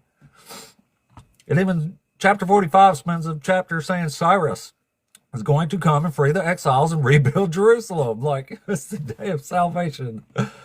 Like, what the fuck? All right. Just for shits and giggles, though, let's read the Eternal Covenant of Peace, chapter 54. Won't even take but a minute here. It says, shout for joy, O barren one who has borne no children. Burst into song and shout, you have not been in labor. For the children of the desolate woman will be more than the children of the one who is married, says the Lord. Enlarge the side of your tent, and let the curtains of your habitations be stretched out. Do not hold back. Lengthen your cords and strengthen your stakes, for you will spread out to the left and to the right, and your descendants will possess nations and will settle desolate towns. So Israel's about to rule the whole world. Do not fear, for you will not be ashamed. Do not be discouraged, for you will not suffer disgrace. For you will not forget the shame of your youth and the disgrace of your widowhood. You will remember no more. This clearly ain't talking about Jesus. For your maker is your husband. The Lord of hosts is his name. The Lord of Israel is your redeemer. The God of the whole earth he is called. For the Lord has called you. This is the point. When they leave the exile, the whole world's about to know Yahweh. That's the whole point of this. In Zechariah chapter 8, it says 10 people from every nation are going to grab a Jew by the cloak and say, take us with you because we know your God is with you. So the whole world is being redeemed here through Israel because they are witnessing the glory that God is redeeming them with. It's the whole point of this. It has nothing to do with the dude in the first century. Nothing. And it says, for the Lord has called you like a wife forsaken and grieved in spirit, like the wife of a man's youth when she is cast off, says your God. For a brief moment I abandon you. The exile, he abandoned them. It even says that Jeremiah, Lamentations, all of them say they are abandoned. And it says, in overflowing wrath for a moment I hid my face from you, but with everlasting love I will have compassion on you, says the Lord, your Redeemer. This is just like the days of Noah to me. Just as I swore that the waters of Noah would never again go over the earth, so I have sworn that I will not be angry with you, and I will not rebuke you. For the mountains may depart, and the hills may be removed, but my steadfast love shall not depart from you, and my covenant of peace shall not be removed, says the Lord, who has compassion on you. He's talking to Israel, and he's forming an eternal covenant with them the day that they leave Babylon. The day of salvation has squat to do with a Messiah coming for sins. Chapter 53 never says nothing about a Messiah. Nothing. This is the nations witnessing what is happening to Israel in the captivity on the day that they leave that captivity. That's why it's saying right before the servant song starts, depart, depart, go out from there. It's talking about them leaving freaking Babylon. This is the context of Isaiah right here. That's what's going on. It says it over and over and over again. It says it several times in some chapters, like chapter 44. It mentions the servant being Israel twice in chapter 44. Wild, ain't it? Wild stuff, y'all. All right. I'm gonna have to pee pretty bad before long, but we'll try to break up another one. We'll try another one. Shit. Excuse me for learning the context. Excuse me for knowing the context. For not agreeing with you. The cherry picking a few lines and make it about Jesus. Hey, I don't get this line. It only makes sense if that's Jesus. No, it makes sense if it's who it's about. And that's Isaiah. In the book of Isaiah. It's pretty cool. Pretty cool. All right. All right. Yep. Well, y'all heard it there. We know who the covenant is formed with, and it's not the dude in the first century. The covenant is formed with Israel, and it is an everlasting covenant. He says, the hills and the mountains may go away, but my covenant will not. He's saying this is never going away. And this is in a clear time frame, in a clear place, and clearly not about a single guy in the first century. Not typologically, not nothing. Unfortunately for Christians. It's crazy. The second you drop Christianity and actually read this for the context, though, it becomes abundantly clear it's not about Jesus. And the New Testament's just lying. Either lying or misunderstanding so bad it seems like a severe lie. I guess to be fair. Oh. Nobody in the queue right now. And we are exploding today, though. Let's see what we get to here. 22 new followers. 2.5 thousand people have passed through the live today. So that's pretty darn cool. Pretty darn cool. Thank you for all the likes, by the way. All the comments, shares, and gifts.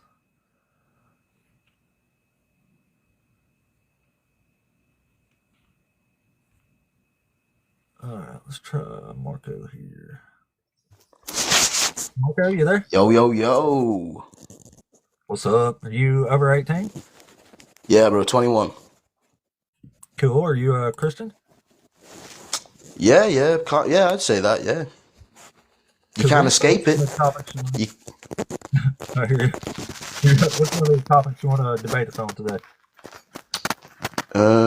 Yeah, delusional man, no prophecy, an unjust narcissist. I mean, that's kind of far. So do you dislike Christianity, or do you also dislike Islam? I don't think either one of them's true, if that's what you're asking me. But there's a different. So okay, is that just really what it is? It's just not true. You just don't think it's true. Yeah, that's why I'm not a Christian anymore. Okay, but you don't think that it's bad for society, do you? I think it can be dangerous. I don't think most Christians are dangerous. Not the ones I know, anyway. But I think this ideology is very dangerous, and we demonstrate that every day up on here. So So how is it dangerous? Because of the mind frame that you get in with divine command theory and stuff like that. Which theory, sorry? Because of divine command theory and stuff like that. These are dangerous ways. So, you're gonna go, murder someone. Well, that's possible, yeah, but that means you're schizophrenic, doesn't it? No, it means you're a regular person who's been indoctrinated enough to commit atrocities because you believed absurdities. No, you've not been indoctrinated. You have schizophrenia. If you hear the word of God and God says to go kill someone, that's schizophrenia. This has happened all through history. Like, have you ever heard of manifest destiny? No, actually, no. What's that? It's when people believe that they had a divine right to go and conquer other people because God allows this in the Bible. Where does it say that? What do you mean? Where does it say that? Have you read it? In the Bible, yeah, that you're allowed to go and what? It gives the Israelites other people's lands. It gives them the land of Canaan. Well, that's probably just some sabotage from the Israelis, bro. The Israelites, because they wrote the Old Testament. He says, "I'm giving you their land." Bro, that's probably just some Israeli fraud, bro. That was probably them just writing down. Because that's what it says. No, I'm New Testament, bro. Oh, yeah, I know, but you don't know what's going on in the Old Testament, so it kind of renders the New Testament useless. No. We know about the old one. Written by all those people. Go by the Old Testament, New Testament. No, but it doesn't mean you haven't read it. I'm not saying I ain't read it. But the problem is though, is when it comes to Judaism, yeah, when Jesus walked the earth and was the Messiah that was foretold in the Old Testament, majority of the Jews became Christians. because their prophecy was No, they foretold didn't. by this man. Well, They no, didn't. some of them didn't, but majority of them Nope. did. Christianity wasn't even widespread in the Roman Empire until like 300 years after Jesus died. No. We're not on about that. We're not on about that. I mean, what do you think that all of the Romans were Jews? You said most Jews converted to Christianity when Jesus walked the earth. Yeah, That's and nonsense. then you start talking about Rome. Yeah, they were in the Roman Empire, and I'm I saying know, Christianity didn't even spread until Rome, then, they and it weren't wasn't amongst the Jews. Jews. But they weren't Jews, were they? What? They were not Jews. The Jews Why were do you in think? the Roman Why do you Empire. think? No. Why do you think all Jews have big noses, mate? It's because they're a specific race of people. It's a very Because small you're a race of racist? people. I have never noticed that. I've never even heard that. What are you talking no. about? They all It's have big noses. it's a factor. It's a genetic factor because it's a very specific race of What? people, which is because it's a very I've never heard of that specific shit in my race of life. people. This isn't any racist. This is just normal facts. What does this have to do with Jesus? Do you know there's only 14 million Jews in the world? What There's about 14 million. There's only 14 million Jews in the world because they're a very small race Yeah, of half people. of them are Majority of them. atheists, and hardly any of them are Christian. No, this is a survey from self-identifying, practicing Jews, Well, mate. can we stick to some Bible 14 stuff million. here? I'm not even sure what you're talking about with big nose I'm Jews. just trying to show. I'm just trying to show you that it's okay to be Christian. It's okay, and you're a Christian. Yeah, you can do because- whatever you want, but if you're going to come debate me on it, I'm going to bring up my problems with it. But you will always be a Christian. You cannot escape being a I'm Christian. not a Christian. No. But what you do in your life, you know what I mean? Do you help your neighbor? If I can, yeah. Yeah. Do you It doesn't think mean they you're a help their? Christian. Do you Being a think they Christian help means their you believe neighbors? in Jesus Christ. No. Do you think they help their neighbors? Yeah. In let's take a A random Christian Middle Eastern isn't country. anybody who helps their neighbors. A Christian is people who believe in Christ. That was just one of the examples I wanted. So you help your neighbor. You don't murder anyone. That's Levitic you don't law, Rob, you know don't that, rob right? anyone. You don't rob anyone. And where were these morals made Levitic from? law. Where were these morals came? Where did these come from? These morals. People made them up. Who did? The people that wrote about Jesus? Yes. And it's in the Societies Bible. made them up. There was morals around a long time Western before Jesus society. the Old Testament was. No, you could go murder whoever you wanted. No, you couldn't. Everyone was drip fed. Not without In the Roman Empire, consequence. people were drip fed food. Okay, you were either a slave, a free man, and then it went up from there. It was like a hierarchy. Okay, now we have a class system. Yeah, it's very different. When we just talk This about is normal pointless to argue laws, about. when we just talk about normal laws, they come from It's not and even our what a morals. Christian is. Like, just saying you have morals doesn't mean you're a Christian. That's ridiculous. No, well, what also makes it is your heritage. You are. I would. Aren't you from America, from the South, right? I was born in America, yeah. Yeah, and yeah. But are your friends? Not friends. Sorry, are your parents from? Do you know your heritage? Are you from? Yeah, I've done a DNA test. I'm like 80% British, actually. Oh, well, there you go. So there you go. That's the difference right there between you and just a random person who does these. What does this have to normal do things. with Christianity? It's because Christianity extends. It extends and expands more than just I believe in God, or I believe in that Jesus did these miracles, and it moves on to something else, which is what the Bible teaches you. And right now we've got I'm the not even sure highest what you're crime. talking about, No, man. I'm talking about what the Bible teaches you.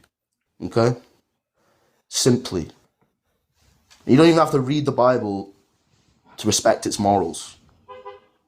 Okay, Which you respect morals? the Bible. The ones that say that infants are dashed to pieces before their parents' eyes and women are great? So do a bunch of Christians do that? Do a bunch of Christians do Most that? Christians are better than this book, but you still believe in it, so that's why Yeah, it's so- dangerous. Okay. That's why it's dangerous, because you know this is wrong, but you allow it to happen to hold on to the belief, and then like in Where does a it happen? situation where somebody convinces you. Where does it happen? Where does it happen? Where does what happen? What you just said. That little This bit. happened in the past. Yeah, in the past, a lot of horrible things happened in the past. didn't they? Yeah, and your God Doesn't made them happen happen. anymore. Doesn't happen anymore. My whole thing with Christianity is that, That's how because can it God's help us now? imaginary. The time has passed. Yeah, he may be But either way, imaginary. this book says God did it. God what? Yeah, because God. Had Oh, yeah. babies dashed to God pieces and women raped. God does everything. The This thing says is, though, is like, all right, we live in this a isn't an actual conversation here. Never mind. I hear you, buddy. I hear you. STF. You're welcome. Yeah, I can't listen to dribble very long anymore. Ain't nobody got time for that. Ain't nobody got time for that. Because God does everything. It's hilarious.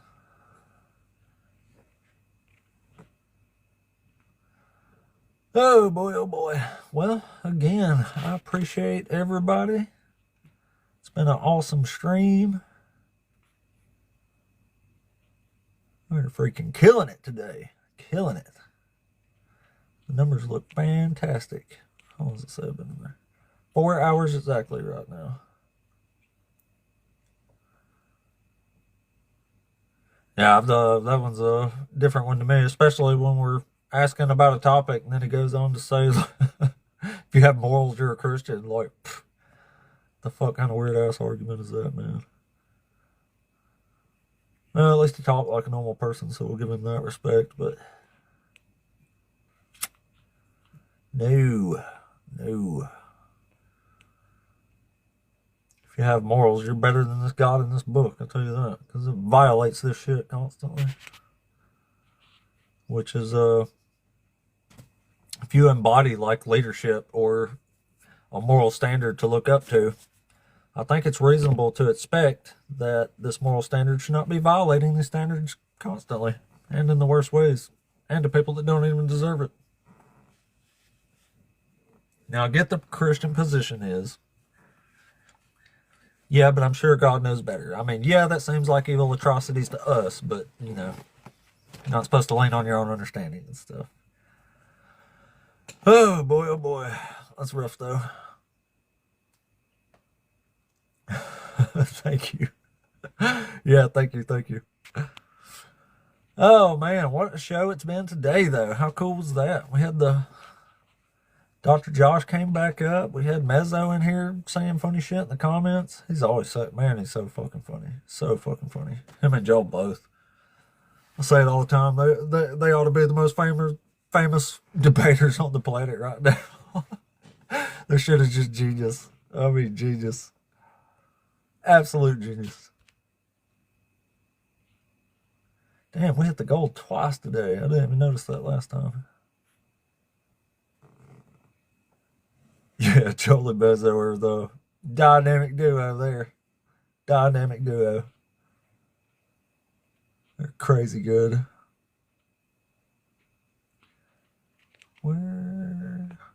So the queue is empty. I've been on for 4 hours now. I'll tell you what, we'll give it.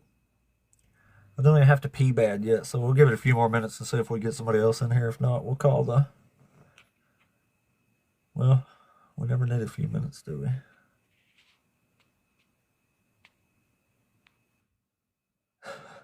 Never need a few minutes. Well, thank Raz, are you there? What's up? What's up, man? Are you over 18? Yeah, Cool. Are you one of the Christians? definitely. I'm a follower Cool. of Christ. So which one of these topics you want to debate us on here today? I don't think it's. Can you actually debate facts? A fox? Yeah, facts, like factual things. Oh, facts. Well, I mean, what are we talking about? What's a fact? Well, fact is that the Bible says Jesus is the Son of God. That's a fact. Oh, well, the fact is it gets a bunch of crap wrong, and there's no reason to trust that. Like, what would you? Can you give me an example as to what would be Yeah, wrong? Yeah, Jesus says in John that no one has ever seen God but him.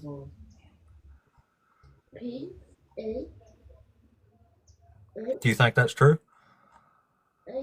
Well, I think the people who we were speaking to, I think that would have been true. I think he was speaking to a particular audience, and in that audience, I would agree that no man there would have seen God. Why wouldn't I So agree? you think when he said that, when he said no one has ever seen God, you just thought he meant to the people he was talking to? Yeah, the reason why it makes logical sense for me to even to think that would be the Bible that we have definitely would not be the whole entire portion or the whole entire story of the character. It's only bits and pieces of particular events. For an example, the event that you're speaking about, there was a crowd, according to the story. He was engaged in a conversation with the crowd or with certain people in the crowd. So why would I even allude to think that he was speaking to, let's say, for example, Indians or Chinese? He was literally speaking to a group of people, if I'm being fair with the story. Right. Yeah, and what he said was no one has ever seen God. He doesn't say no one here has ever seen God. Yeah, well, I know he doesn't say no one here, but what I'm saying is that would be the logical that would be the logical thing for me to believe that he was only speaking to the people there. Oh, okay. So why would you think he's talking to anybody after this time then? About anything. If he's only referring to the people he's talking to in that moment, why does it make any difference to us 2,000 years later? Okay, well, that's a good question. I think the question that you ask, I think it's very, I can say, direct as to what is the reason we should accept him. It isn't to say we don't. Yeah, he was talking to the disciples and the Israelites the whole time. He says, "I only came for the lost sheep of Israel." That's true. So why be a Christian? He was talking to them, obviously. Yeah, but the lost sheep of the whole of Israel. That's what he said he come to. But his father, if we're again being straight with the Bible, his father sent him to the world. I mean, that's what the narration says anyway. We don't have to believe it, but I'm saying if we're being fair with it, the person who sent Jesus, in fact, Jesus said, anyone who don't believe on the one who sent him would not have everlasting life. Now, the one who sent him, Yeah, but he was just talking to them, not to us, though, right? yes, correct. He was just talking to them. Now, Oh, okay. the So it one makes no who, difference to us. Yeah. well, the one who was talking to us is my point. The one who was talking to us was very clear that he loved the world, not the people there. Now, that's an identity. That's clarifying and being specific. He said he loved the world, that he gave his only begotten son. Now, it didn't say he loved Israel, although I do agree, according to what the scripture says, the son did make the claim and said, he have only came for the lost house of Israel. That's very specific. However, if we're being fair with the story, the one who sent him for the world. That's very direct language if we're being fair to the story. Oh, okay. So when Jesus said, "I only came for Israel," he didn't mean that, Yes, he meant that. or he got it wrong. I think he meant that. But he was wrong, though, right? Well, he was wrong. Because he actually meant the whole world. I would say he was wrong according to Jesus himself, saying that his father is greater than him and his father give him all things. It was his father who sent him to the world. Hey, Nowhere y'all does, heard it here, folks. Jesus was wrong. nowhere does it say his father sent him to only Israel or the Russians. Oh, okay. So clearly Jesus shouldn't be trusted because he says things that are wrong. Well, I wouldn't say that. Why would you go on to say Jesus shouldn't be trusted? Let me give you an example. Were you ever Because if he can't say things that are true and he's wrong about stuff, there's no reason to think he's right about other stuff.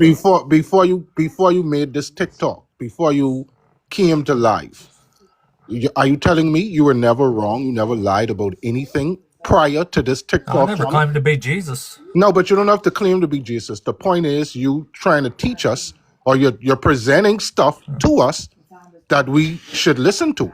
So are you saying we should listen to a liar? I don't think just I because don't they know. If I lied tell once. you 9 things that are wrong out of 10, why would you take me serious? No, but what I'm saying is you being a liar, 10 out of 10, prior for you admitting that, well, hey, I was a liar, but I want to change, so on and so forward. I don't think that we should negate you being able to change from a liar. You know, it isn't that you did not lie or you did not do wrong things. I think even in you lying, and Jesus is no different. So that's why I said, if you're claiming that Jesus lied, why are you saying he should not be trusted? Are you You're saying, claiming he was wrong. I didn't say he lied. I said he was wrong. well, are you saying we should not trust You're the people? only Christian I've ever heard say Jesus was wrong. Well, if you're using the Bible as your defense to say Jesus was only sent to the lost sheep, I have a That's bigger what he defense. says. I have a bigger defense where his father clearly sent him to the world. I mean, if we're being truthful with the story. Yeah, but you're being untruthful with what Jesus himself said. No, Actually, you're being no. accurate, So but brother, you're still saying he's wrong. apostate, I agree with you that Jesus claimed to only got sent to, or well, he claimed that he have only came Yeah, I know. for Israel. I agree.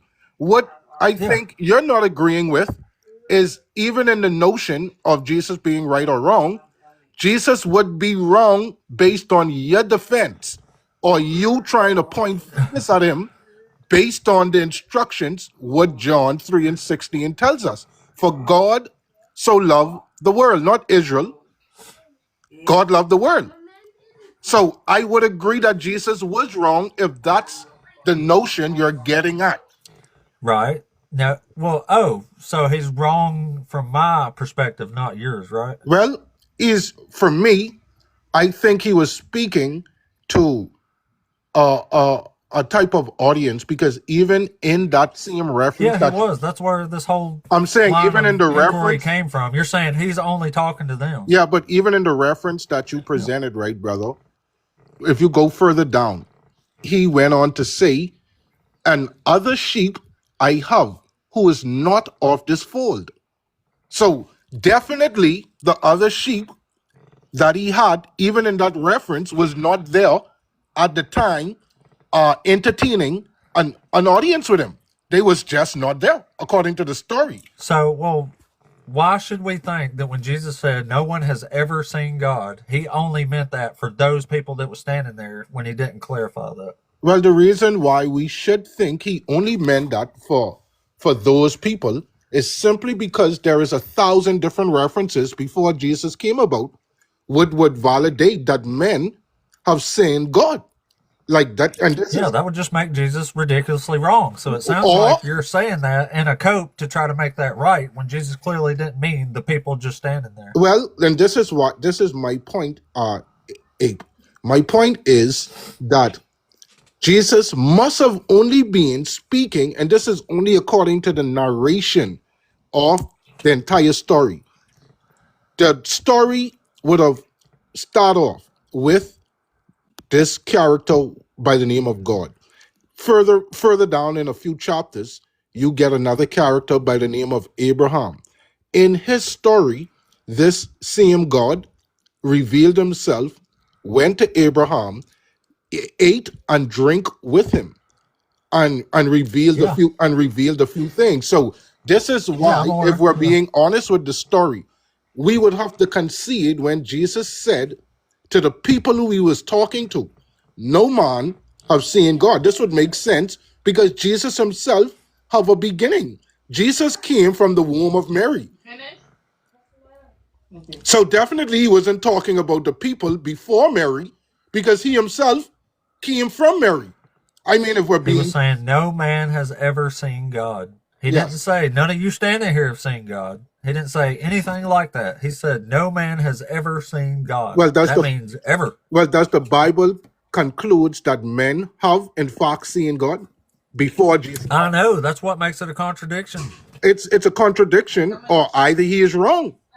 It's just as simple as that. Yeah, he's wrong and it's a contradiction. So why is it a So contradiction? Because Jesus says no one has ever seen God, and the Old Testament clearly says a whole bunch of people saw him. So Okay, Jesus clearly don't know what he's so talking about. why can't Jesus just be wrong?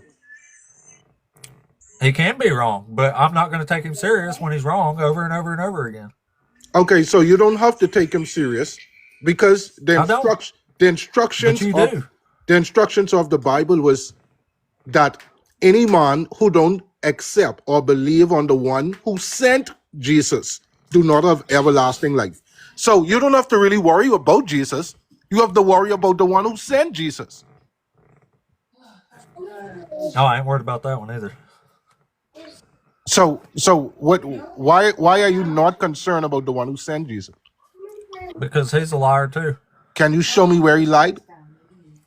Yeah, if I show you where he lies, you gonna admit he's a liar? Yeah, definitely. All right. Perfect. All right. Well, I'm gonna read you a passage that literally says he puts lying spirits in the mouth of the prophets. No, but you have to show me where he is a liar. That's what you. Yeah. Who speaks in the mouth of a prophet? So, brother, listen what I'm asking you. You just said to me, and I want to be as fair as possible. You just said to me, and you showed me actually where Jesus was wrong or he lied. I want you to do the same thing with God. I am. Or Yahweh. Don't carry me to another man, a prophet. Isaiah is not God. Regardless of who put the lies in the mouths of the prophet. Yeah. If we're following the story, I would say God. God put the word. Okay, so God put lies in other people's mouths to tell lies. Yeah, so let me That's show still lying. Let me show you how God works. And if you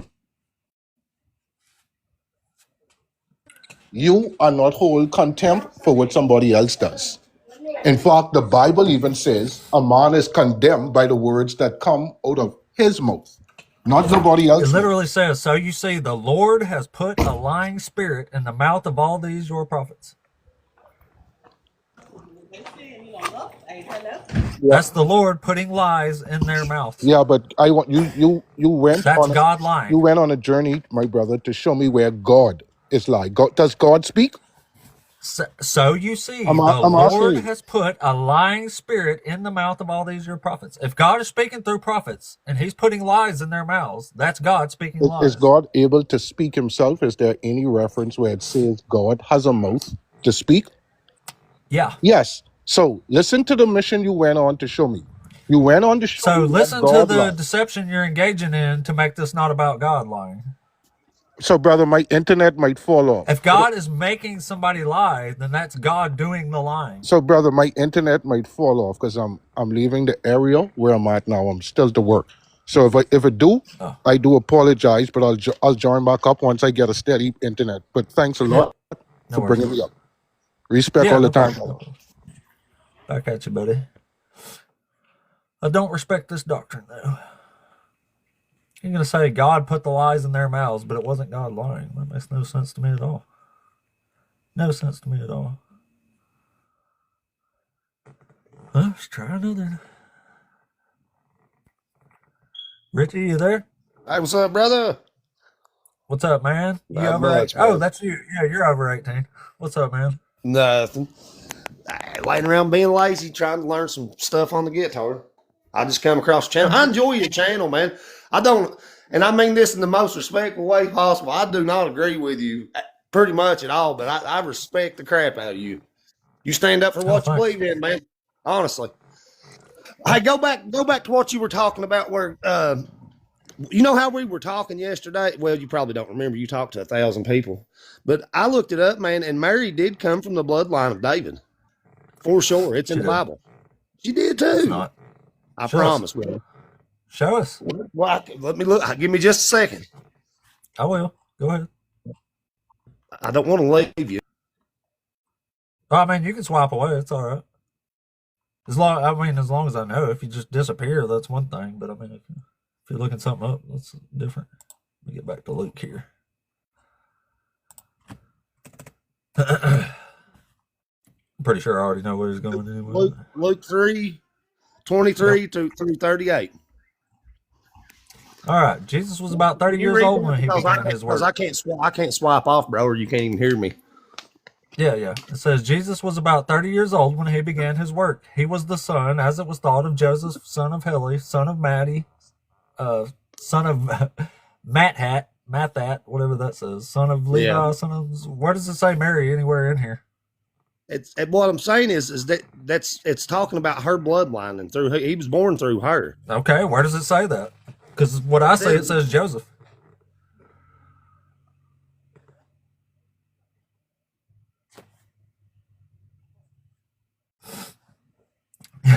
Agree, or this will be good. He don't know it's not in there.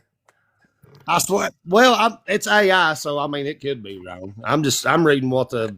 Well, the point is, it doesn't say that in Luke. It doesn't say Mary's lineage anywhere. It specifically says this is Joseph's lineage. It says Joseph, son of Heli. Well, that's kind of a contradiction then in my brain. I mean, I'm with It you on is. that because what does Joseph have to do with anything? If he wasn't Jesus' biological father, what would it? He don't. What's It's a crazy attempt to try to make Jesus this Messiah when he's clearly not. Okay, now I want to ask you a personal question, if you don't mind. If you don't mind, did you used to be a Christian? Yeah. What made you what made you turn away from it? It's just more asking honestly. We're reading one of the reasons right now. Oh, okay. None of this makes actual sense. There is no reason to believe any of this. People think it says a bunch of stuff that it don't actually say. It says a bunch of stuff that they don't think it says, and it's all contradictory to what they actually think it says. That's why I left this Christianity, because I was no different. Right. How old were you when you figured that out? My late 20s. Late 20s? So you believed up until that point and just all of a sudden had an epiphany like, man, this is bullshit. What am I doing? Pretty much, yeah. Right. That's what my buddy said. I asked him what he thought about it, and he said, one of my best friends, an atheist, love him dearly. One of the best men I've ever met in my life. So I don't fault anybody for being an atheist, but I'll go off the term in the Bible. And like I told you yesterday, man, I'm not a good Christian. I'm pretty much a backslider. I drank for a long time and I quit for 5 years and tried to live right. And it's like, no matter what I done, dude, I felt like I screwed up so much that it didn't matter. What was it all for? You know what I mean? So I went back and drank a couple beers, and next thing you know, I'm 30 pack deep again. And I don't know. Grew up in church. My dad's a preacher, good man. I don't see nothing wrong with Christianity as far as, I'll say New Testament, just trying to live the lifestyle, love your neighbor and stuff. I don't see how living by those standards, how it could be bad. You know what I mean? If you apply it to your life. Well, that alone isn't bad, but you don't need to accept a false doctrine to live and do that. What do you believe? Do you believe, are you agnostic or are you atheist? I'm an atheist. An atheist? What's the difference between an atheist and an agnostic? I'm not real sure. It depends on the definitions. Most of the time, agnostic usually means like you kind of accept that there might be a God, but you're not too sure, but you accept the position that there maybe is one or something like that, as far as I know. That's okay. Well, but it depends on how you apply it too, because you can say like agnostic or gnostic atheist too. It's just claims to knowledge, basically.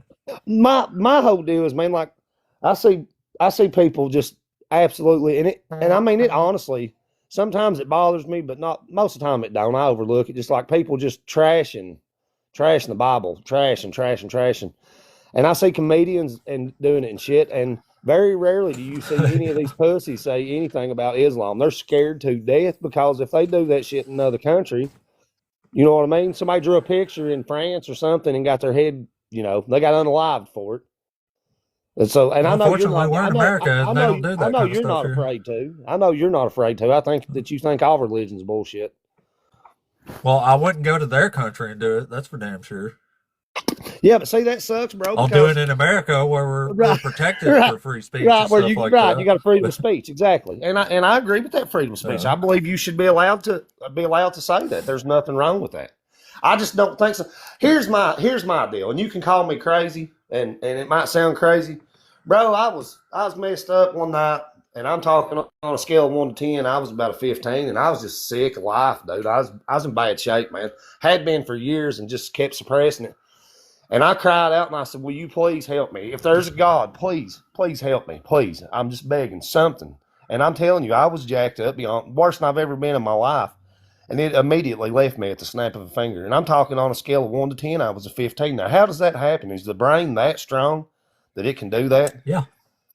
And I just, all of a Absolutely. sudden, all these people that I hated, like I absolutely wanted to beat the shit out of them and had carried that shit around from being bullied when I was a kid.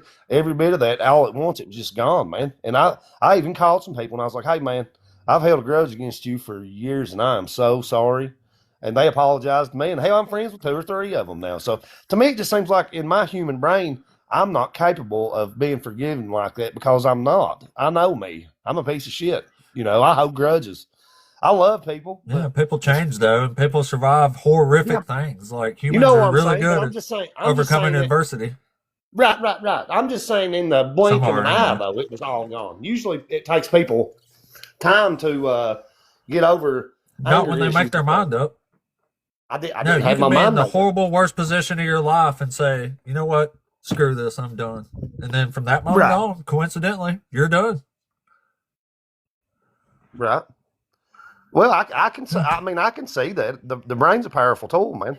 I mean, we're Yeah, exactly. the human, everything human. It's just amazing how we got here and everything, man. I just have a hard time believing, brother, that 2 cells got together and scrogged and everything just come together, and it is what it is, and we're just a certain amount. I have a hard time the believing perfect- a magical deity breathed on dirt and it came to life as a human. Right. But to me, now to be honest, does that not seem more plausible to you than just the cell deal? No, because cells Never have. exist. Cells multiply. Like They human, do. every human starts off as For one sure. single sperm cell.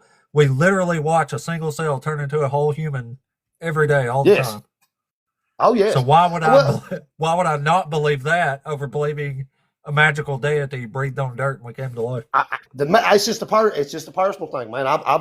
I believe that more that it's more likely that there is a deity that created everything. That's just me. That's my personal belief. But here's my deal: like in evolution stuff, I know you have to believe in that, right? Like we evolved from chimpanzees, or I don't know. I don't want to say the wrong chimpanzees, monkeys. No, we're cousins. whatever. They're our closest living relative, but we did evolve from earlier primates, monkeys, and stuff. Yeah. Here's my question about that: if we evolved from that, then why are they still around? Why are there still monkeys and apes and stuff? If American people came from Britain, why is there still British people? That's the hard. I'm trying to think, man. My brain don't process as fast as yours. I don't think that's the same thing. You're talking. I'm It is. talking. You're talking human. I'm talking primate human, like an Well, animal. I'm just using that as an example. I'm using that as an example to say just because one part of a group turned into something else doesn't mean the other part went away. Like all modern dogs came from wolves, right? So why is there still wolves? That's what they say. It's because part of that population evolved. Right. But I don't. Yeah, I don't so think- like I that's think what we're happens getting all the there. time. Like you got a certain kind of elephant, and one goes Yeah, I went to thousands of school miles with away, Jagger. and the other ones stay over here. Like this group that left is going to change a whole lot compared to the group that stayed here Right. because of different environmental pressures. Right. Okay. I mean, that's good enough. I can't. I'm not processing fast enough. I got people making fun of me in the comments. Oh Lord. Well, I just wanted to talk to you, if brother. I that's just that's enjoy kind of talking like to an you. outdated debunk question that don't get asked very much. But if you're serious about if it's a serious question, it's a good question to ask. If you're being for real, It's a serious I thought you were, 100%. I'm not on here to BS you, buddy. I'm just asking I questions believe you might have. An I would answer. have laughed That or makes something if sense, I didn't though. I think mean, you was it does. asking seriously. Right. I'm not I scared mean, of I that can book. What explain book? evolution like as I know it, like a middle school person or whatever, but it all makes perfect sense. If you understand it, it's definitely a fact. I mean, there's no way around it. Don't ask questions if you. Hey, I'm gonna jump off. Get Randy in here. I want to hear him talk. He's making me feel dumb. I'm gonna hop off here. I We're all appreciate- dumb. I say I'm dumb all the Hey, time. hey, I appreciate your time, brother. Take care of yourself. No problem, man. Thanks, Richie. See you, buddy. Have a good one, man. No, we like Richie, man. We got to give people being cool, give them a break, man. But yeah, the question, if we came from monkeys, why is there still monkeys? Like, it's funny, it's outdated. Like, I get it. But, I mean, if somebody's asking that as a serious question about evolution, it's a good question to ask, and that's the way I feel about it. And I felt like he was being sincere, so I don't think he was doing a if we came from monkeys, why are there still monkeys, you dumb atheist? Like, he wasn't even kind of close to that. I mean, I kind of get it too. Like, the first time you hear something like that, it does seem wild. But, you know, when you're raised hearing that we came from dirt that God breathed on, it doesn't sound wild because you grew up hearing it. But, like, if you had never heard either one of these, you would probably consider them both equally crazy, I would think, just to be fair. Oh, that's actually a good point there, Mossy Oak. We technically did come from monkeys because in evolution, nothing can evolve outside of its clade, right? So, around, 35, 40 million years ago, a group of primates split off called the, the Pyralini or something, or Platyrini, which means New World monkeys. And they split off from the Catarrhini clade. Catarrhini means Old World monkeys. Thank you for the heart, Josh. Appreciate you, buddy. Oh, what's going on, man? Good morning. So, if you can't evolve outside of a clade, and we came from the greater clade, Catarrhini, which means Old World monkeys, then we did, in fact, evolve from monkeys. Is why I say that. Most people that even understand evolution don't know that. That's why I like to use that when it's funny. Technically, we're both. We're apes and monkeys. If you're going by the definitions used in taxonomy and evolution, we're both. We came from monkeys, turned into apes, who are still monkeys. We're monkey apes. Yeah, it does sound weird. But yeah, look it up. Catarrhini. Modern stuff all split off of two main branches of primates. That's Catarrhini and I can't never remember the other word, like Platyrini. But Catarrhini means Old World monkeys, and that's 40 million years ago. So we came from Old World monkeys. Ha! It's fun. I like that one a lot.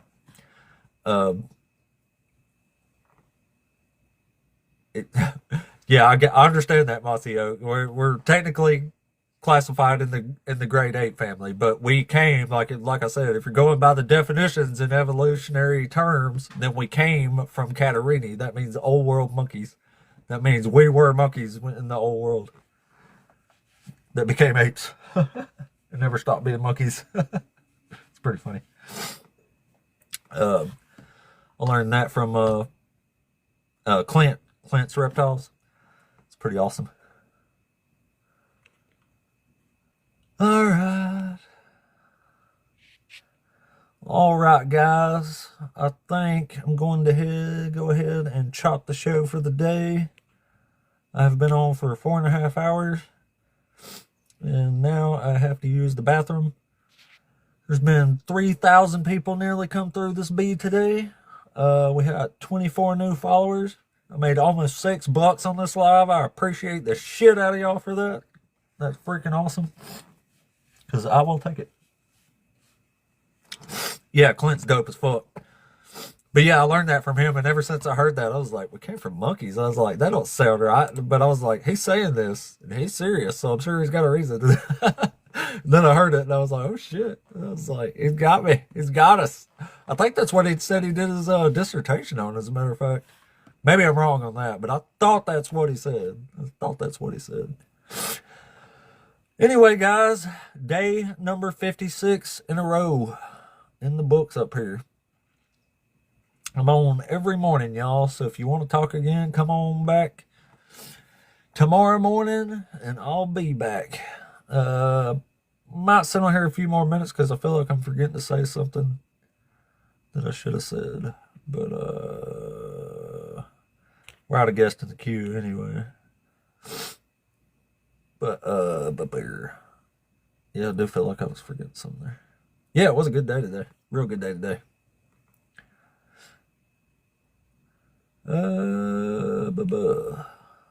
All right, guys. So, Sailor Man, appreciate ya.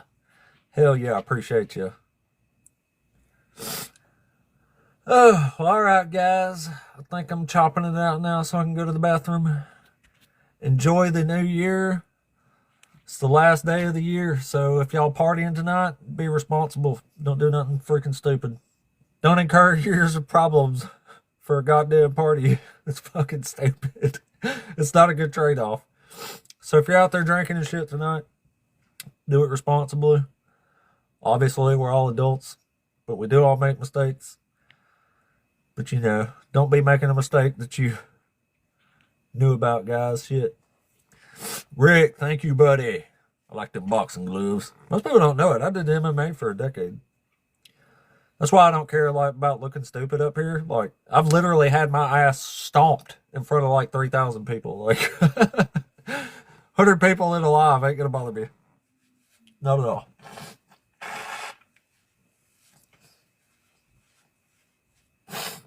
Same to you, Unfleshed. Oh, that's awesome, Richie. Yeah. I've been in martial arts most of my life. Then I did MMA from like 17 to about 26 or 27. Something like that. I've been punched and kicked in my head more times than I count. My nose has been broke 4 times. Like, look. See how it's been pushed like this way? Like you can see my nostril over here is way bigger than this one. It's because it's been smashed like 4 times. My favorite? That's a good question. I don't know. I gotta still say one of my favorite all-time fighters is still Nick Diaz, man. When Nick Diaz knocked out Takanori Gomi, back when Takanori was on the top of his game and Pride, after taking a fucking walloping of a beating, man. Like, I've been a Nick Diaz fan ever since. So I think he's probably my all-time fave. Probably my all-time fave. He's a bad man. He's a bad man. As far as most skilled, man, you really got to give it to John Jones, I would think. Khabib's pretty awesome, but it's just because he's an elite wrestler. I mean, you can't just dealing with elite wrestling. It's like you can be whatever. Like if somebody's gonna out wrestle you, they're just gonna they can win just by sitting on top of you the whole time. But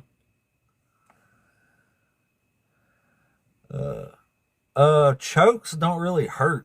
They just make you like you can sort of feel yourself blacking out, but they're not really painful. But getting elbowed in your face is fucking painful, I'll tell you that. It actually don't hurt that much when you're fighting though. When you're actually in the fight, getting punched is more like oh, thank you for that cake there. It's more like seeing flashes of light than like feeling pain. But yeah, it's the adrenaline exactly. But for me it was more like just almost flashes of light when you get your ass punched. But yeah, I've literally had my ass stomped in front of like 3,000 people, so being up in here ain't gonna bother me too much. Not at all, actually. But it was fun times. I still love it. Right? Alrighty, guys. Again, I hope y'all have a great new year. I have a 2U channel, also Apostate 8. If y'all don't mind throwing me a subscription over there, that'll help me grow that channel as well. I want to figure out one of these days how to do lives on both of these at the same time, but I'm really, really bad with technologies and stuff, man. I don't even know how to make the real backgrounds for real. I do these on a little fucking bullshit meme maker thing. But I appreciate you, Richie. I will be back tomorrow on the first day of 2026. You never know. I might just run all through 2026 without taking a day off. I don't know how that would ever happen, but who knows, man? I've been streaming for 56 days in a row right now. No end in sight. Right? Peace out, guys. Y'all have a good one. I'll have the replay up on the 2U before too long. Later, guys. Don't party too hard again. Y'all be good tonight.